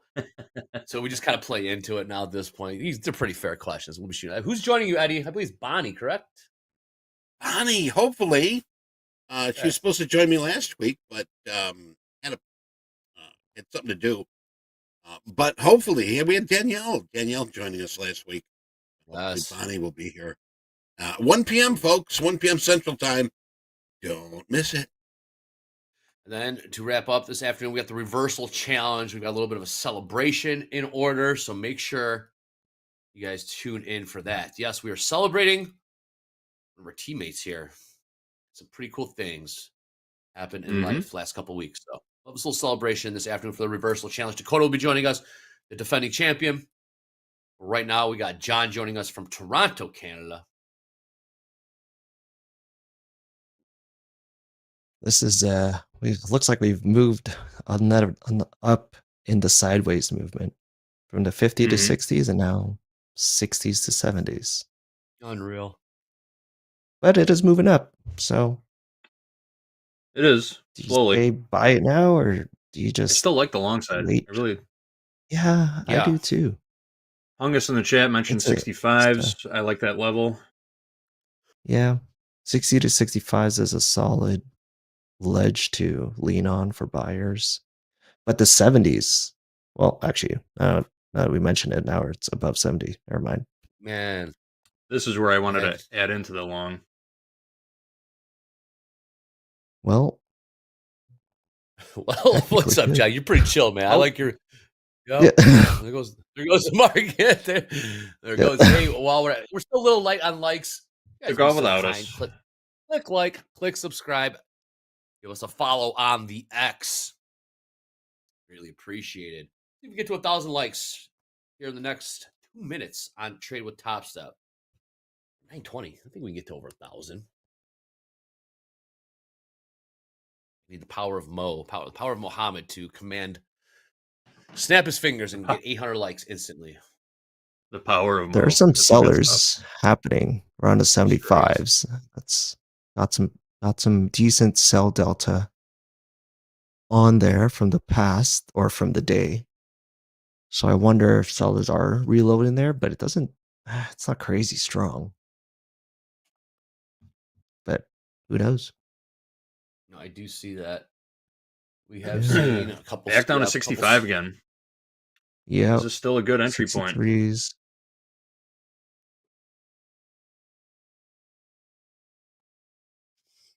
Decent reactions.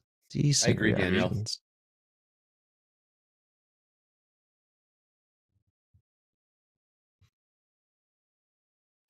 21,467.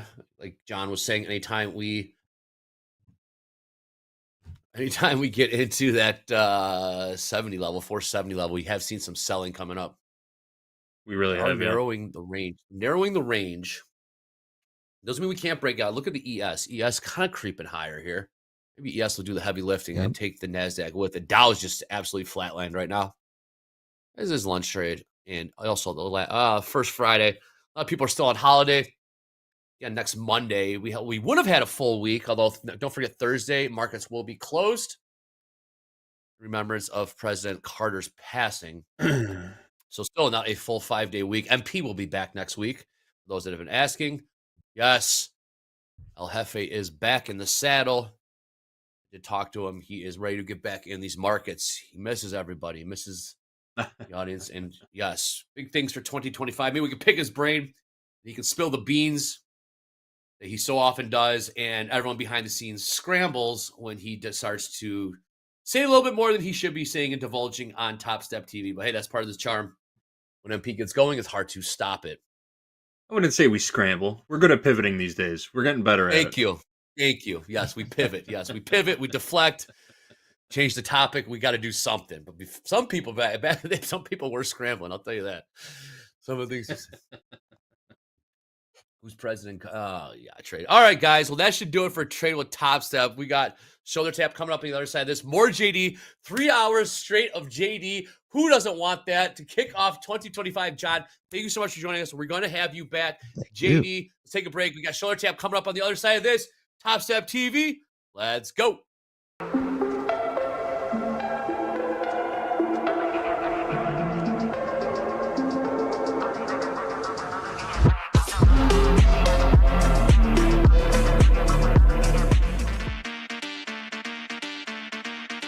Alex Vieira, a Beijing bronze medalist.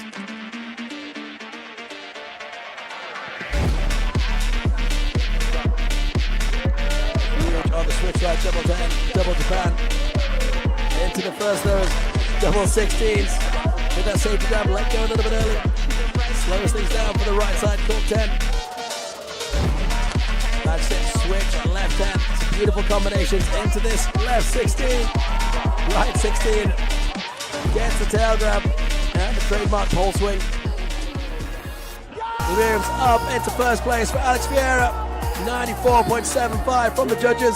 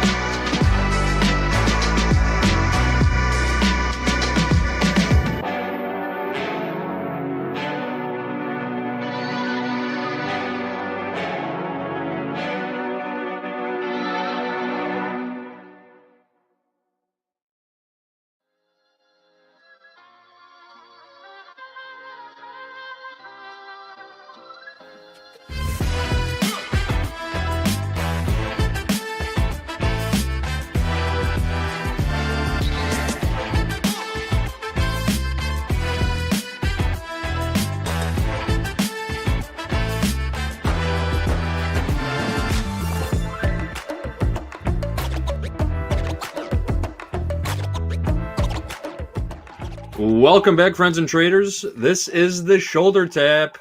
Can you hear my doorbell in the background? Yeah. Did you hear a dog barking? Yeah, that's my doorbell. My wife did that. And it freaks my dog out every time it happens. Now my dog's going to start barking. All right. Bonnie, I think I would lose it. You're a saint, John. You are a saint.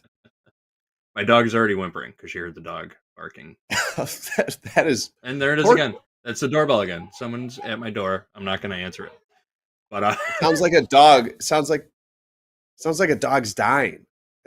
Your right. poor dog is getting worked up over this. That's torture. Going absolutely bananas right now. Yeah. Anyway, welcome to the shoulder tap, folks. We have to turn the Ring doorbell. Get yourself together, John. We have to turn the Ring doorbell off at when we go see our parents and stuff like that at their places, because when it goes off, the dog goes frickin' bananas, and God forbid the baby's taking a nap or something, that really shoots us in the foot there. So yeah, we I believe it. Pull it out. I've been tempted to just get a hammer and pry it off the brick wall there by the front door out of frustration on multiple occasions, but that's just me. I tend to take things a little too far sometimes when I get irritated. That's okay. That's okay. Feels good to break loose every once in a while. All right, let's get back to it. Mick, what's happening in the world of our live funded traders today? We got some good ones. We got some bad ones. Yeah, we got, Hoag, who we were just talking about how he's been doing so well. Hoag's down 5 Gs today. Gary G, double G squared is down 5 Gs. We've got Shane down 5. Dakota's down about 5. But those are the reds. On the greens, the blues, whatever you want to call it, the blacks, we got Robbie up 16K and counting. Yusuf up 15.5K and counting.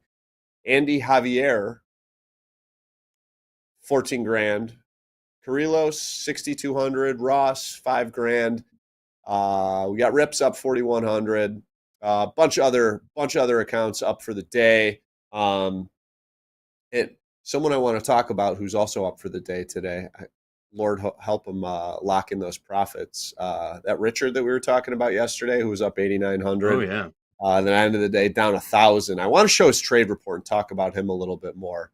Like I said, we did get a hold of him day late, 10,000 short yesterday, but so far, he's up like $3,400 too. He hasn't traded in a little while, so I don't know if he's going to turn it into a losing day or whatnot. I think he's watching on the chat.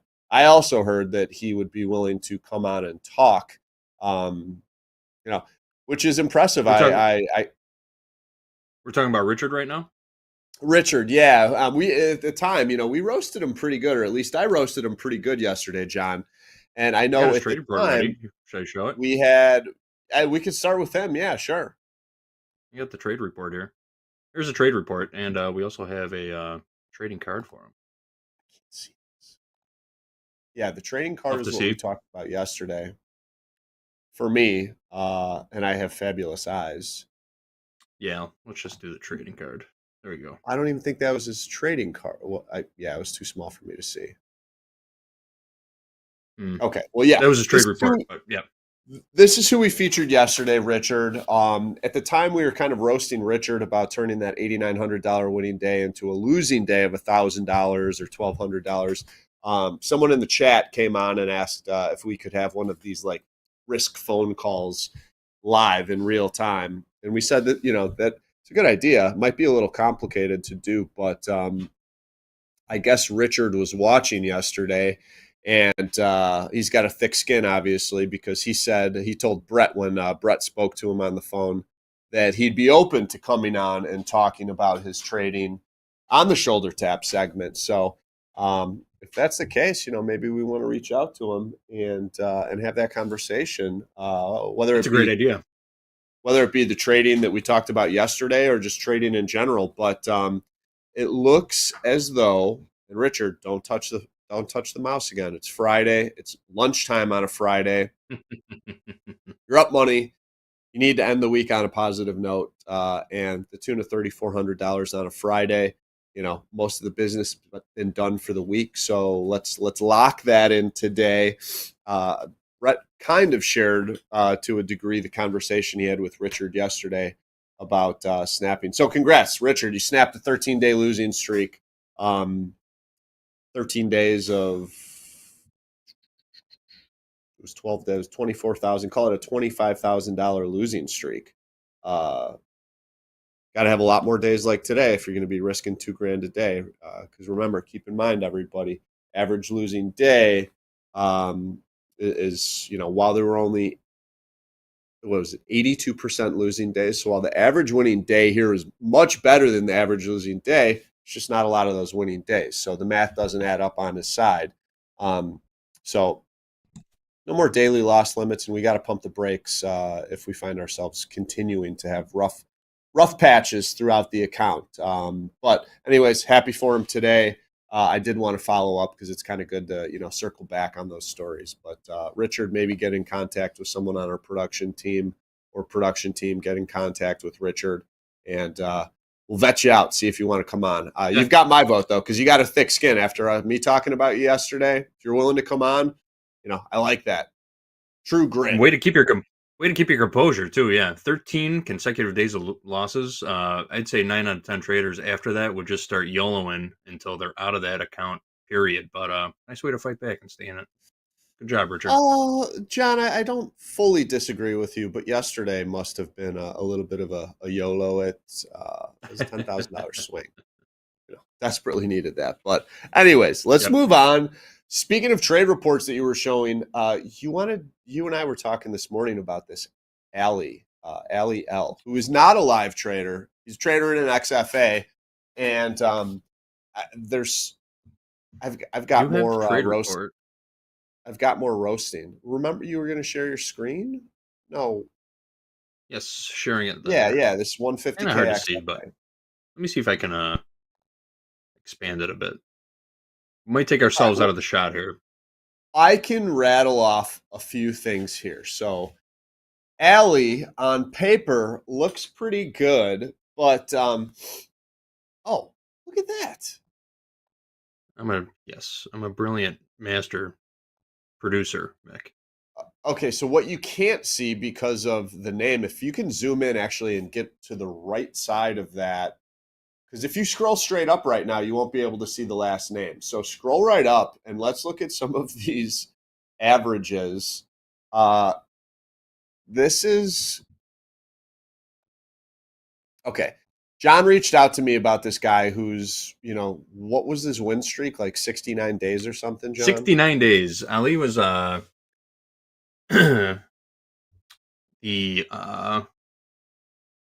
top of the hot streaks list for weeks. 69 days worth just over $5,000 in profits. And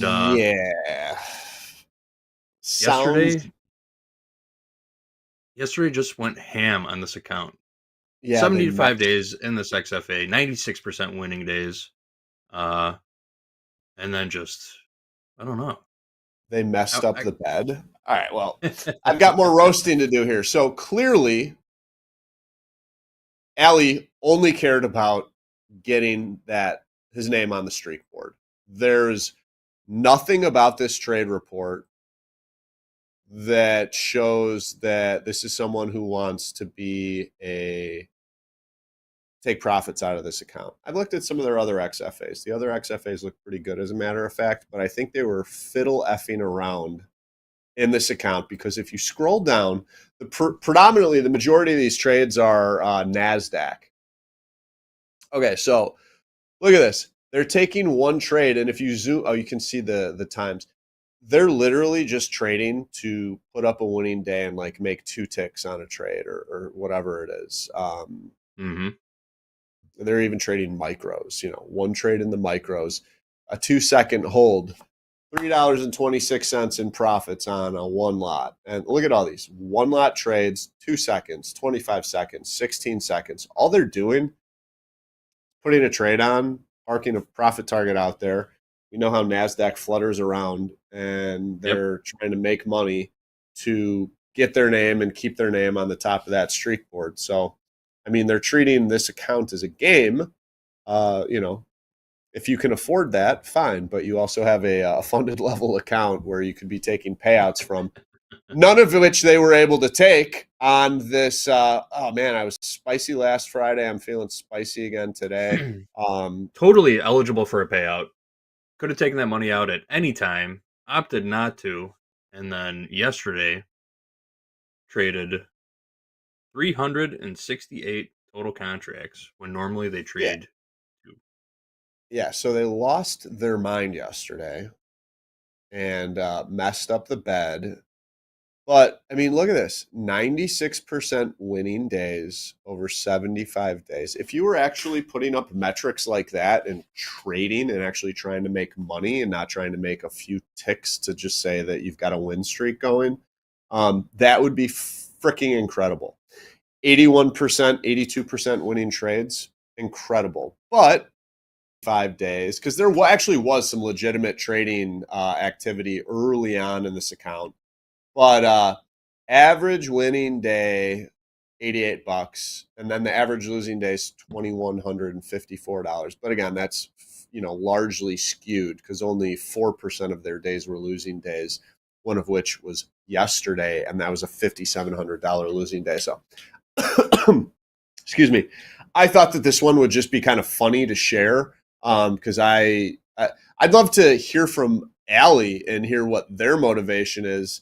Other than getting their name on the leader streak, the leaderboard. But this is, I don't know. I looked at this and I was like, all right, yeah, we got big red shoes on. Big red shoes on.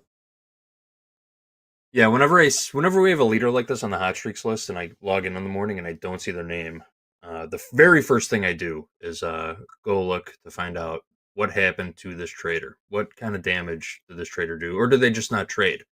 But this was pretty surprising to look at because Ali's been so consistent the last couple months. He's had $500 winning days, and then recently, back to those $2, $3, $4 winning days, just clipping away to stay on the board kind of thing. And I just don't understand how something like this could happen. Going from trading 1 and 2 lots to 370 contracts, basically overnight. What was the motivation behind that? Were you trying to start the year off with a home run, just all or nothing? Pick an account. This trader's trading in multiple XFAs, so was it basically just, pick a random XFA and YOLO it? Was that the plan? I don't know. I'd love to get Ali on here and talk about what the trading plan was for yesterday, because I do find that a bit disappointing to be in the money, up quite a bit, eligible for a payout, and then just blow it in a day. I mean, they've got, and we don't, I mean, maybe you could show this, like, this was the juicy one because this was just like comical, with what they're doing. But I'm looking at there's 3 other XFAs that they appear to be doing some degree of copying in, and they're pretty successful in these high winning trade days, high winning trade percentages. Also, again, trading on a very, very low time frame, low hold times, but excuse me, yeah, like 95% winning days, 78% winning trades. I don't know. There's dollars associated with this. Oh, he's here. He's in the chat. Yeah, of course he's here. He's watching. If he's doing what he was doing in the trade report that we're showing, he's obviously, like I said, he's involved in our community, watching the shows and watching his name on the leaderboard, which has probably incentivized him to do this. What's he saying in the chat? Oh, just said it happens, Can we send him a VMix link? Can we send him a VMix link? How I didn't go back and look at the fills, nor am I going to, but like, Ollie, question for you. I'm not taking questions today. I'm asking them. How'd you lose $5,700 on this account? Because I mean, it looks like just based off the total number of round turns and the number of trades, it's like he was trading up to 3 lots. he must have had like a 15 lot on or something at the end of the day, maybe YOLOing it to try and get back. But he's got a $3,000 daily loss limit, and he lost $5,700. It's a bummer. What gives? What gives? There he is in the chat, Ali. Clear up any confusion. In order to be eligible for the hot streaks list, you need to be eligible for a payout. Have taken a payout from that account or be eligible for a payout in that account. That's it. That means 5 days of $200 plus in profits. Oh, that's not the right Ali. It's different Ali. Different Ali. Oh, okay. I would have changed my name in the chat and probably cooked up some fun response there, but I don't know. Ali will always have his 69 winning days in a row clout, but nothing to show for it as far as dollars in his pocket goes. It's too bad. All right. All right. Yeah. I guess we can move on from that. Let's move on. Can we talk about Duong? Did we ever get a trading card for Duong created yet? There it is. Emma came in clutch. She found a pretty picture too. Noblesville, Indiana. Yeah, that's in the trading cards room. Noblesville. All right. It's nearly a suburb of Chicago. Give me a second to load this in. I used to visit some relatives in Maryville, Indiana, and we would always go to Celebration Station, which is sadly closed. It's a hop, skip, and a jump away.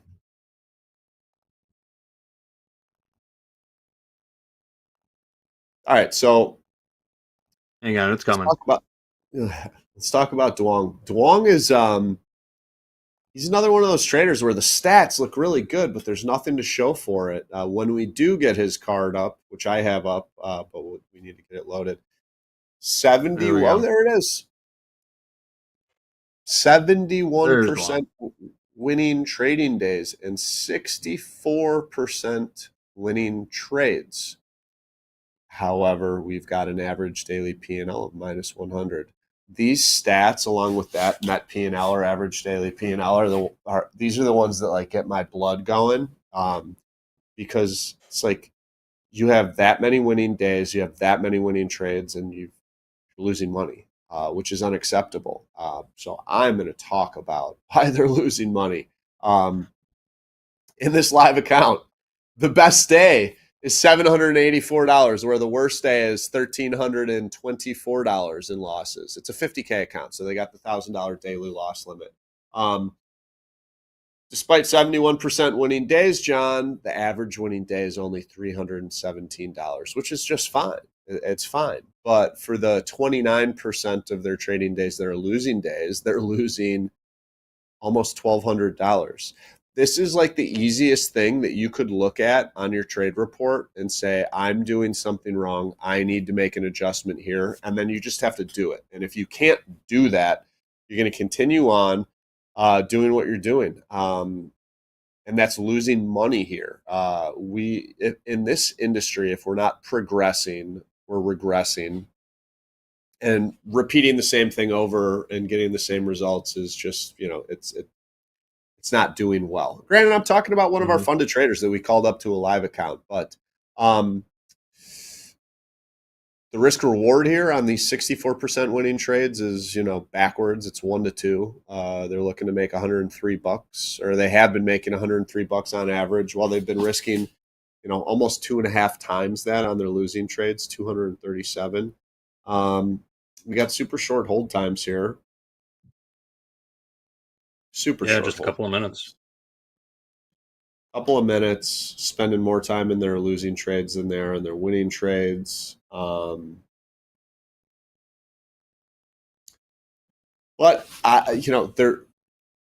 they did well in XFA. They're taking payouts, and what's impressive to me here is, for someone who's not performing that great here over 21 days, and Wong's got a pretty big account balance. He came in today sitting right around $66,000. I am of the belief that he's trying to make this work. He's got to bring discipline into his trading, because I know from just the payout amounts, he is trying to actually trade profitably in this account. One payout for $900, another payout for $3,000. So we're talking about a guy who, you know, call his account. It's a $66,000 account right now. Any payout he'd be eligible for, he could take up to $33,000 if he were, you know, eligible for a payout today. But he's not taking $33,000 and, you know, taking half of his account balance. As a reminder, you know, that's one of the benefits of the live account. Do you happen to know off the top of your head what his starting balance was in this live funded account? $75,000. $75,000 starting balance. Okay. Yeah, yeah. And I mean, I'm not kicking him in the gut here entirely, because 21 days and he's averaging losses on a daily basis of $100. I mean, $100 a day over 20. I mean, that $100 a day is basically scratch, if you ask me, John. Unless you're trading micros, you know, that could be a bad day or a good day if you're up or down $100 trading micros. But it's a scratch here. I got a great story about a bond trader.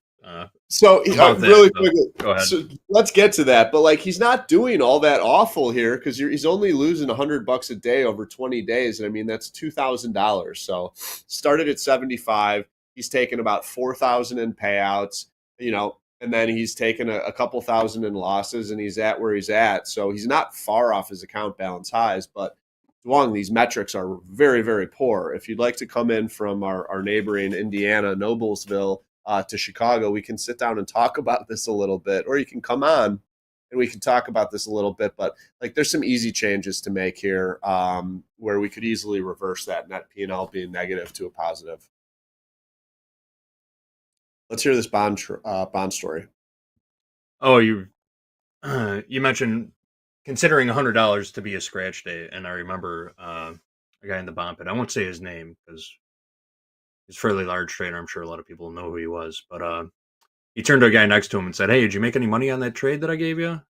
The guy said, "I made like $100. It came back and I just kind of scratched it. I made $100." And he looked him dead in the eye and he goes, $100? I'd rather lose $10,000 than make $100. At least I know I tried. I remember you sharing that story. I'd rather lose 10 grand than make $100. Yeah. Different world for sure. But, oh, Mick, I just looked at the clock. We are kind of running low on time. Any final thoughts here? Getting hungry for lunch. I'm going downstairs. I'm going to get my skirt steak Caesar salad. Ah, that sounds delightful. Yeah, delicious. One of the best. The Series Cafe is skirt steak Caesar salad. If you're ever in the downtown area of Chicago. Don't tell people where This is I'm not going. a pitch. I guess I gave enough away, but don't go looking for Mick. All right, folks, that's it for the show. I'm going to turn my hat around forward, put the hood up, change my hoodie. You won't see me. I'll be hiding. Next up, guys, we're going to take a short break. We're going to be back. Hoag's coming in. We got Lunchbox Trading coming up. We'll be back in 2 minutes. Stick around. TopstepTV. Skirt steak sandwiches. Lunchbox Trading. Lunchbox Trading. Here we go. Lunchbox Trading. I'm going to think of my friend John. I told you, one of my best friends. We nicknamed him. That was his nickname, and it wasn't a derogatory thing or anything. So don't think of me as an asshole. I'm not. There's a reason for it. That was one of my best friend's nicknames. Well done. All right, folks. We'll be right back. TopstepTV. Let's go.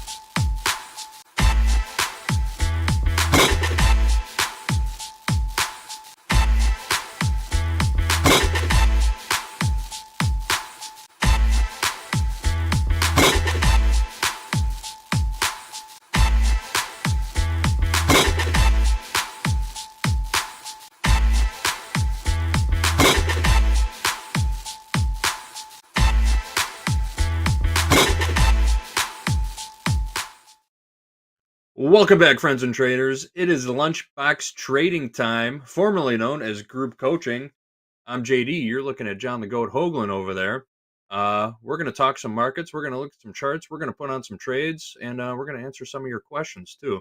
Hoag, what's happening in your world today? We heard about the house account during the early recap. Has anything new happened since then? Yeah, something did. If you can look at my charts, Let me pull it up 1 second. The naked point of control I was using as a target for longs just got hit. 21,513. Not looking to sell it here yet, though.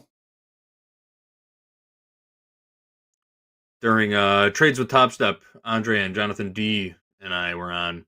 We were playing a breakout of that 5-minute bull flag in the NQ, and we had excellent trade location. We nearly bottom ticked it on the lower extreme of that bull flag, and held on to it. We were in it for about 20 minutes, and we just weren't getting any follow through. So I adjusted the stop to break even, just because it had been taking so long and nothing was happening. I didn't feel like losing money on the trade anymore, or potentially losing money. So we moved the stop up, and it came and ticked us out and made the move without us. It feels like no matter how long you hold on, as soon as you move that stop, it's going to come get you and then take off without you. Yeah. So that's a good subject for it today. Moving stops. I know it happened a couple times during fast markets also.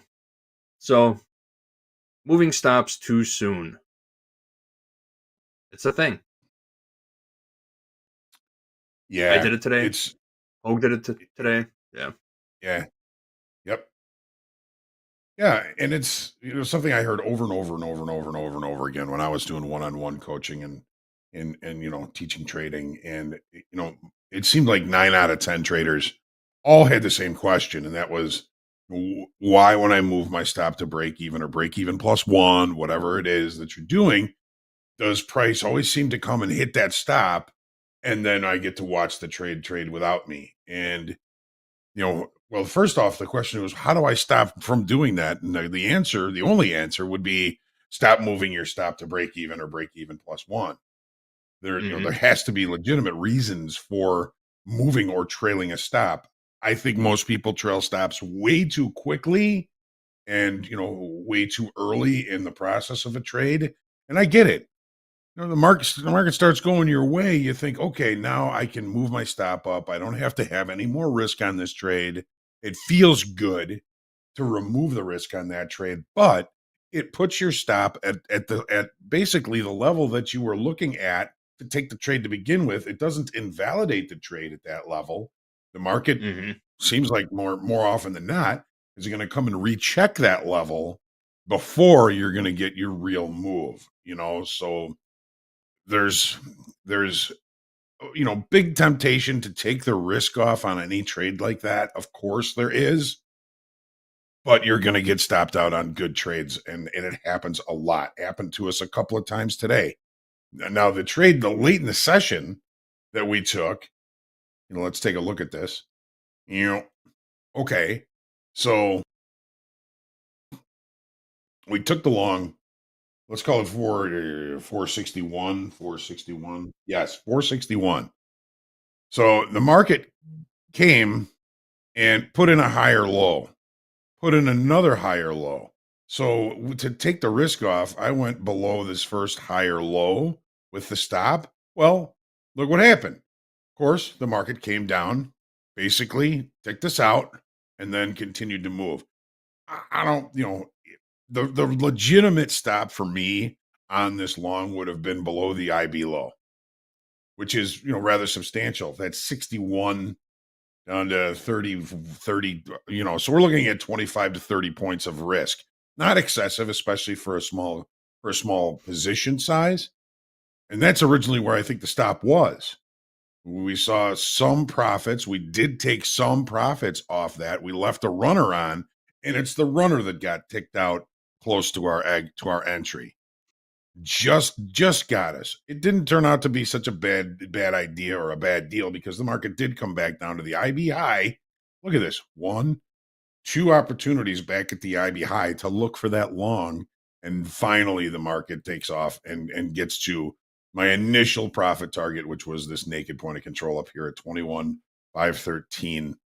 But it's just human nature, I think, John, that people are going to try and remove risk as quickly as possible as soon as the market goes their way, but it doesn't let the market prove the trade wrong. If the market comes back and rechecks that level, and if that level is good, well, you're going to get stopped out on it, and then you're going to watch the trade play out in your favor, as happened to us a couple of times today. Yeah, and I agree with that.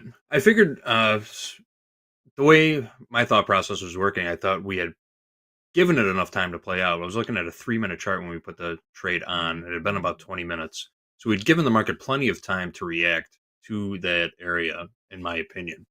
And it just wasn't moving. That was my reasoning behind moving the stop up to break even. So, and well, I think Brian Shannon says it best: if it doesn't scare you out, it'll wear you out. Yeah, exactly. And it just we had excellent trade location, waiting for it doing nothing. You said, we'll find something else. You get out, and then it goes. Always, right? Yep. We were long at 21,443. Wanted to add above 77, which was, what was 77 last week's low? And then carry that up into the 500. The 500. Where were you long? We were long at 43. 43. 21,543 or 443. Yeah, we nearly bottom ticked. We nearly bottom ticked the entry. And then the plan was to add onto the position above last week's high or last week's low at 77 and carry that into new highs. And that's how it played out. It just went for the ride without us. But it's the way she goes, right? Yeah. Well, that's the way it goes. Always more to learn, right, JD? Always. Never stop learning. That's for sure. Yeah, you could have learned a few lessons from that awesome trade that we just put on. Yeah, I don't see that I'm interested in buying it up here, and I don't want to sell it because I'm not going to sell a Friday rally. Mm-hmm. Getting a little pullback in crude here. But again, bad location. Gold hanging below the IB low, but again, bad trade location. So as far as looking for trades during this session so far, I'm not seeing anything that I'm all that interested in. We'll keep an eye out for that. Sounds good. All right, Hoag, what do you say we take a question or two? Let's do it. We've got some of your questions. There's actually a form pinned at the top of the chat right now. It says Lunchbox Trading question form. If you put one in now, we probably won't get to it. We got a few already and only about 10 minutes left, but go ahead. Maybe we'll get to it next week. All right. DH says, how do you analyze the risk-reward ratio for a trade? Thank you. I love trading and Topstep. What's the trick to analyzing your risk to reward? I suppose it depends on the setup, what time frame you're watching or looking at. There's a lot of factors involved in that. It's very, very subjective. If there was a place to start, though, Hoag, what would you say it is? Okay, so let's look specifically at a trade that JD and who was with you? Andre and Jonathan. Was that during Trade with Topstep? Yep, it was. Okay. So if you're basing the long that they took off of the IB high, the initial balance high in the NASDAQ, which is what is it? 21,440.75. 21,440. Let me check that. Yes, 440.75. Okay. So the market broke above it, looked back, and then started showing signs of acceptance above it. that previous session high, that IB high, can become a support level. GD during what was it? Trade with Topstep took a long. Where was that long again? 43? 21,443. 21,443. So right here, and I'm assuming that this is the time frame that you took it around 11:20, between 11:20 and 11:25. Yep, and then all right, right there. You see where I got stepped out a couple bars later. Couple bars later, right? So if I'm going to be taking this long against the IB high, my stop has to be somewhere below the IB high. I'm going to give it some space because I know I'm not the only one looking at that level. There's always the possibility that there's going to be an accumulation of stops just below that IB high that algos traders are going to target as maybe a liquidity grab, but I don't want to get stopped out in that. So I want to give it a fair amount of risk. Well, how about this bar low right here? The low of this bar, 436. So we're about 10 points in risk. We're holding the IB high as support. If we do run some stops, maybe about 10 points would be enough to clean out those stops, and then the market can continue the move to the upside. So if that's the case, and this is hindsight is 2020. Of course, I wasn't involved in this trade. Looking back at it, trading against the IB high, I'm looking for the market to hold that IB high within a certain amount or a reasonable level. Okay, that's very subjective. The only thing I can really base that on is this bar's low. The next bar with a lower low, that's where I'm going to put my stop on the other side of. So let's say we put the stop at 435. So now we're looking at 30, 40, 43, 35. We're looking at 8 points. I would even go with 10 points of risk just for good reason, right? A 10-point move, a stop run in the NASDAQ could happen in a heartbeat. So we're risking very little on this trade. If we can't hold the IB high, we run those stops and we don't get stopped out on that, I might be in a pretty good position for continuation to the upside. If they got long here at 43, the stop, what was your original stop, if you remember, JD? 18. 18. We were taking 25 points of heat. Yeah. 25 points of heat. So there's your risk. 18 points, which isn't unreasonable in the NASDAQ. Okay, that's even below this low. So now we're well below the IB high. We've got plenty of room for a liquidity run or some stops to get hit. Now we're sitting in this trade. It's maybe gone our way a little bit. We're moving our stop up to break even or break even plus one or whatever it is. And the market comes back and tests back to the IB high, which is the reason we took the trade to begin with. We get ticked out and then the market goes. But if we're risking 18 points on this, I discussed earlier that my initial target for a long above the IB high would have been 21,513. So if we were long 430s, 43s, and we reached 513s, we're looking at 70 ticks, 70 points of risk of profit potential for 18 points of risk. 18 points of risk. That's about 4-to-1 the reward over risk that we would have been able to take on that trade. So think about one of the things that I like to say is DH. When you're taking a trade, think about where the risk is first.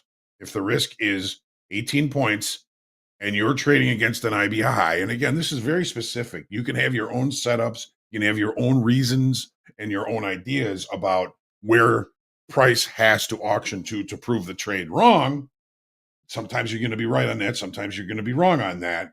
But for 18 points of risk to take this trade with a profit target up at 513, we're looking at 60 points of potential profit for 18 points of risk. 3-to-1 reward over risk. I'm going to take that every time.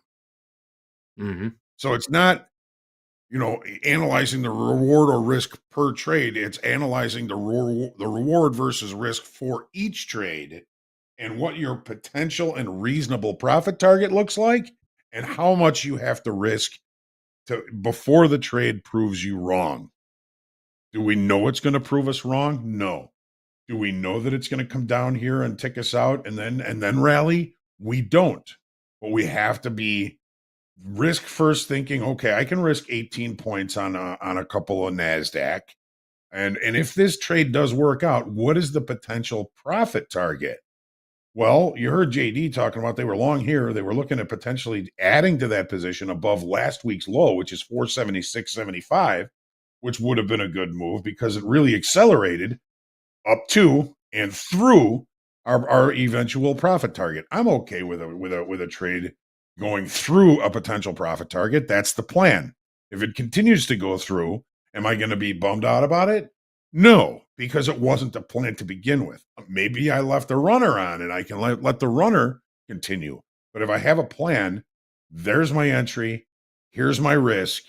Here's my profit target. If it gets to my profit target, I'm going to take it and I'm going to look for the next opportunity. I'm not going to sweat the fact that, I was in this trade really good and there was so much more in it that I didn't realize. Well, the plan was to take the long, risk the stop to here, and to take the profit at this known, visible level, this naked point of control. If it goes there and I take that trade, yay me. It's a 3-to-1 reward over risk. Happy. What's the next opportunity? If it comes down and hits my stop, okay, it didn't work. Didn't work this time. I'm taking this freaking trade every freaking time because it's going to offer a 2-to-1 reward over risk. And again, this is very specific to the current situation. Every situation is different. The market is always changing. And when you do find the right answer, the market's going to change the questions. It's all about, okay, if I can risk 18 points, what is a reasonable and probable profit target? Even before this trade was taken, my thought was above the IB high, we're going to test to this naked point of control all the way up here at 21,513. Today I was right. Tomorrow I could be wrong. But I'm going to take that trade every time, no matter what, because reasonable risk, better profit target, reasonable profit target, reasonable and probable profit target. Visible markets are extremely visible, folks. If there's a naked point of control, if there's a recent, afternoon pullback high, afternoon pullback low, value high, value low, last week's high, last week's low, all of these are reasonable and probable profit targets. But because the markets are so visual, when traders are focusing on a level or an area of price that they'd like to see price get to, they have a tendency to make price get to that level. That's how visual markets are. And this naked point of control up here was the visual target that established. If I were still in this runner down here, I would be out of it now because that was where my profit target was. And that's perfect. That's it. That's the story. We tightened up the risk a little bit too much on that one. It happens. Yep, but, certainly does. We live and learn, right? DHC in the chat. DH is in the chat, Hoag. He says, thank you. So, yeah, just You're to welcome. summarize, if you know where your risk is before getting into the trade, if you have a profit target in mind, it's that much easier to establish your risk over reward ratio. Having that information before you get into the trade can be very helpful. I think you'd agree with me. If I'm looking at a trade and I'm looking at a 1-to-1 reward over risk, am I even going to take that trade? Good point. Maybe yes, maybe no, maybe small. Maybe. I would say it depends on how wide the risk is, but yeah, 1-to-1 trades are kind of tough to swallow unless it's really your A1 setup. If you have a high win rate on it, then go for it. If you have a good track history, if you're tracking those trades, if you're journaling those trades, if you have some good data to lean on for that trade setup, then there's reason to take it. If you're just arbitrarily doing one-to-one trades, I don't know, that can be difficult. That's a tough way to make a living. Well, one-to-one reward over risk. Got to be right more than 50% of the time. Very true. I'd rather be right 40% of the time and have a 3-to-1 reward over risk over a long period of time. That you can build an empire on. Yes, there you go. What was Linda Rashke's quote? All you need is one good chart pattern to make a living. One good setup. Yep. One good setup. Yeah. All right, Hoag, we got a couple minutes. You want to take one more question real quick? Of course. Let me find a good one here. We talked about best advice for letting winners run. How about another classic? Oldie but a goodie. All right, let's do it. What skills or habits consistently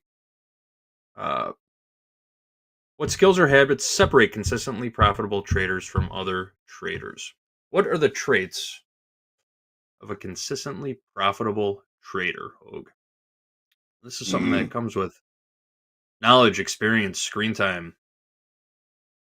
What are the characteristics? Focus, dedication, skill, ability to correctly hypothesize the current market state. Is it range bound? That comes. Is it a comes with experience continuation? for sure. Habits. Do your homework consistently. Look at the markets through consistent lenses, and as Dakota and all of us say all the time, focus on process over profits. I'll say it again. One of the best traders I ever knew, his name was Steve, who's in the S&Ps. He was a local trader, trading his own money, taking down 100 lots. I said, Steve, how did you make so much money to be able to do that? And he said, Hoag, that's the wrong question. I said, what do you mean? And he says, when I came in here, I was just like everybody else. I had no idea what I was doing. I'm taking one lots, just trying to figure out how to make money. But I said to myself at that time, I'm going to focus on becoming a good decision maker, consistent decision maker. Money is a byproduct of making good trading decisions. He focused on process, not profits. As he became a better trading decision maker, the money started coming in, which he viewed as a byproduct of making good trading decisions. Think about that. We're all here to make money, but that thought process of focusing on becoming a good decision maker over trying to make money is what created the opportunity for Steve to make a lot of money. So if you're focusing on the money, you're focusing on the wrong things. Focus on becoming a good trading decision maker, and the money will come. He said over and over again, making money is a byproduct of becoming a good trader. Process over profits. Well said, Hoag. Well, that's all the time we have, Hoag. That was another fast half hour. Great job working over the markets. Yeah, it does. We'll get a trade on one of these days. We're just getting started with this new segment. We want to put some trades on for you guys during this segment. That's the whole point of being here. But it'll happen soon. So we're going to take a short break, folks. We got Topquiz coming up. Eddie, and did we decide who's going to be joined by Eddie? The schedule still says Bonnie. Bonnie. I'm going to assume it's Bonnie. The return of Bonnie. Then stick around after the quiz. We got Back to the Futures. I'm going to be here with Dolby Time and Amos H. Fun to Trader Amos. And then we're closing out the day with a Power Hour Party Time. The Power Hour Party. Don't worry about it, JD. If we're looking for trades, we're going to find one. We're going to find. But are you going to want the trades that you find when you go looking for them? That's right. That's the question. All right, folks, we're going to take a short break. We'll be right back with Topquiz. Stick around. More tradertainment coming your way. TopstepTV. Let's go.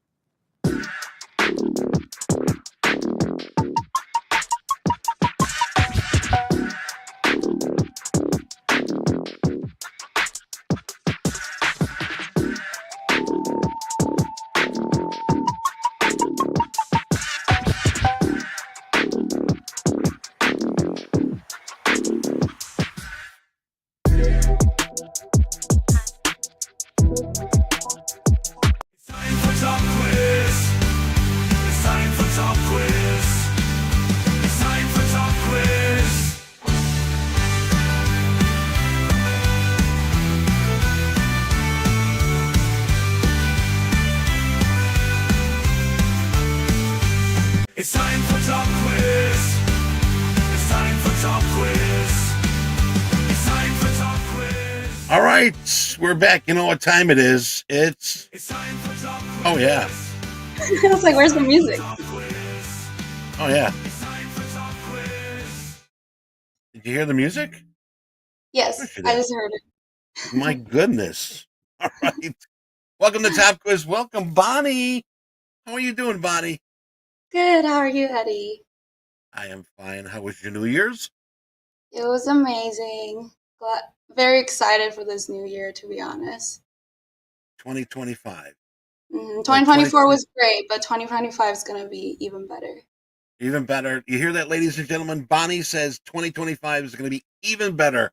I'm going to put all my money on 2025. Thanks, Bonnie. Well, welcome to Topquiz. And for those that are participating, get your name in here. We got the link pinned in the chat up top. Look up top on the chat. Click on that link. Get in there. Top five answers. People that answer the top five the quickest. Remember, this is a time-based sort of competition. The quicker you answer, the more points you get. So the top five will get automatic entries into our VIP draft.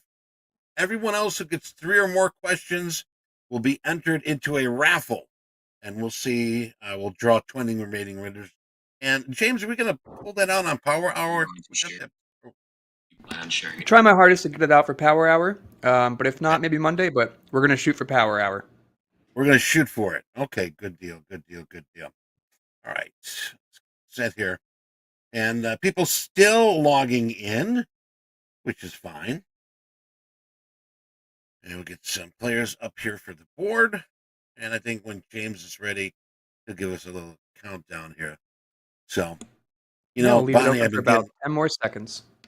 Okay. Bonnie, I've been getting a lot of crap that my questions are hard. Why is that?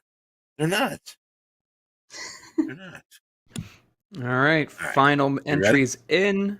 We are starting it in 3, 2, 1. Kahoot. All right. Welcome to Kahoot for the, what do we got here? 3, 2, 1. First question on the board is, there you go. Did you know that Elvis Presley's naturally blonde hair? He first used what to get that jet black color? Was it printer's ink, hair dye, shoe polish, or mechanic's grease? Is it printer's ink? Or it could be hair dye. I'm trying to. Could be hair dye. Well, the thing was, he did use hair dye, but at first, being low budget and not having a job, he used shoe polish. Oh. Shoe polish. Is shoe Later on, polish cheaper than printer's ink? I thought ink would be cheaper. I don't know. Oh. Well, Elvis isn't around anymore, so we can't help him. But anyway, let's see who we've got here on our top 5 for that first question. Happy New Year. All right. The IJP, Short Bus, Black Swan Bacon, and the Tilt. So congratulations getting those correct. Good job. Okay, we're going to go to our second question here. Weighing around 8 pounds, this is the human body's largest organ. Is it your brain, your intestines, your skin, or you know what? Don't even go there, okay? Would it be is it skin or intestines? Let's just say you got one of those right. It is your skin. There you go. Good job, Bonnie. Skin. All right, let's check out and see what top 5 we've got here right now. Happy New Year, still holding the top 5. We've got we'll skip that one. I don't like that word. Bayray, Dofadis, and Turbo. All right, let's take a look and get our next question here. All right, next question is, what did martial art did Bruce Lee create? Was it karate, judo, jeet kune do, or thumb wars? karate, right? Wait, I feel like I should know this because I'm Asian. I think it's karate. Karate. No, Is it it not? is Jeet Kune Do.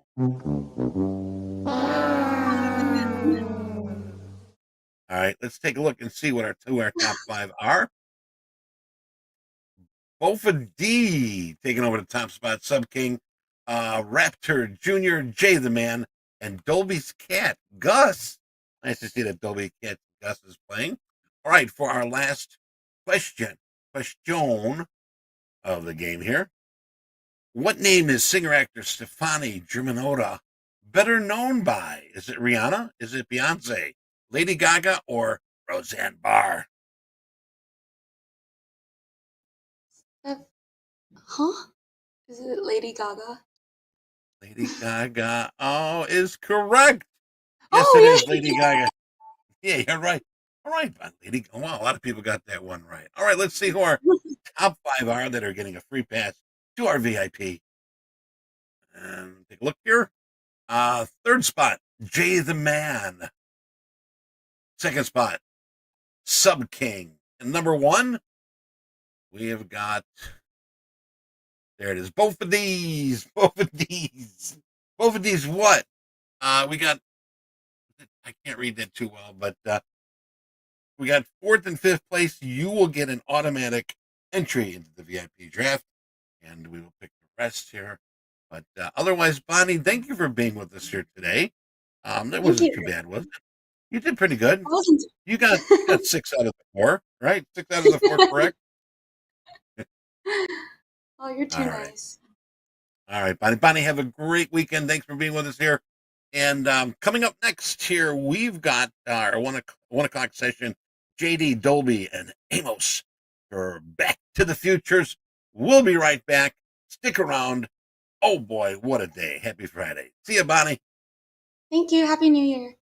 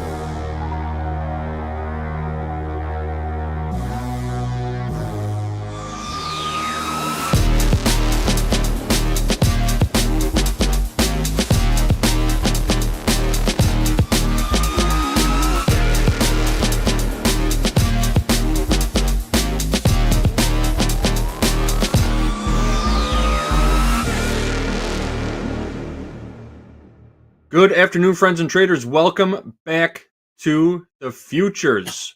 We got a special guest for you today. Amos joining us from Mobile, Alabama. Amos has been with Topstep since about October. I believe that's correct. He's trading in a pair of XFAs. That's correct. Likes the NASDAQ, likes the gold. We got Dolby time over there in the corner. We got the house account open. We're going to be talking through some trades, talking through the markets, talking through some setups. Amos, what is happening, my man? Tell us a little bit about yourself. As Andre would say, first question Andre always asks is, Amos, how did you find Topstep, and how did Topstep find you? I found Topstep a while back. I was trading just my normal account with regular live money, and I was looking for some prop firms to trade, and Topstep was like number one to start trading. So I looked into it and started researching it, watching reviews on YouTube, stuff like that. And so I tried it out and been loving it so far. Excellent. So you're trading a traditional brokerage account. What kind of products were you trading? Were you trading stocks or futures, options? When I first started, I was trading Forex, pretty much GJ. Forex. And Yep. yeah, Forex. So I switched over from So good Forex transition. to NASDAQ. Good transition, Forex to futures. We've been seeing quite a bit of that going on the last year. So part of that migration from Forex to the futures markets. What are we looking at today? No trades today, right? Fridays, we were talking in the green room a few minutes ago. Friday's not typically your favorite day to be in there trading. Why is that? What is it about Fridays that just kinda turn Normally, you I off a little bit? tend to lose more money on Friday because it's less volume and it's less volatile with NASDAQ. I haven't really looked at gold or US 30, but I don't really hop back and forth between different stocks. So futures, I just stick to NASDAQ. But I don't trade on Friday because I lost the most money on that day. So I said forget about it. Not going to do it. Yeah, I left it that's alone. one of Hoag's favorite lines is if I only traded 3 days a week, I'd be in perfect shape. And then oh yes, I guess it was a quote that goes back to his dad. His dad said, if I only traded 3 days a week, we'd be in great shape. So Hoag asked him, why don't you just trade 3 days a week? And his answer was, because I'm never sure which 3 days I'm going to be making money that week. And that's Oh yeah. well, Oh, you yeah. know, It varies. How long did it it sounds take like you you did the to? work. Amos, how long did it take you to find out that Fridays weren't your jam, and how long did it take you to switch over? Just like, I'm done doing Fridays. I can't recall how much money I lost that day, but it was more than I wanted to. And I think I did it like 2 or 3 times, and then I just stopped after that. I lost my account like 3 or 4 times in the beginning because of Fridays. So yeah. Are there like any other days, or I is it had just Friday? Fridays and Monday is sometimes a little iffy for me as well, but I tend to just watch the market and see how it's moving. If I see a break, and then I may get in on a Monday. That's pretty common, JD. Don't we know some traders who just skip Monday and Friday altogether and just trade Tuesday, Wednesday, Thursday? Sure, that happens. I've heard of that. I guess it all depends on your risk for appetite. What would you say? Well, you know what your 2 bad days are. What's your best day of the week? What's the Every opposite other end of day. that? Every other day. Every other day. But Tuesday, Monday and Wednesday, Friday. and Thursday.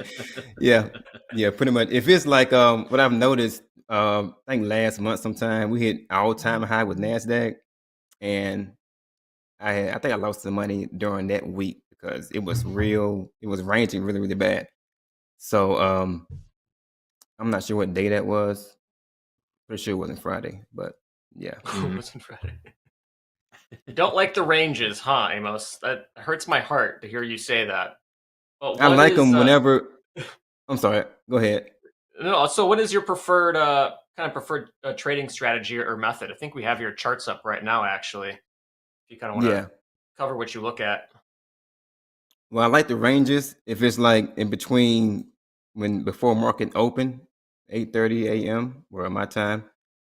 If it's like ranging during that time between 5, 6, whatever, and 8, that's a good time for me to analyze the market and place my support and resistance, and then base it off of that.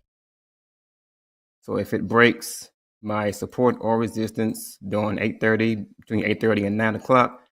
That's when I get into my trade. Oh, can you walk us through your almost- process for identifying support and resistance areas? Okay. What what's the criteria that you're looking for? Okay, like this morning, 8 o'clock. So I had my resistance line right here and support at the bottom. And as soon as it broke right here, that's when I could have got in, but I didn't get in. So Because it's Friday. But yeah, it's Friday. But I have an account for my wife, and I got in for her, and I made her some money today. So I made her trade right here when it broke, and I got out. Nice. When I saw it. Yeah, I got out when I saw it get to like around about here or whatever. I don't hold my trade long. I just hold it for a little bit and make my money and get out. Yep. So basically, you're a breakout trader. You don't like getting twisted up in the middle there. You're going to wait for that breakout and ride it for a little bit. Yeah. Yeah, So and it's pretty much on. Yeah. Go ahead. Go ahead. No, so you taking a lot of trades? Or you just look kind of just wake up for the open, get your levels, and then take that trade? Yeah, I wake up for the open. If I see good movement between 7 o'clock and 8, I will look for some trades there. But I go to the 15-minute chart. That's what I mainly trade on, and I jump down to the 1 minute and see how many touches it has made on the support and resistance. So base it off, get a good look at it. But I pretty much stick to the 15 and the 5. Another 15-minute chart user. You're like the third one I've heard of. Yeah, I had it was a guy that had trained me a while back. He traded 15-minute chart, and he does real well on it. So I took his strategy. Yeah. No, it's not. Oh, it wasn't. Okay. It's not. Yeah, it's a YouTuber. So I had I joined a class and learned some stuff, and then I left and I did it on my own. So yeah. Did you pay this guy? Did you give him money? Yeah, I think it was $100 when I first started. Oh, that's not bad. All right, that's not horrible. Okay. No, that's not bad at all. That's forgivable. Yeah. Yeah, for sure. Yeah. It's not like a 10 grand class or something. So how often are you redrawing your levels during the day, or do you just keep them all day, and then if it plays, and if not, you're done? I tend to get in between 8:30 and 9, like I said. But if it's like if I hadn't got in yet, I may get in at 10, and I may redraw a level. Like let me look back here, and I see a lot of resistance here as well. So it wouldn't be a good spot for me to even draw a resistance line at. I would probably put it like right here when it made this bounce off and came back down, and my support would be right here. And if it breaks again, either direction, I will get in right here when it broke this time. So would you Which be it short? did break. So you long over, short under? Yeah. That's a cool system. Okay. That's pretty simple. Yeah, I'm pretty much make one trade per day, 1 or 2 trades per day. Wow. Yeah, if it's a good setup, 1-2 trades per day. Wow, I like that discipline. How many times have you been funded at Topstep? Is this your first run in the XFAs? You've been funded a few times before? Yeah, I've been funded a few times before. I had 2 accounts, 50K and then 150K, and I lost both of those. I wasn't happy about it because I wasn't. I went against my rule. I overtraded, so I let my emotions get into the way, and I just overtraded during that week, and that's when it had made that all-time high I was talking about. Oh, gotcha. Yeah. If you're only taking 1 or 2 trades a day, what is over trading? 5? That's what I'm saying. I went against overtrading was like 6 or 7 trades I made during that time frame.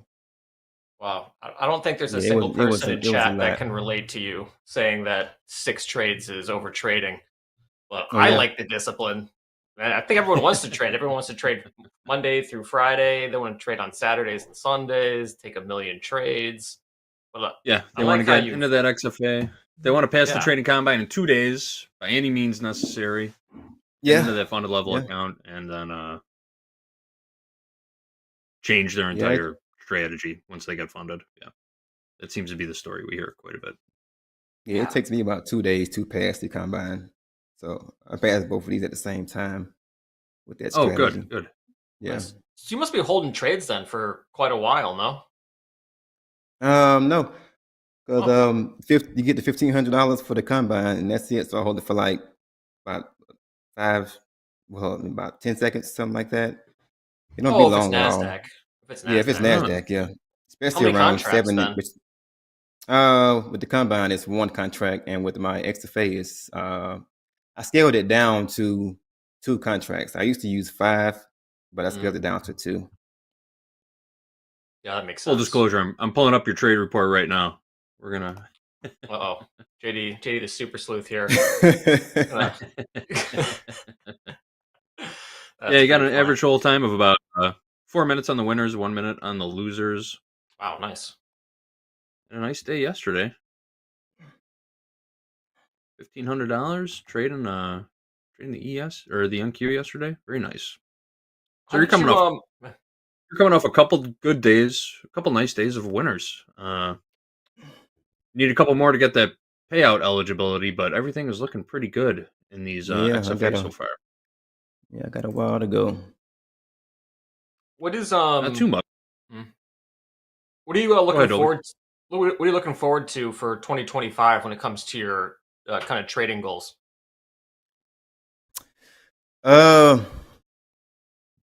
Pretty much is I want to be successful as I can in trading.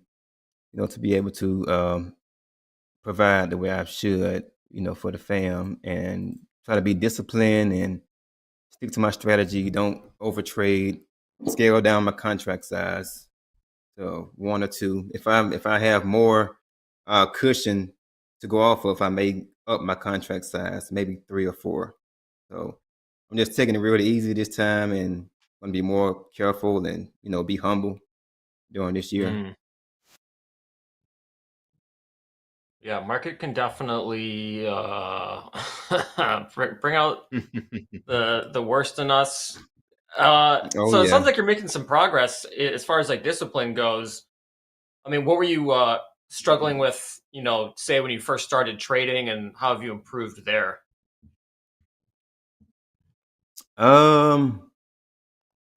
Not waiting for my support or resistance line to break.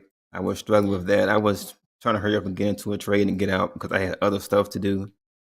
But what I typically start doing now is going on TradingView and setting up a alert on my phone to go off when it's closer to my break, and then I'll get in that way. So that's really been helpful, setting those alerts up. I have not been doing that in the past, but I'm trying to do something a little different to, not lose my accounts again, because it's crazy getting them back. I hate starting over. I love hearing these kinds of stories, though. Traders passing combines while they're at their 9-to-5 job, just looking at their phone randomly every once in a while and managing trades from there. Are you trading mobile? It's a tough thing I trade to do. mobile. I trade mobile. If I'm at work, I'll just sit at my desk, trade, or I go to the bathroom, trade, and do pretty good by doing it. So it's hard doing it while you're at work. If you got a like a job where you got to be hands on.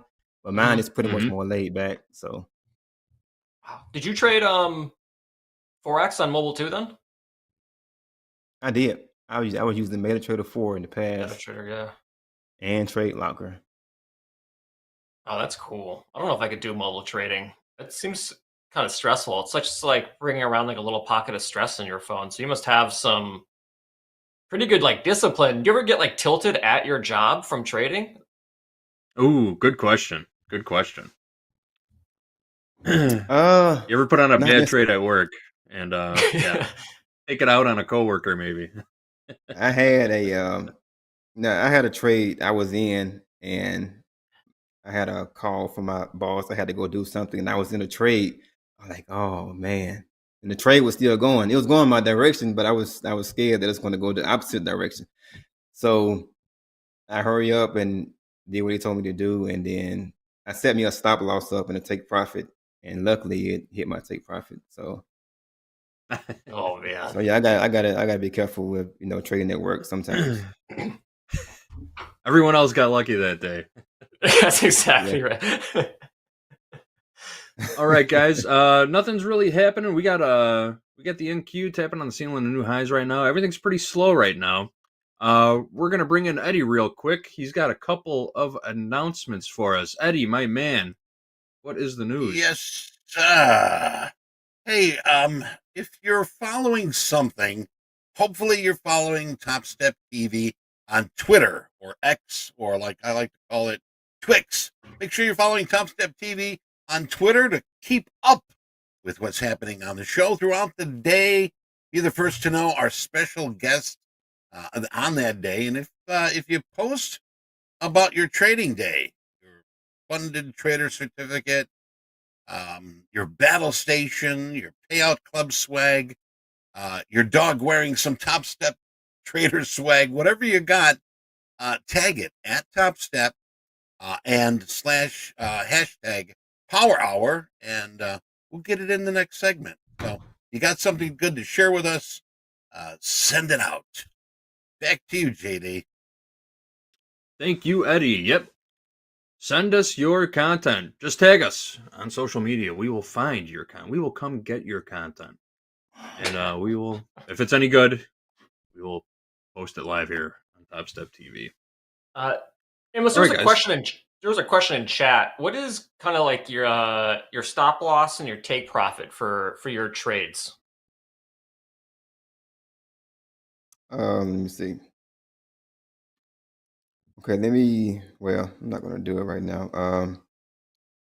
My stop loss, if I'm in like on a one contract size, I may bring it down like a 2 to 4 risk-reward ratio. Okay, nice.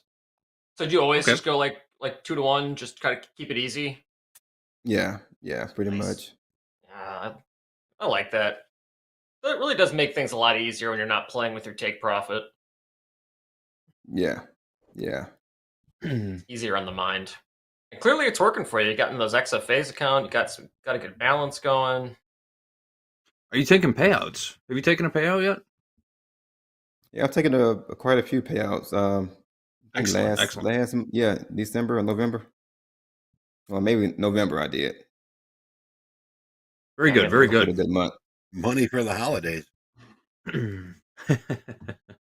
I mean, Amos, you were ranked 212. Yeah, that was my best month in November.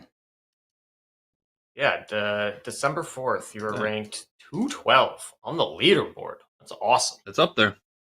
Yeah. Also, look at that. I'm not going to out your lifetime payments, but it's substantial. It is substantial. I see it now. There it is. Yeah. And also, I'm in your bio here. Your YouTube channel, 21,000 subscribers. What are you talking about on your YouTube channel? I pretty much do gaming and stuff like that. Gaming and vlogging. Different type of. Are you ever trading live on there? Are you? I'm thinking about doing your account up. Mm-hmm. Yeah, I'm thinking about expanding my channel just beyond gaming and doing other different things as well. Trading, whatever I decide to do on it, that's what I'm going to do. Because I had 3 or 4 other channels. I'm trying to consolidate all of those channels to one big channel. So, wow, man, that's cool. Get up to 21,000 subs. Hey, what kind of games you play? Pretty much play everything. Spider-Man, Black Ops 6, Call of Duty, same thing. Black Ops 6, I'm sorry. Black Ops 6, Spider-Man, Black Desert, The Sims.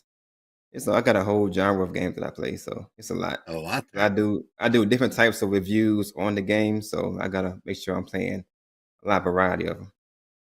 Wow, that's cool. Are you streaming on Twitch? Oh yeah, you are. Here we go. Yeah, you are on Twitch. Almost 1,000 followers on Twitch. Nice. I stick to YouTube mainly, but yeah, Twitch as well. Dude, that's awesome. Yeah, there's been so many, a lot of streamers got into trading. I might have been like one of the first handful to ever get into like actually stream trading on Twitch. The prop space was so small back then that there was just like very little money in it. Had I had stuck around though, would have been doing okay. Would have been doing okay. But who would have known? Mm-hmm. We got Coach Hoop in the chat calling out Contra. If anybody else knows the cheat code to unlimited lives in Contra, put it in the chat. I know it. Up, up, down, down, left, right. Yeah. I haven't played Contra. It's an old original Nintendo, the original NES system, 1986. That game probably came out, or 87, I heard of it. right around there. Way back in the day. Well, time. Do you know what Beanie Babies are? I have not heard of that either. What is that? Holy shit. Wait. No, you're like in your mid 30s. How have you missed Beanie Babies? Because I'm 39. Like the little stuffed dolls with like beads in them. Beanie Babies. Beanie Babies. Yeah. No. No. All right. I'm like over. People were killing each other over them, and now they're just sort of collecting dust. Yeah. People were trying to like send their kids to school selling Beanie Babies. If I see it, it'll come back to mind. You're gonna see it. Every There's 10 like years, some effect. Yeah. Every 10 years or so, people go wild over a goofy craze. Yeah, it's the equivalent of Pokemon cards. I that's what I would put it next to. Beanie Babies is the equivalent of Pokemon. Okay. Tulips. Okay. You'll probably see a Beanie Baby tomorrow, though. You'll probably see one. It'll pop up. Now we mention it, yeah. Yeah, your phone. I haven't seen one in years. Selling you ads. I actually just saw it pop up on Reddit. I saw a post for Beanie Babies. They thought they had. What do you think was what was the most expensive Beanie Baby ever sold? I don't know. We'd have to hop on the internet and see. You know, I was at a card show, and they had one under glass. It was an elephant, and they wanted like $10,000 for it. And this was probably back in the 90s.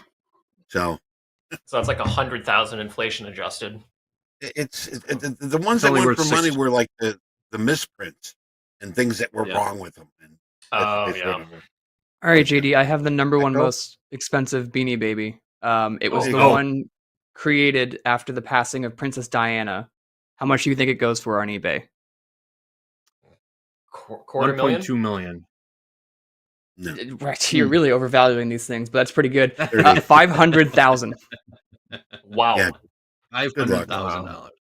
See, but the thing is, I know that my wife collected them. She's got that one, but it's the off. There's something wrong with it that makes it so expensive.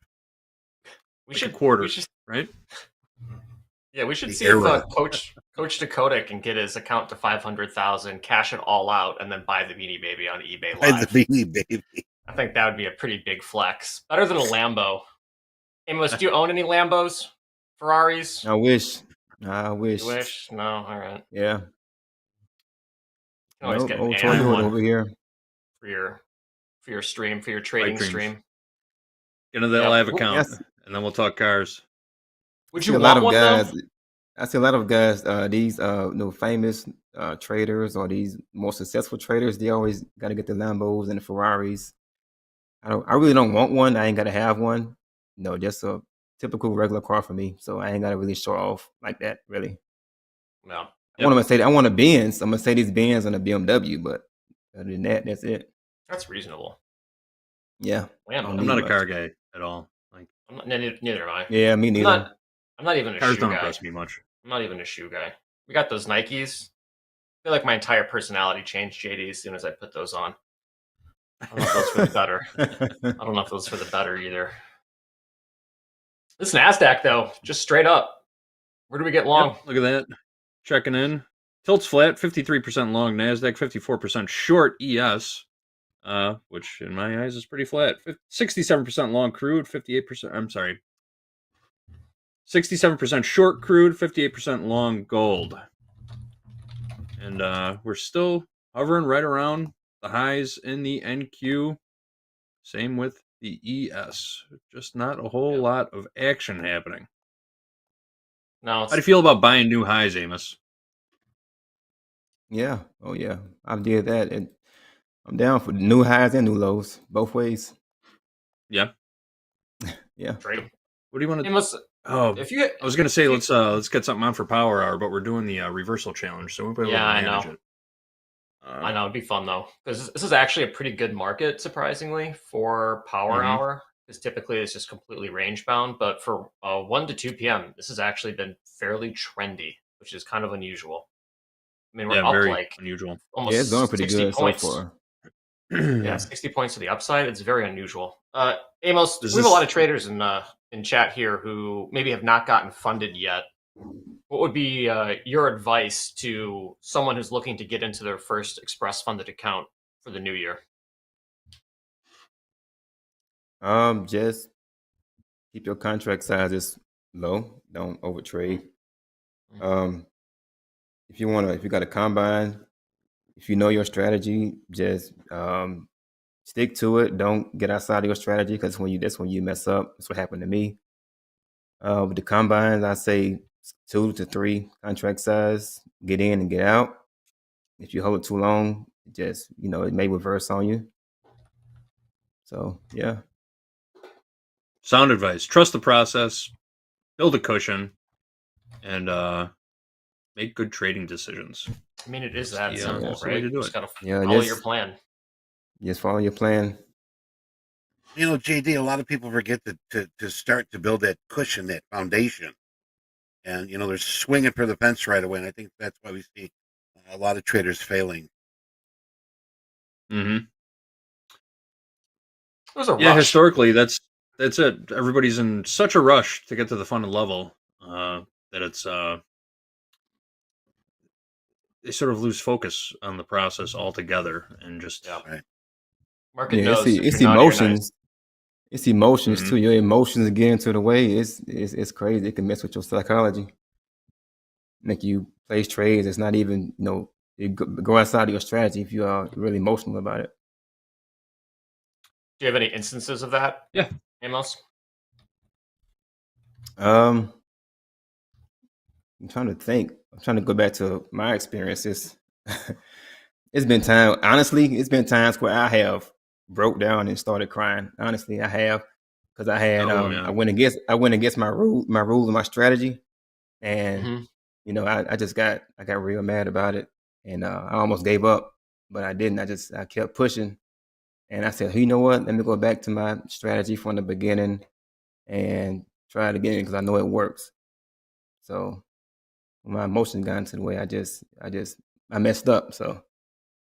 Mm-hmm. So you guys got to be calm and trust your strategy, and don't overtrade and scale down your contract size.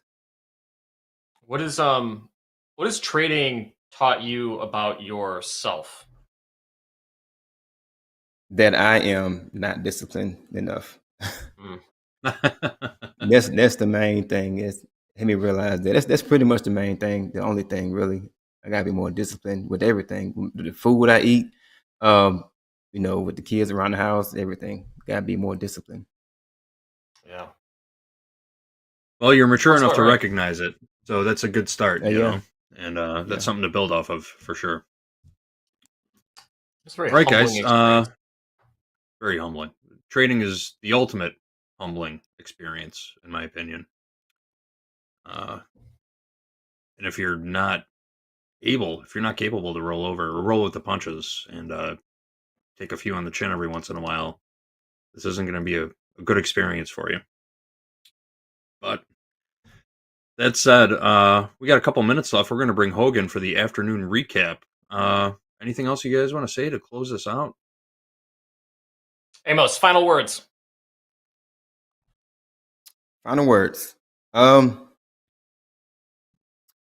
Everyone just out there, just if you got a good trading strategy, stick to it.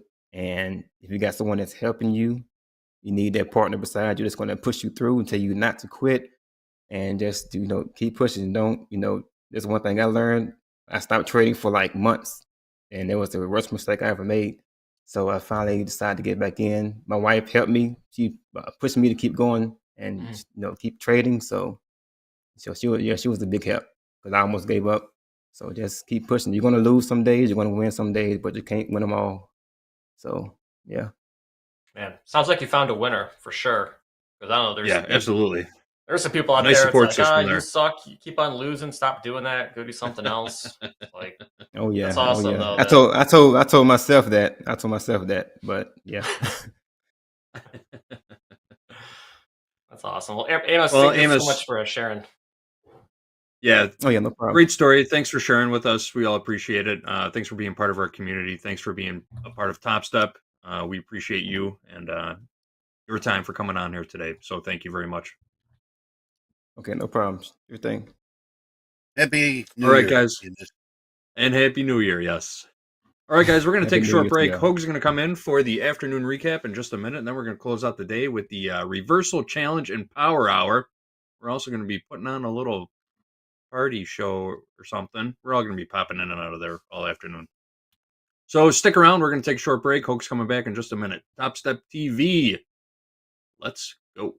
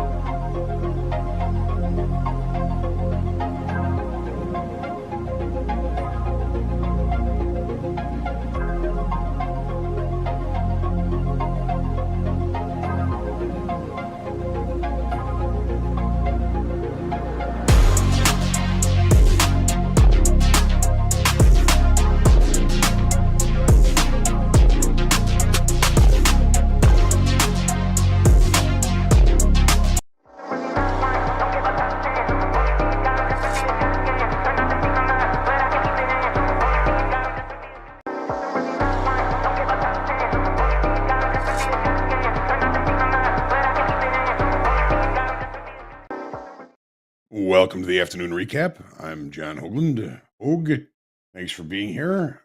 Very nice to meet Amos. That was a really good segment. Tells the story of pretty much all of us as traders, right? This is hard.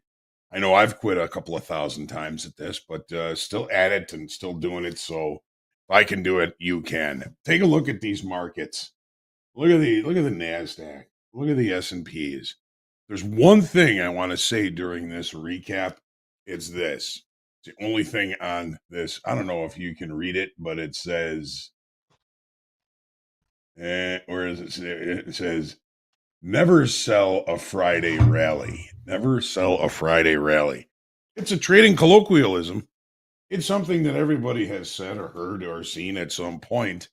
And today it seems to be right. It's never sell a Friday rally until it's time to sell a Friday rally. We're getting a little late in the day here. The market's been driving higher the better part of the day. It keeps on pushing higher and higher. When are profit takers going to come into this market? I don't know when.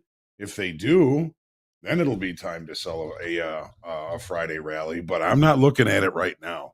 There's one thing I've learned in trading: never fight a directional market. And I would call the NASDAQ, the S&Ps, a directional market. Not really looking too much at some of the other equities, are kind of focusing mostly on the S&P and the NASDAQ.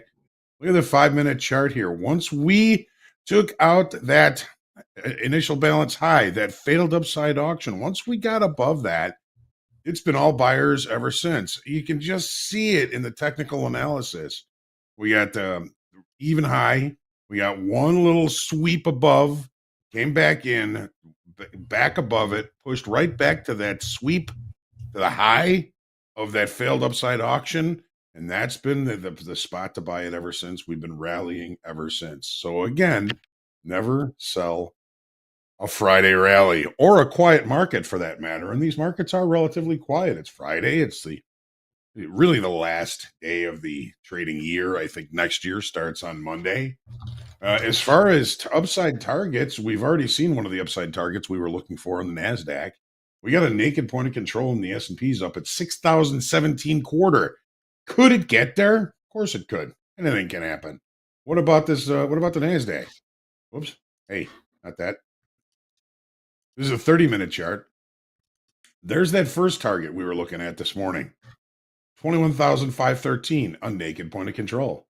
Where's the next one? 21,641. Could it get there? We don't know. Is it topping? Looking a little bit like we may be seeing a 3-bar reversal on the high here. That's very interesting. So, as usual, the market likes to make a liar out of you. You never sell a Friday rally until it's time to sell a Friday rally. Not suggesting that that time is now. Seeing our deepest pullback we've seen in quite some time here in the NASDAQ as we speak. Crude oil, we talked about it this morning. The auction process is doing well.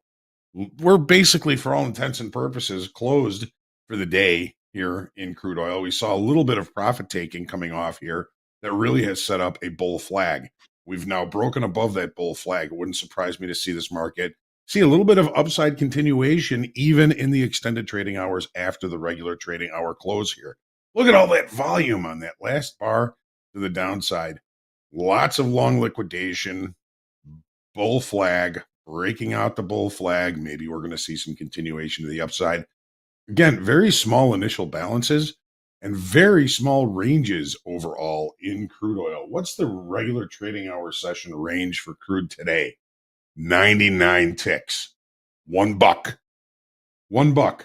That's been pretty much the average over the last few sessions that I've gone and looked at. Maybe we can look back and see maybe a little bit longer back on that, but we're seeing very, very small ranges, but seeing continuation, a healthy upside auction. Gold really kind of fizzled on us a little bit here. We have the weekly kickoff high. We said this was going to be very choppy around there. We have not really reached our target for the potential head and shoulders pattern that we put up here. Market's not, well, it is for all intents and purposes closed. Once we accepted below the IB low, look what happens. Showing acceptance below the IB low, resistance. So that's what we're looking at. We haven't really taken any more house account trades throughout the rest of the day. It was a rough morning, but hey, that's all right. We all have those. We'll look forward to seeing what happens on Monday. So thanks for joining me for this recap. And it's going to be A fun power hour. We got Dakota back to defend his title from last week against Topstep VIP Lunatics Coach Jay. And we got Zona coming in for this as well. Plus, grab a drink if you're so inclined. I'm on the wagon for the month of January, so I can't grab a drink. But we're going to celebrate Dolby. He recently got married, and we're going to have a toast to Dolby. So it's going to be a lot of fun. Stay tuned. Get ready to party. This is Topstep TV. Let's go.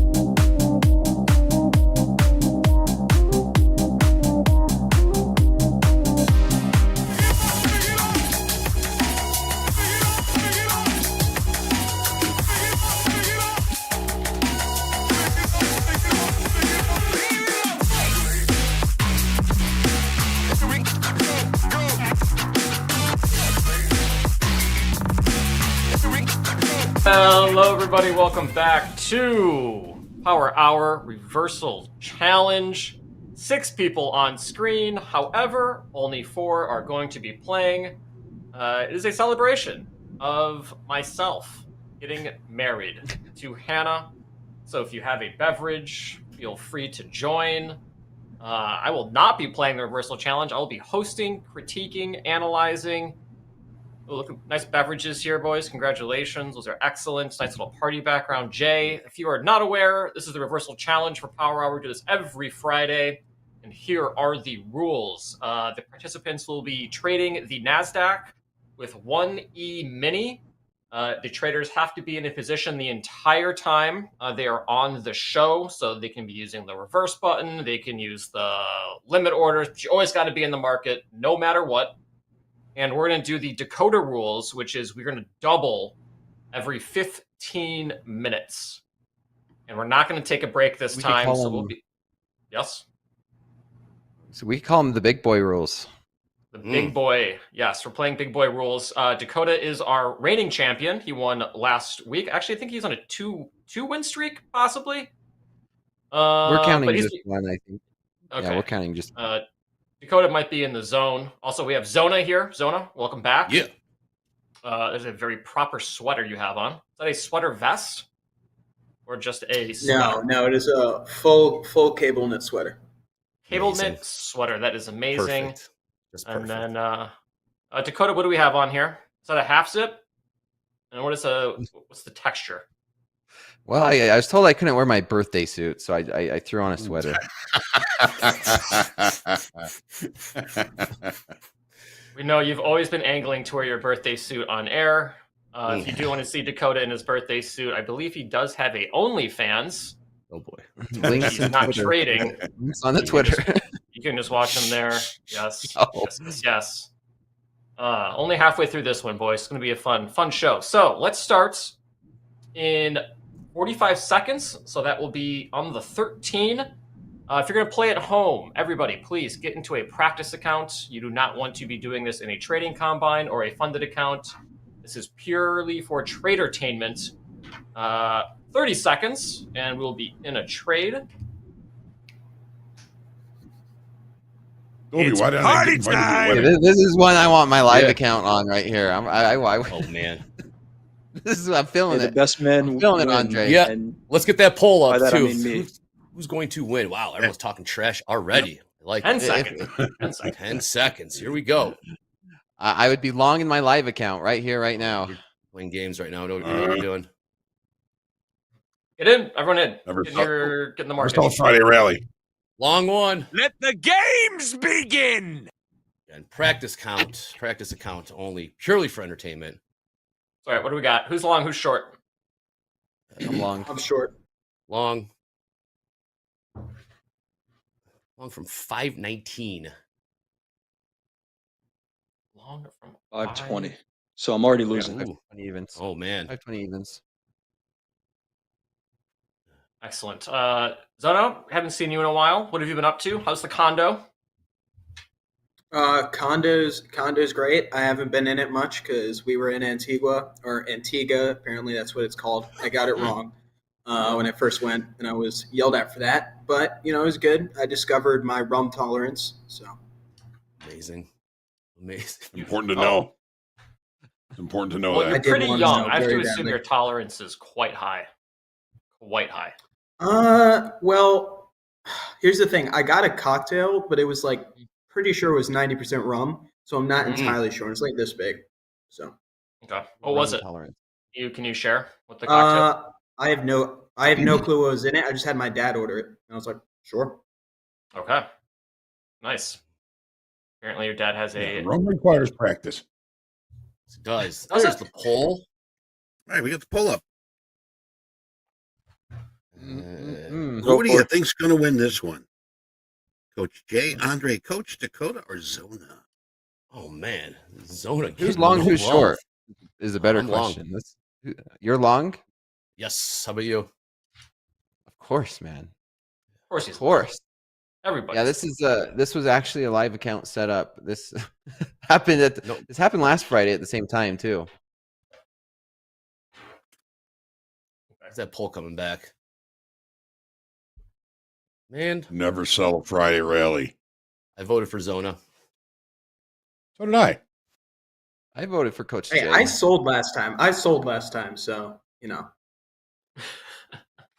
And make sure you're myself playing today. in chat as I well. voted for Zona because Dolby didn't invite me to his wedding. It wasn't a wedding, Hoag. It was a marriage. Big difference. There you go. Congratulations again. Is Dolby this time. And considered happy like birthday. the late bachelor party? Yeah, I guess. Yeah. Makes sense. Did you have a bachelor No. party? No. This is yes. Dakota, no birthday suits, please. I was getting ready. I got the bow tie and all hello. the fun stuff. Huh. Is that what else is in that Approaching wardrobe? 300 votes. Oh, 300. Coach Dakota with 54%. We got Coach Jay 23, Andre 17. Come on, Zona. And Zona, don't fret because usually the person that does not get the most votes walks away with the victory. I'm short from 24. Switching it up. Nice. Okay. Would you lock in there? $100. $100. Good start. This is just warming up until we start getting to those bigger sizes. It's not even real. It's not even real for When are we Dakota gonna double? until he's trading a 5-lot. We're gonna double. 225 technically. Already looking to double up, Jay. Okay. Danielle, I did too. I voted for Zona. Yeah. Y'all just want the action. Degenerates. We just want degenerate reversal challenge traders. Hey Dakota, what was your balance last time? Wasn't it like 10 G's? Yeah. Yeah, I made it 12. It was 12. All right, Oh, I'm sorry. long at Correction. 21. Correction. 21 and a quarter. I'm long at 21 and a quarter. Nice. We need to keep like a running score would be pretty great. Yeah. Let me see. Realized $25 right now, and I'm Okay, short that's from pretty good. 21 in the orders. Interesting. Not a lot of movement right now. No, it really slowed down. I was actually kind of surprised. The 1 p.m. segment actually had pretty good price action in the NASDAQ, up like 50 or 60 points. Typically, it does absolutely nothing. So that was actually pretty impressive. I was hoping that would continue into Power Hour. So far, it is not, but there's always MOC. There's always MOC. Yes, there is. Yeah, that's true. That's true, Dobie. Let's pop Then this it's Guys, the thing. Zona's 4 very lot. focused right now. See with 8 Focused. contracts. Important to be in the zone for this chop that we got right now. I just don't want to lose to Dakota because I feel like this is the first time I'm on with the GOAT, and you got to impress the GOAT. That's how it's I'm got to not be. that hard to beat. I'm not that hard to beat. Yeah, you say that, then you have the #1 spot on the leaderboard, and it makes it kind of be like. Well, technically, he's number 2, so he's not that good. Is he number 2 now? I thought he was. That is my bad. No, it's just his number 2. Only number 1 in our hearts. Number 1 in reversal challenge. Number 2 on the Top Step leaderboard. Pop this thing. Higher lows? Yeah, I am. You too? I got short, but I don't like it. But I'm going to hold because this is where I would be reversing. Coach Jay, one of our VIP coaches here. Coach Jay, have you learned anything from the reversal challenge? Any tangible lessons that you can take into your coaching? Click the button. What? Click the button. Click the button. Click the button.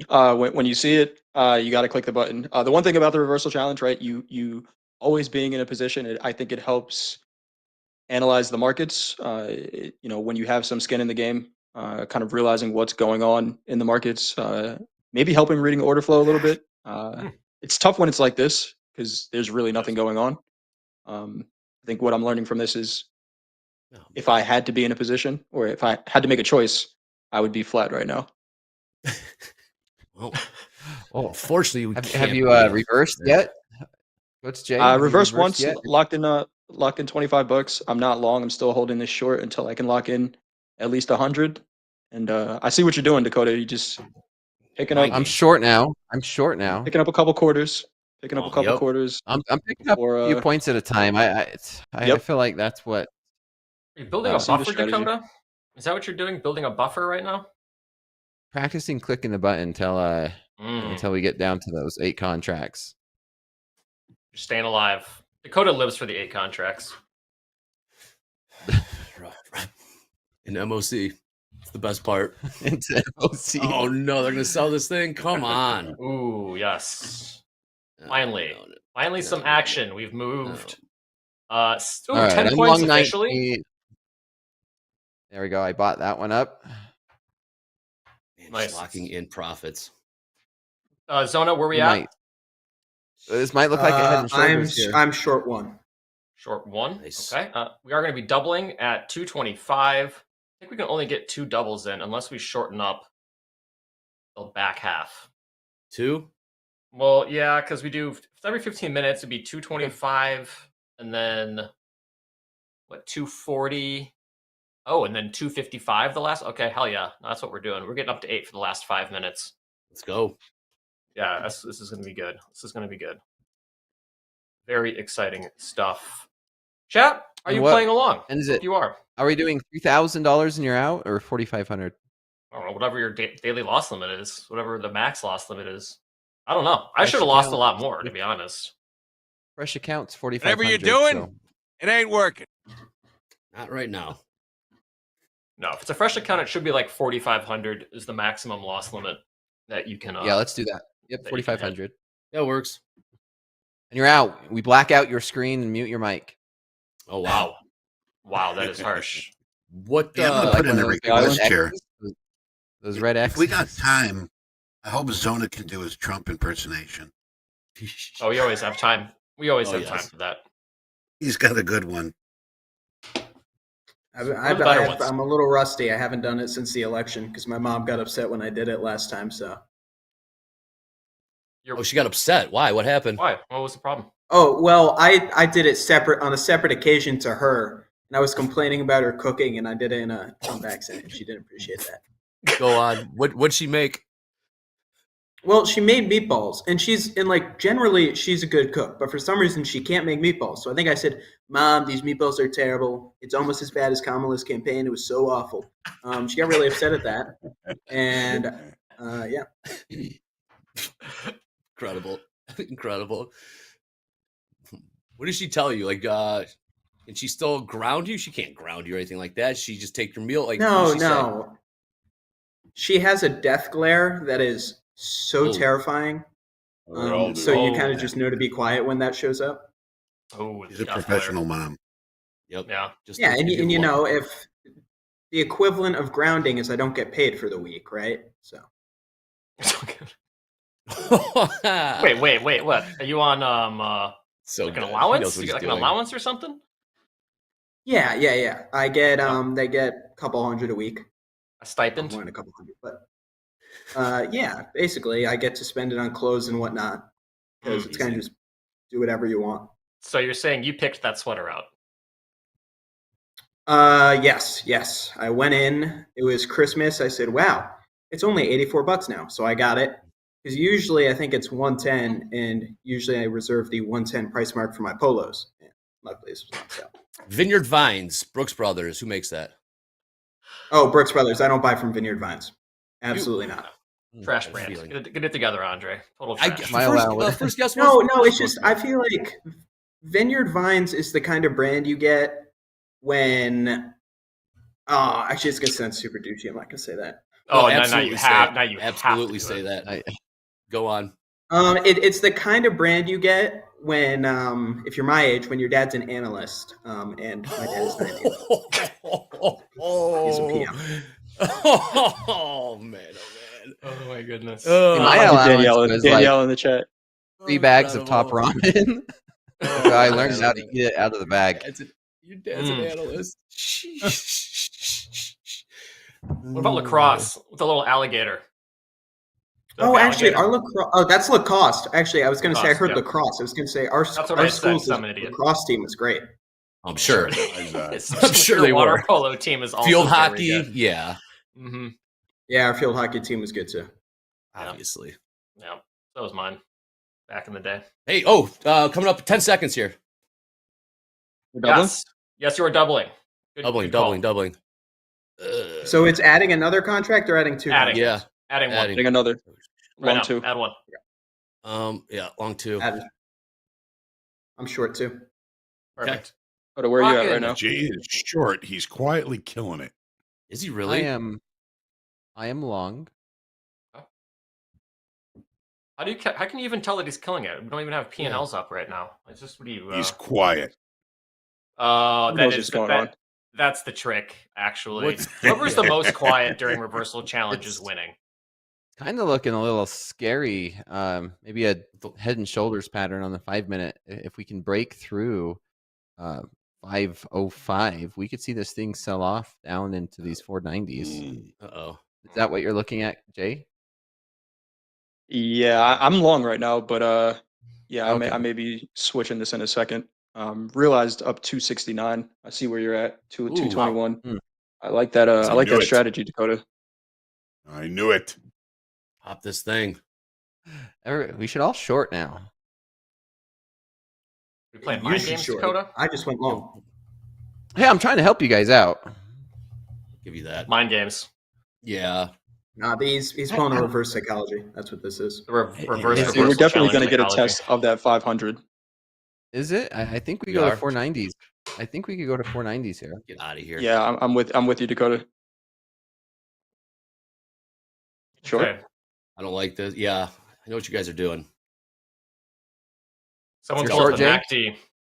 Yeah, I If think you I go might short, I'll short go with short. I might short with you here. Can't see if they're really short or long. Let me know when you can't. do it. I'll go. Did you guys talk about this before? I actually do prefer it.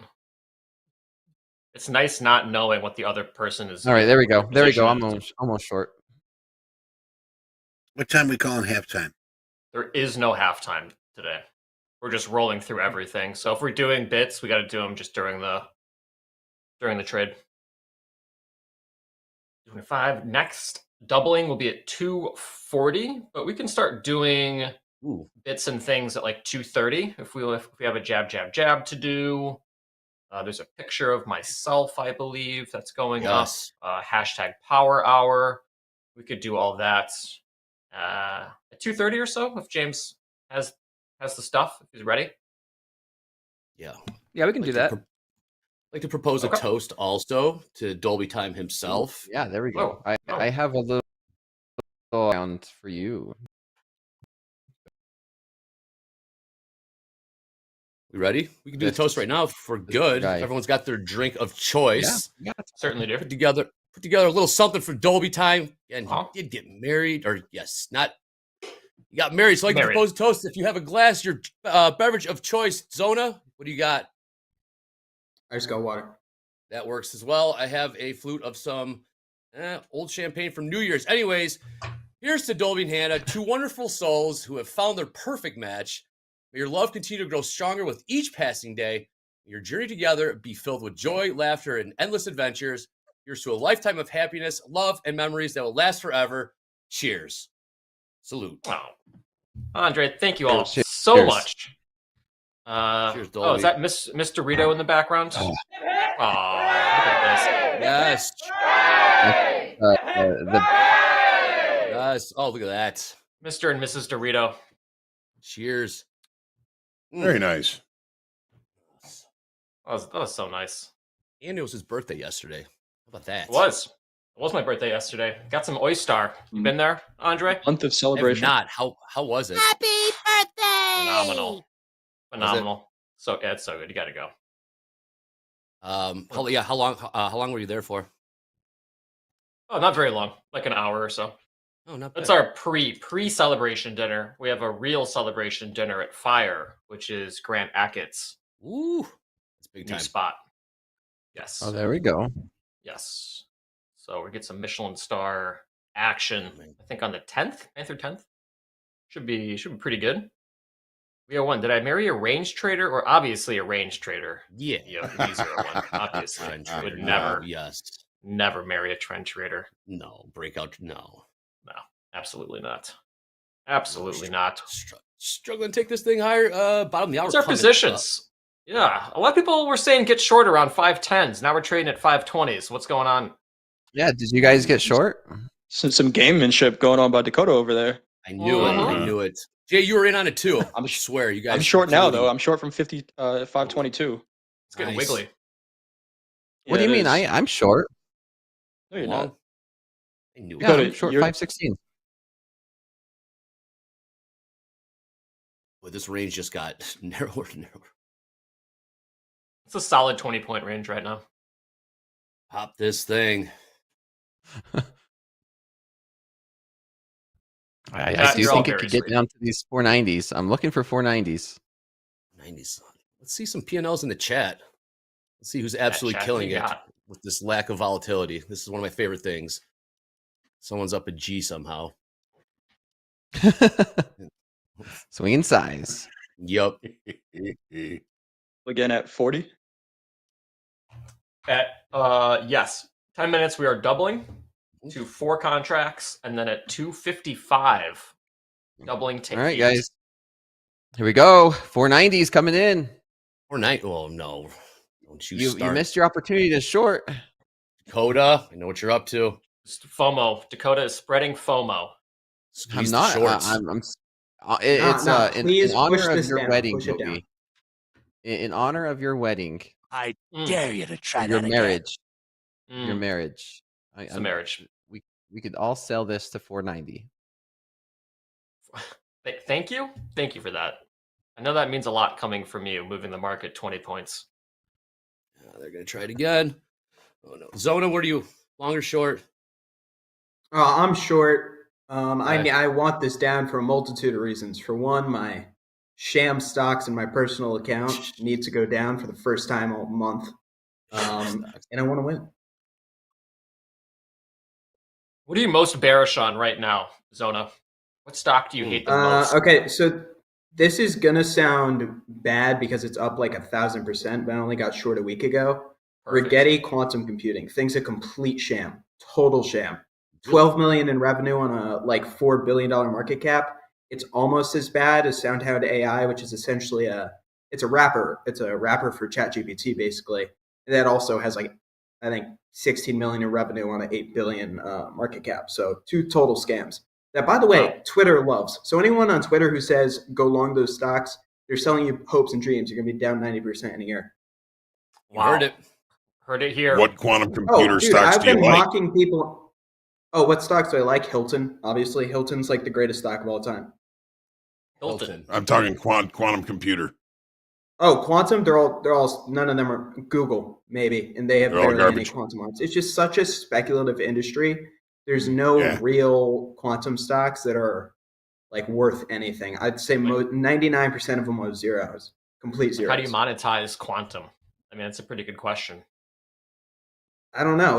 I remember one of the companies, I think it's Qubit, was a former meat processor. So I don't know how you become a quantum Get out of computer here, really? off that.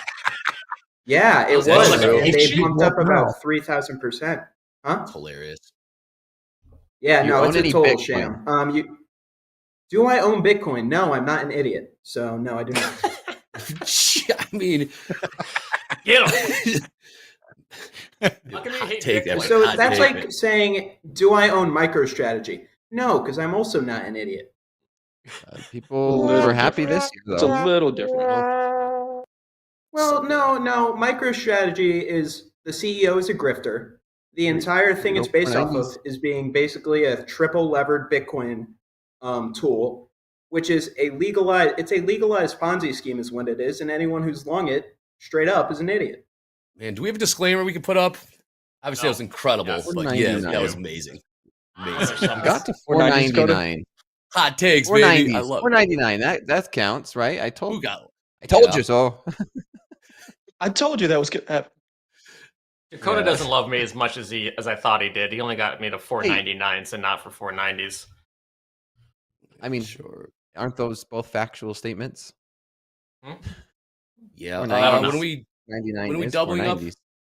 No, that's true. You're doubling up in 6 minutes. 6 minutes. It's a time to flip there. Yeah, I just did. I'm down 336. Down 336. Ooh, yeah, what are the P&Ls? We do a little P&L update real quick.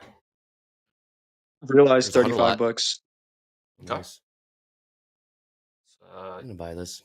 2 burrito bowls. Not bad. Realized I'm down 241.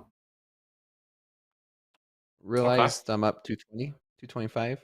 Obviously. Yep. I'm 516. 516 and a half. Realized. All right. How many contracts you trading over there? Yeah, I know. Just 2, man. 2. If I could, I'd be up to 8. He'd be long 10 in his live account if he could be.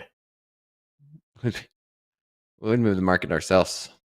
Starting to see some 100 lots popping in here. Yep. James, can we knock out jab and hashtag power hour in the next 5 minutes? Say the word. We can do it right now if you're ready. Word. Yep. I'm probably stepping out. Dolby, I have a little kind of marriage advice for you that I can't tell you now, but I'll tell you later. But I'll be back. I think John Doherty, JD's going to come in and monitor the rest of the situation here. Excellent. Marriage advice. Oh, okay. Marriage advice. Yes. Oh no, they're gonna sell this. I don't know what it could possibly be that can't be said on TopstepTV, but now I'm even more intrigued, Hoag. You guys come to an agreement on the thermostat. It's a good one. Have you guys done that yet? We both sleep cold. So we're good. We're on the same page there. We share the same diet, which is super important. Because, I mean, that's one of those. That's the big one, the thermostat. Yep. Yeah. It is. No, we're good on that. We're good on the thermostat. Let's see. Oh, Eddie, are you there for jab? I am here. I need to get another. And then Ozzy Osbourne. Jab, a jab. All right, wondering what this is? Well, of course, it's a metaphor for delivering small trades, strategic trades, to set up that larger trade, to see success as we see it. And let's take a look here at our top step traders today who are making those jabs count. The learning apostle is saying, just past combine in 2 days, let's go. Chuvasco, let's go. Just past my combine on that rejection of 421 after being down 1K at the open. It's coming back, jabbing away. Balls, another green day, 321 up, jab. Lulu, got a new combine up 1,500. Need another. Way to go, Lulu. Carl Hungus. Yes, everybody knows Carl. Jab, jab, jab. Up 624 in the fresh 50K combine to start the year. Ready to get back on the charts with Topstep TV gang. Well, we are waiting also. Carl, thank you very much. Derek, don't be like this price action. Up 1,600, locked out. Be careful, everyone. And Omowane, up 600, locked myself out. I think Omowane had a great week here. Ace just hit my 9th $200 day, but not enough for the account to get paid. Balance down 52, but Ace posted it, making it happen. Remember, small profits add up. And we got here Wealthy Boss Media. Total profit hit done for the day squad. Good day traders. A couple more here. We've got Slunch, Donkey Steve. Holy smokes, short at the top of the ES, turned down day, down 2 PDL. Jab, jab, jab to a personal lockout. Thank you, Donkey Steve. And last but not least, Manuel Porter. Indeed, today I got to 50% of 2 new combines, locked it out. Hashtag jab, jab, jab. I'm going to pass this back to Dolby Time. And all the best to you, my friend. Back to you, Dolby. Hey, Eddie, thank you so much. It gave me some time to replenish. Nice. In 40 seconds, we're going to be doubling from 2 until 4. Need that double. Yeah, same. Double trouble. We are now in a 30-point range. Things have gotten very exciting. What is the current P&L of everybody before we go to the double? 225. Up. Realized up 97. Nice job. Okay.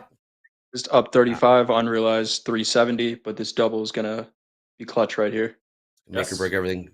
Down 300. And I'm going to, here we go. Long 4. And double, everyone. Should be at 4 contracts still Long in the market. Short 4. Short. Short 4. Okay. Mm-hmm. Yep. Dakota. Here we go. Let's So see these 490s come into play. I want to see those. Still want to know what that marriage advice is. I'm going to be thinking about that until nice tease. Hoag actually tells me. In chat, I'll be sure to share it with you as soon as I hear what the advice is. There's only one thing I could think of that wouldn't be appropriate, but we'll see. I'm not going to say it. You can use your imaginations. We got MOC in 9 minutes. Something to say to chat. I bet someone in chat will say it. We'll see. Chat's on to us. Oh, they're on to everything. Chat is AI. Yes, they are. Oh my God, OpenAI when it goes public is also a zero. That company is so terrible. Sam Altman, dude, that guy's such a grifter. Legitimately, Really? Sam Altman's such a grifter. It's Sam insane. Altman. How can you tell? Like, what's when your spidey sense goes off? Like, So- what do you know? Yeah. He said publicly, I don't do this for the money. I don't want to stake in OpenAI, and I will never want to stake in OpenAI. What does he do now? He's trying to change it so it's a for-profit and gift himself, I believe it was $10 billion worth of equity. Yeah. I don't think it should be done. I don't think AI is far enough along where it can even warrant that. $150 billion valuation on losing $5 billion a year, projected to double within 10 years. That's awful. It's worth a zero. You've got Google, which basically has infinite backing, which can do it probably cheaper and better. Wow. Was there anything you like? Yeah, I like a lot of things. Hilton, Solventum, which is a spinoff of 3M. It's a great company. Cruise Lines, Royal Cruise Lines, those are also really great companies. Really? Home Depot is fantastic. I love blue chip stocks. I just also love pointing out stupidity. Man, love you. Yeah, Zona likes stuff. I just always ask him what he hates. Yeah, because mostly I hate what Twitter loves, because Yeah, Twitter exactly. is wrong and generally stupid. So good. Half of chat loves you, Zona, and the other half absolutely despises you. Just so you know that. Not Yeah, that you actually care. No, it's 'cause fine. That you love happens in my it. life too. No, that happens in my life too. Like there was a person in my old school who, funny enough, was communist, and she hated me with a passion. And I would always go into class and I'd say, "Hey, you still communist?" And she'd just glare at me. Oh my gosh. But Man, Kami, huh? Oh Man, my man. goodness, that's Incredible. so funny. Chad, I don't care if you like him. That was funny. That was a very. Come on, you that have was to hilarious. laugh. Come on, you should not get it. All right, you might have won some people back with that one, Zona. That was pretty good. It was a great conversation. It was a great conversation to walk into, though, guys. Hey. Excellent. Oh, hello. They sent me here a referee. Hoag was having a conniption. I'm joking. Oh, it's fine. Come on, don't sell this. Who's winning this thing? JD. Who's ever short's probably going to win this. I got back in long at 511. I'm long at 511, but so far it's the shorts. I still think that we have that possibility to break down to those 490s. Yeah. They're going to test these 500s again. Here we go. Got some traders doing technical analysis. I like it. On the reversal challenge. I just use my I'm adding indicators as we go. You guys should do a segment where you just try random indicators, like just random crappy indicators. That'd be fun. Yeah. So just like what, There's plenty of them out relive there. everyone's like first year of trading. So I record Yeah, no, like, I think it would be estimates, hilarious PSEs. and see how you would use them now. Yeah, I think that'd be hilarious. I think that'd be pretty fun. Actually, that'd be a cool segment. What about the Ichimoku cloud? That one's pretty cool. I've heard of that. I've never what I was actually used missing. it. Is that the one with all the lines that you would see in a movie? That's what I've heard it looks like. Oh, like so many lines. It's actually in Topstep X. You just put in cloud. It's the Ichimoku cloud, and it just puts lines everywhere. And some traders really do enjoy it. So if you do, good on you. I just put it on. You have a Yeah, that's interesting. You have a suggestion for an indicator I should be using right now. I am realized down 1100 and Ooh. slowly falling apart, so I need some help here. Chat, Yeah. what is the indicator that's going to help me win this game? Question. Oh, okay. Slow stochastic. Yeah, Zona. The funny thing is, if we do that segment, watch that shitty indicator be profitable, and then everyone's like, "Wait, what?" Everyone's you make a killing on that shitty indicator. It's all risk management. It's all that matters is risk management. James Harden has light power hour content. I would like a light dusting of power hour content, James, if you're back there. You got it. We can have a light dusting of Power Hour. But first, I'd be remiss if I didn't show the beautiful artwork from our creative team that's going to keep track of the reversal challenge moving forward. So you can see Dakota has his win streak of 1 so far. Okay. Both Jay and Zona are returning players. So keep an eye on this as we go forward. We're going to be updating this each week so you can know who has the bragging rights for Power Hour. Ooh, sock trader Andre called for it earlier. Office for today. This is his trader setup. Well, that's Love sweet. a good RGB setup. Trading in the dark. It's like trading in the light, but at night.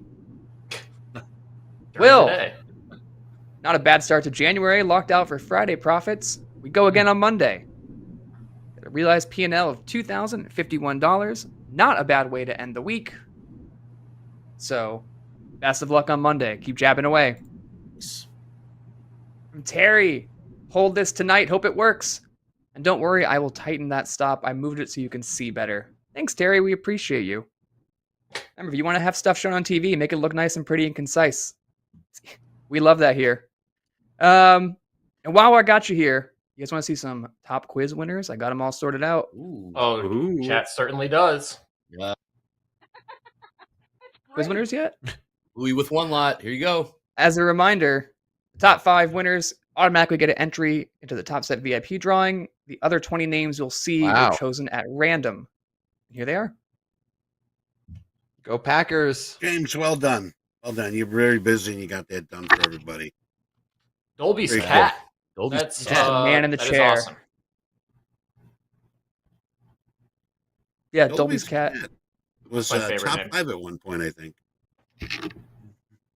Scott's Tots. Best episode of TV. Done. Both of these. He was number 1. Yeah, Bofty's what? He was number 1. And that's 2 here SpongeBob we go. references Here's from the me thought. back to back. So back to you guys. Oh, no. Oh, great. You've met your quota. Here's those 490s. Yeah. 490s. NASDAQ. James, did we ripping ever lower. did we ever play those Lake Lawn videos? Does anybody remember? Those ever go? They might be in the broken box. I can't remember if we showed those or not. I think they got confiscated. You do here. Yikes. Yeah. Shout out to whoever suggested the awesome oscillator. Yeah. I'm back positive after I put that on my chart. Look at that. Awesome oscillator. I like Pretty that. awesome. Awesome oscillator. It's pretty awesome. Yep. How can Trade you looks lose? awesome, dude. It says awesome. There we go. There we go. There's 490, Toby. Oh, thank you. Yikes. Gift delivered. I appreciate your gift there, I don't Dakota. know if I'm going to make it 490s. to... Oh, boy. Is anyone close to their DLL? Getting there. Unrealized down 2,400. Try I my got best. some good news When do we because in double? 7 minutes you get to double to 8 contracts. So we got Ooh. MOC in 1 minute, so buckle Coming up. Minute, Oh, 4 seconds. Yes, we do. Here we go. Oh, here we Zona, go. you doing? Zona, you trading again or no? Well, I've been trading my personal account, Hmm. but not really Topstep, not particularly. Oh, got it.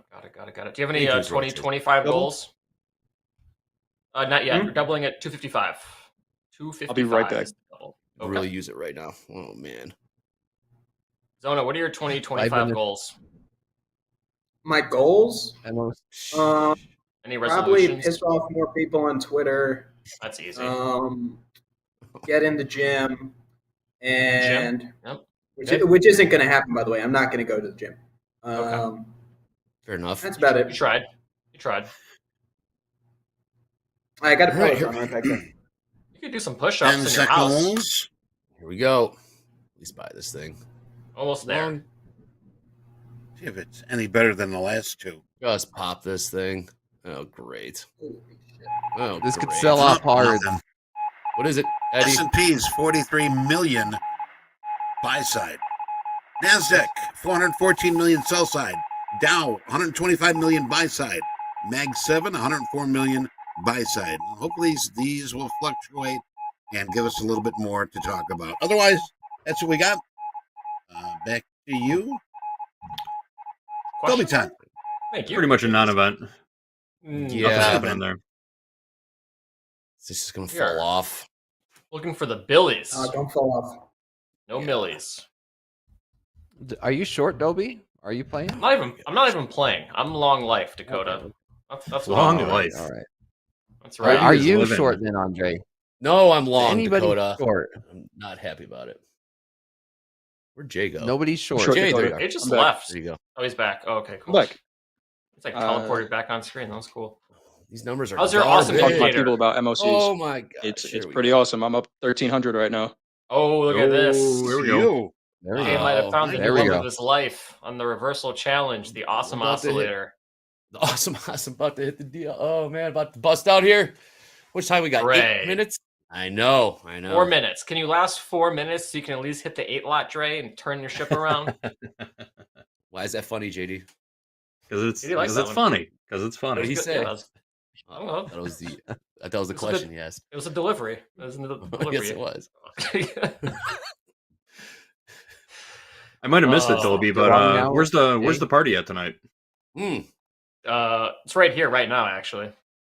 Oh yeah. I don't know if you got the memo, JD, but this is a open bar for a reversal challenge. Ooh. If you're in the office, there might be some Dorito liqueur that you could probably drink. Did you leave that there? I'm not in the office right now. I sure as shit did not take it home. Absolutely Oh, not. it's sitting there like a beautiful trophy in the office. Like a temptress. You're long, Coach Jay? Did just get long, yeah. Did the oscillator say It's so? 480s. It didn't, but You're looking still- good. Still learning how to trust it. Well, you're a big bounce. Yeah. 20 Why points. can we trust it, man? When can we double up?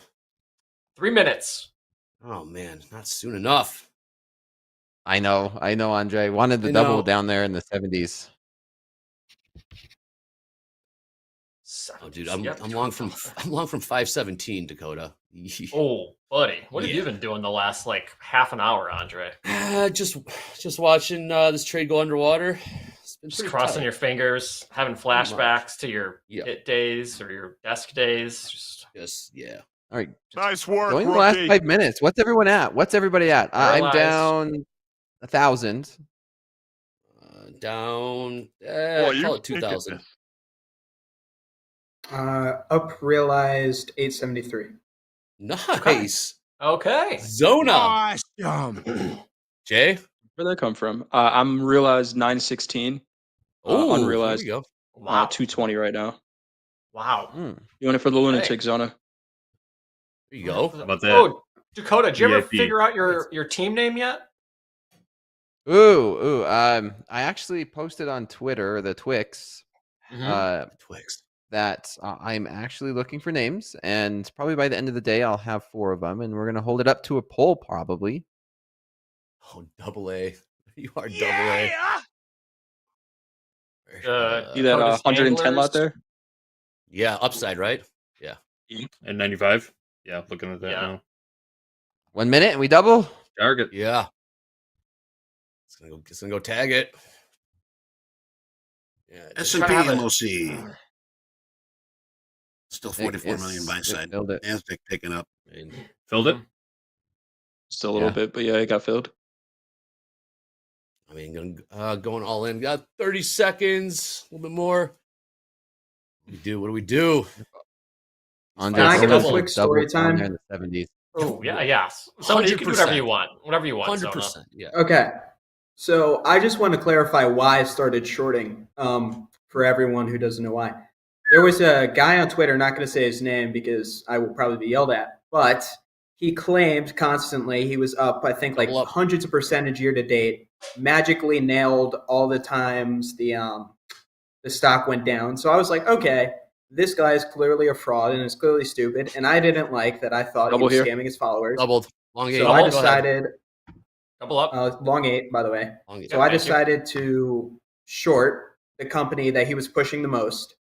Needless to say, 3 months later, fast forward to now. We'll go fast forward to now. Stock's down 60%.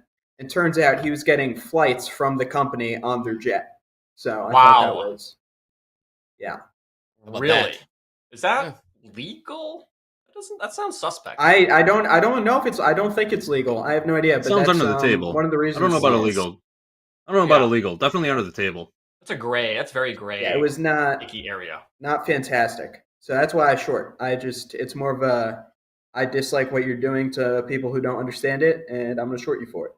Respect that. I think that's valid. I think it's actually kind of a valid. Very valid. Yeah. It's noble. Valid trading system. Yeah. MOC Like- buys just kicked in here big. Ooh.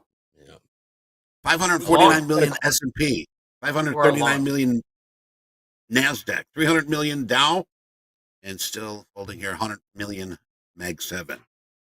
Ooh. It's a big jump. To make a positive case for AI here, Norris Flex just asked me what my workout plan was. I legit just asked ChatGPT for a 5-day workout plan like a year ago, and have just been following that for the past year. It made it pretty simple. How much would you pay that? How much would I pay for it? I paid for workout plans. That's in what the they make past. money off. I've paid. Yeah, I've paid $100 for a plan. I've paid a couple $100 for a plan. I think the one thing is, and I think especially in fitness, right? If you're looking for like a personal trainer and stuff like that, just having a plan is not enough. If you're not dedicated to stay in the gym, so I still think there's space for personal trainers. But if you're going to bring yourself to the gym and just need an idea of what to do, it was real quick, right? It was 2 minutes. It was just like, hey, what should I do? This is my goal, and it printed out a plan from there. Kept it pretty simple. Yeah, how about that, Zona? AI. I like the body app. No, that's good. That's good. I mean, I wouldn't call it advanced AI, but that's certainly a case. Yeah, there's so much stuff that's like free too. But you're right. There is a case for gym, and fitness instructors and stuff. But a lot of the time at the higher end, they're really just glorified therapists. And Yeah, most they're of the motivators. Yeah, but But would that also justify a $250 billion valuation to be a fitness company? I mean, yes. That's more my point. Like, I think AI has a future. I just don't think it's worth $250 million in market cap. Yep. Are you ever on like those coding subreddits and all the coders are complaining about AI code and how it's like 90% accurate, but then you still have to spend time fixing the code they get, so it ends up being like kind of net neutral if you are not actually a really, really good coder. So I tried using AI for coding. I suck. They're cannibalizing themselves. All right, what's update for everyone? What are you guys at? I mean, we're in 8 contracts. This should be pretty spicy now. If it's not spicy, then long 8 down $300. I'm realized up 3,000. You're up 3 Gs. Oh, Zona, my dog. Welcome back to Topstep. I'm good. Instead of 1026, unrealized 320 right now. Zona. Short going into the close. We're gonna finish right where we started. Hour. Pretty much, Dakota. Yeah, probably. 60 seconds. Man, oh man. What? Oh, this trade didn't do anything really. Hey, up $3,000 though. Not bad. No, it's not bad at all. Seriously. No, watching the last like 2 minutes, I'm going to become the greatest wealth destroyer on the planet. Shout out Kathy Wood. Yo, Ark, way. That's, Ark. That's a name I haven't heard in a while. Yeah, because she's stupid. Yeah. Here we go. Did she sell nice. Tesla Be nice. like right before it like just exploded higher. Hey, remember flatten all in 25 seconds. Flatten all in 25 seconds. Oh, that's true. This thing, where do they want to take it? We're going up. Oh, this thing's rocketing to the upside. Gonna be in the green, I think. DLL?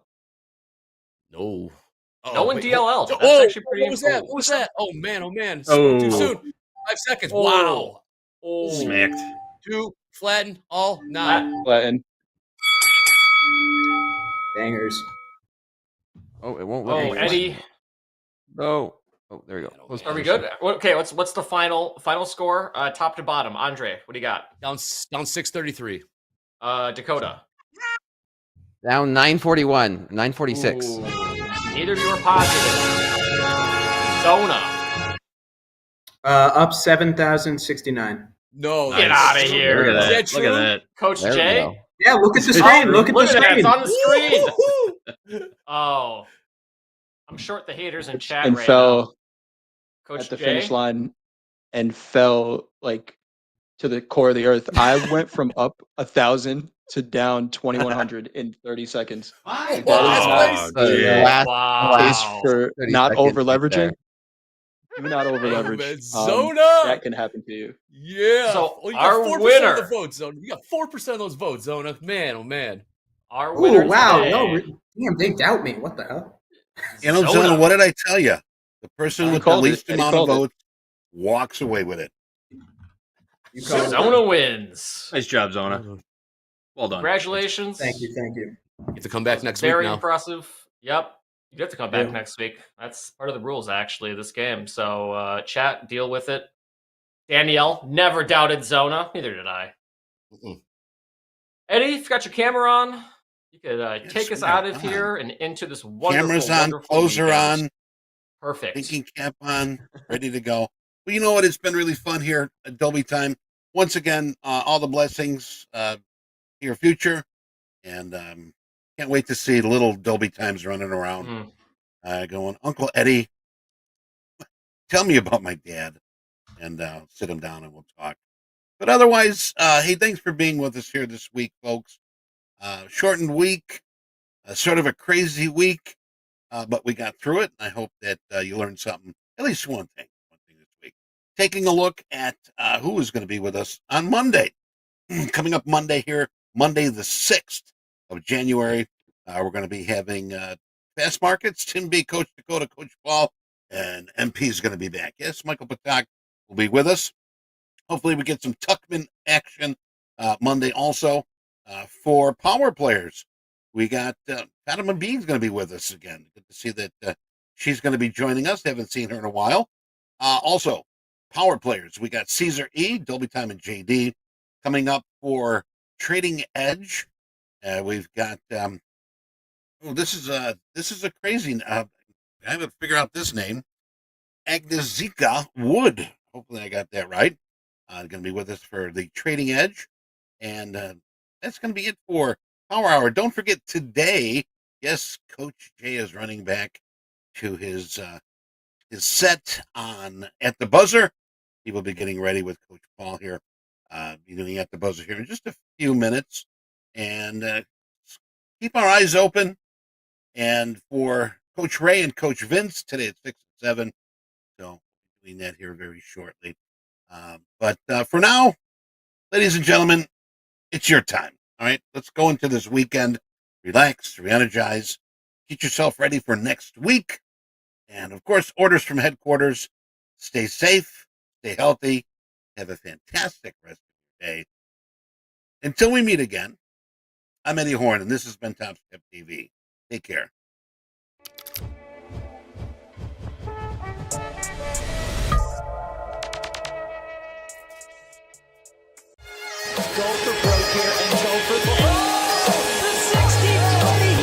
I've never felt so good in my life. I'm on an absolute roll, podiuming at every single competition during the year. 5.75 for the kid from Aspen.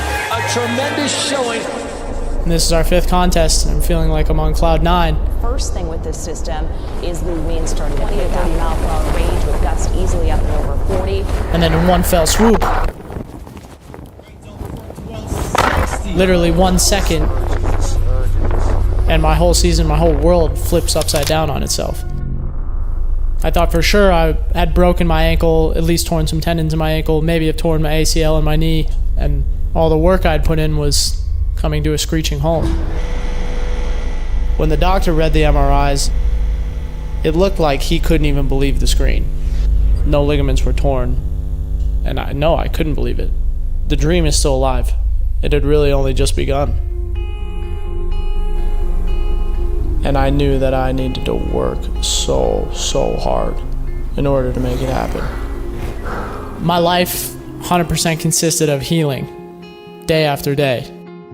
Wake up, 7:30 sharp, morning meditation, PT exercises, eat breakfast, oatmeal, blueberries, physical therapy, an hour, hyperbaric chamber, an hour, Novathor bed, 30 minutes, drive to the gym, stretch 20 minutes, bike 20 minutes, workout 45 minutes, hot tub 20 minutes, drive home, sauna with visualization, every run over and over again. Heat, ice, heat, ice, heat, ice, over and over and over again. Go to sleep, do it all again. Wake up, 7:30 sharp. The only thing on my mind, the only thing I could focus on, the only thing I could possibly do was get better. Feels like the bone and the bone. I'm gonna do every single minute detail that I possibly can, because if I leave anything on the table, I'll regret it for the rest of my life. The day after I got injured in Mammoth, I was probably at 30%, exactly a month and 2 days after, close to 100%. I'm feeling like me and me more and more every day. Wake up, 7:30 sharp, repeat, every day, every day. The reality is there's no roadmap to tell you, okay, I can do this trick right now, or I can't do this trick right now.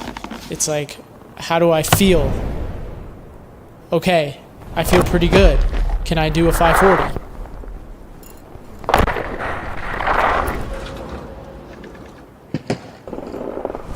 Okay, can I do a 900?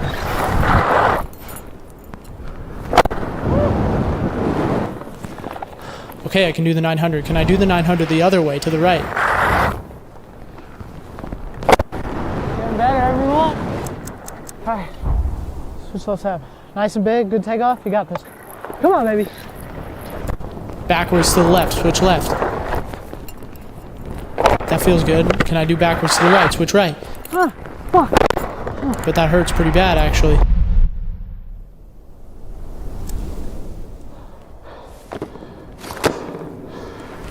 can I do a double? Because I won't be able to compete the way I want to without being able to do a double. Racked up 12. Same trick I hurt myself on in Mammoth. All right, I got this. I can do this.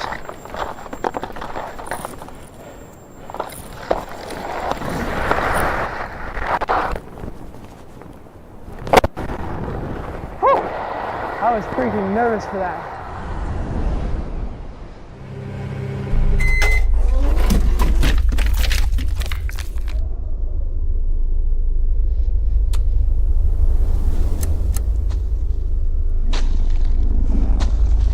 There's a difference between going to the Olympics and just going, and then going knowing that you can do something great.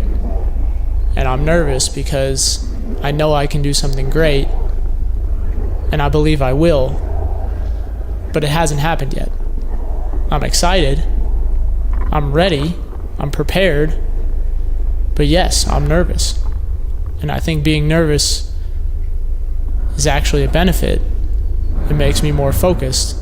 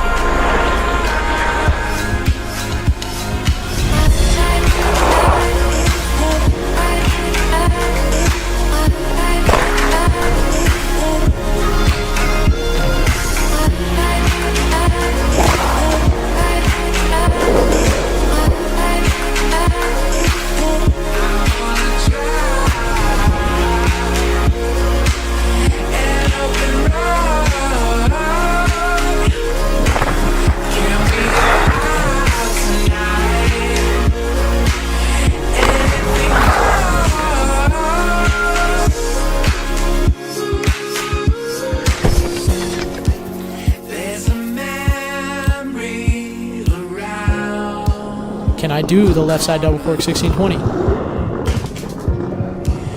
My heart's pounding out of my chest. Never been so nervous in my life. Oh my God, am I going to be the same? Am I the same? Can I do this? Does my ankle feel good? So many different thoughts running through my head. What if I fall here? If I fall here now, this is going to be really bad. But if I land, I'll have so much more confidence in order to bring it into the Olympics.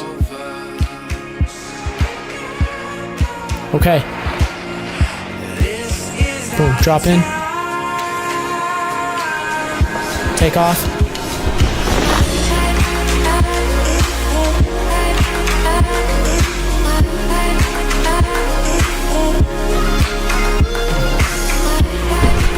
Land. It's like, got it.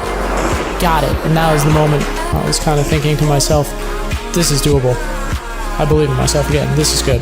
This is really good.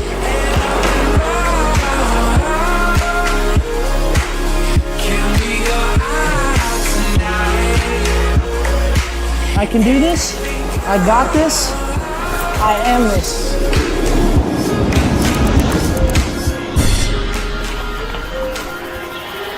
Man, today was so much better than yesterday. Just wait till tomorrow. That's what I tell myself every day.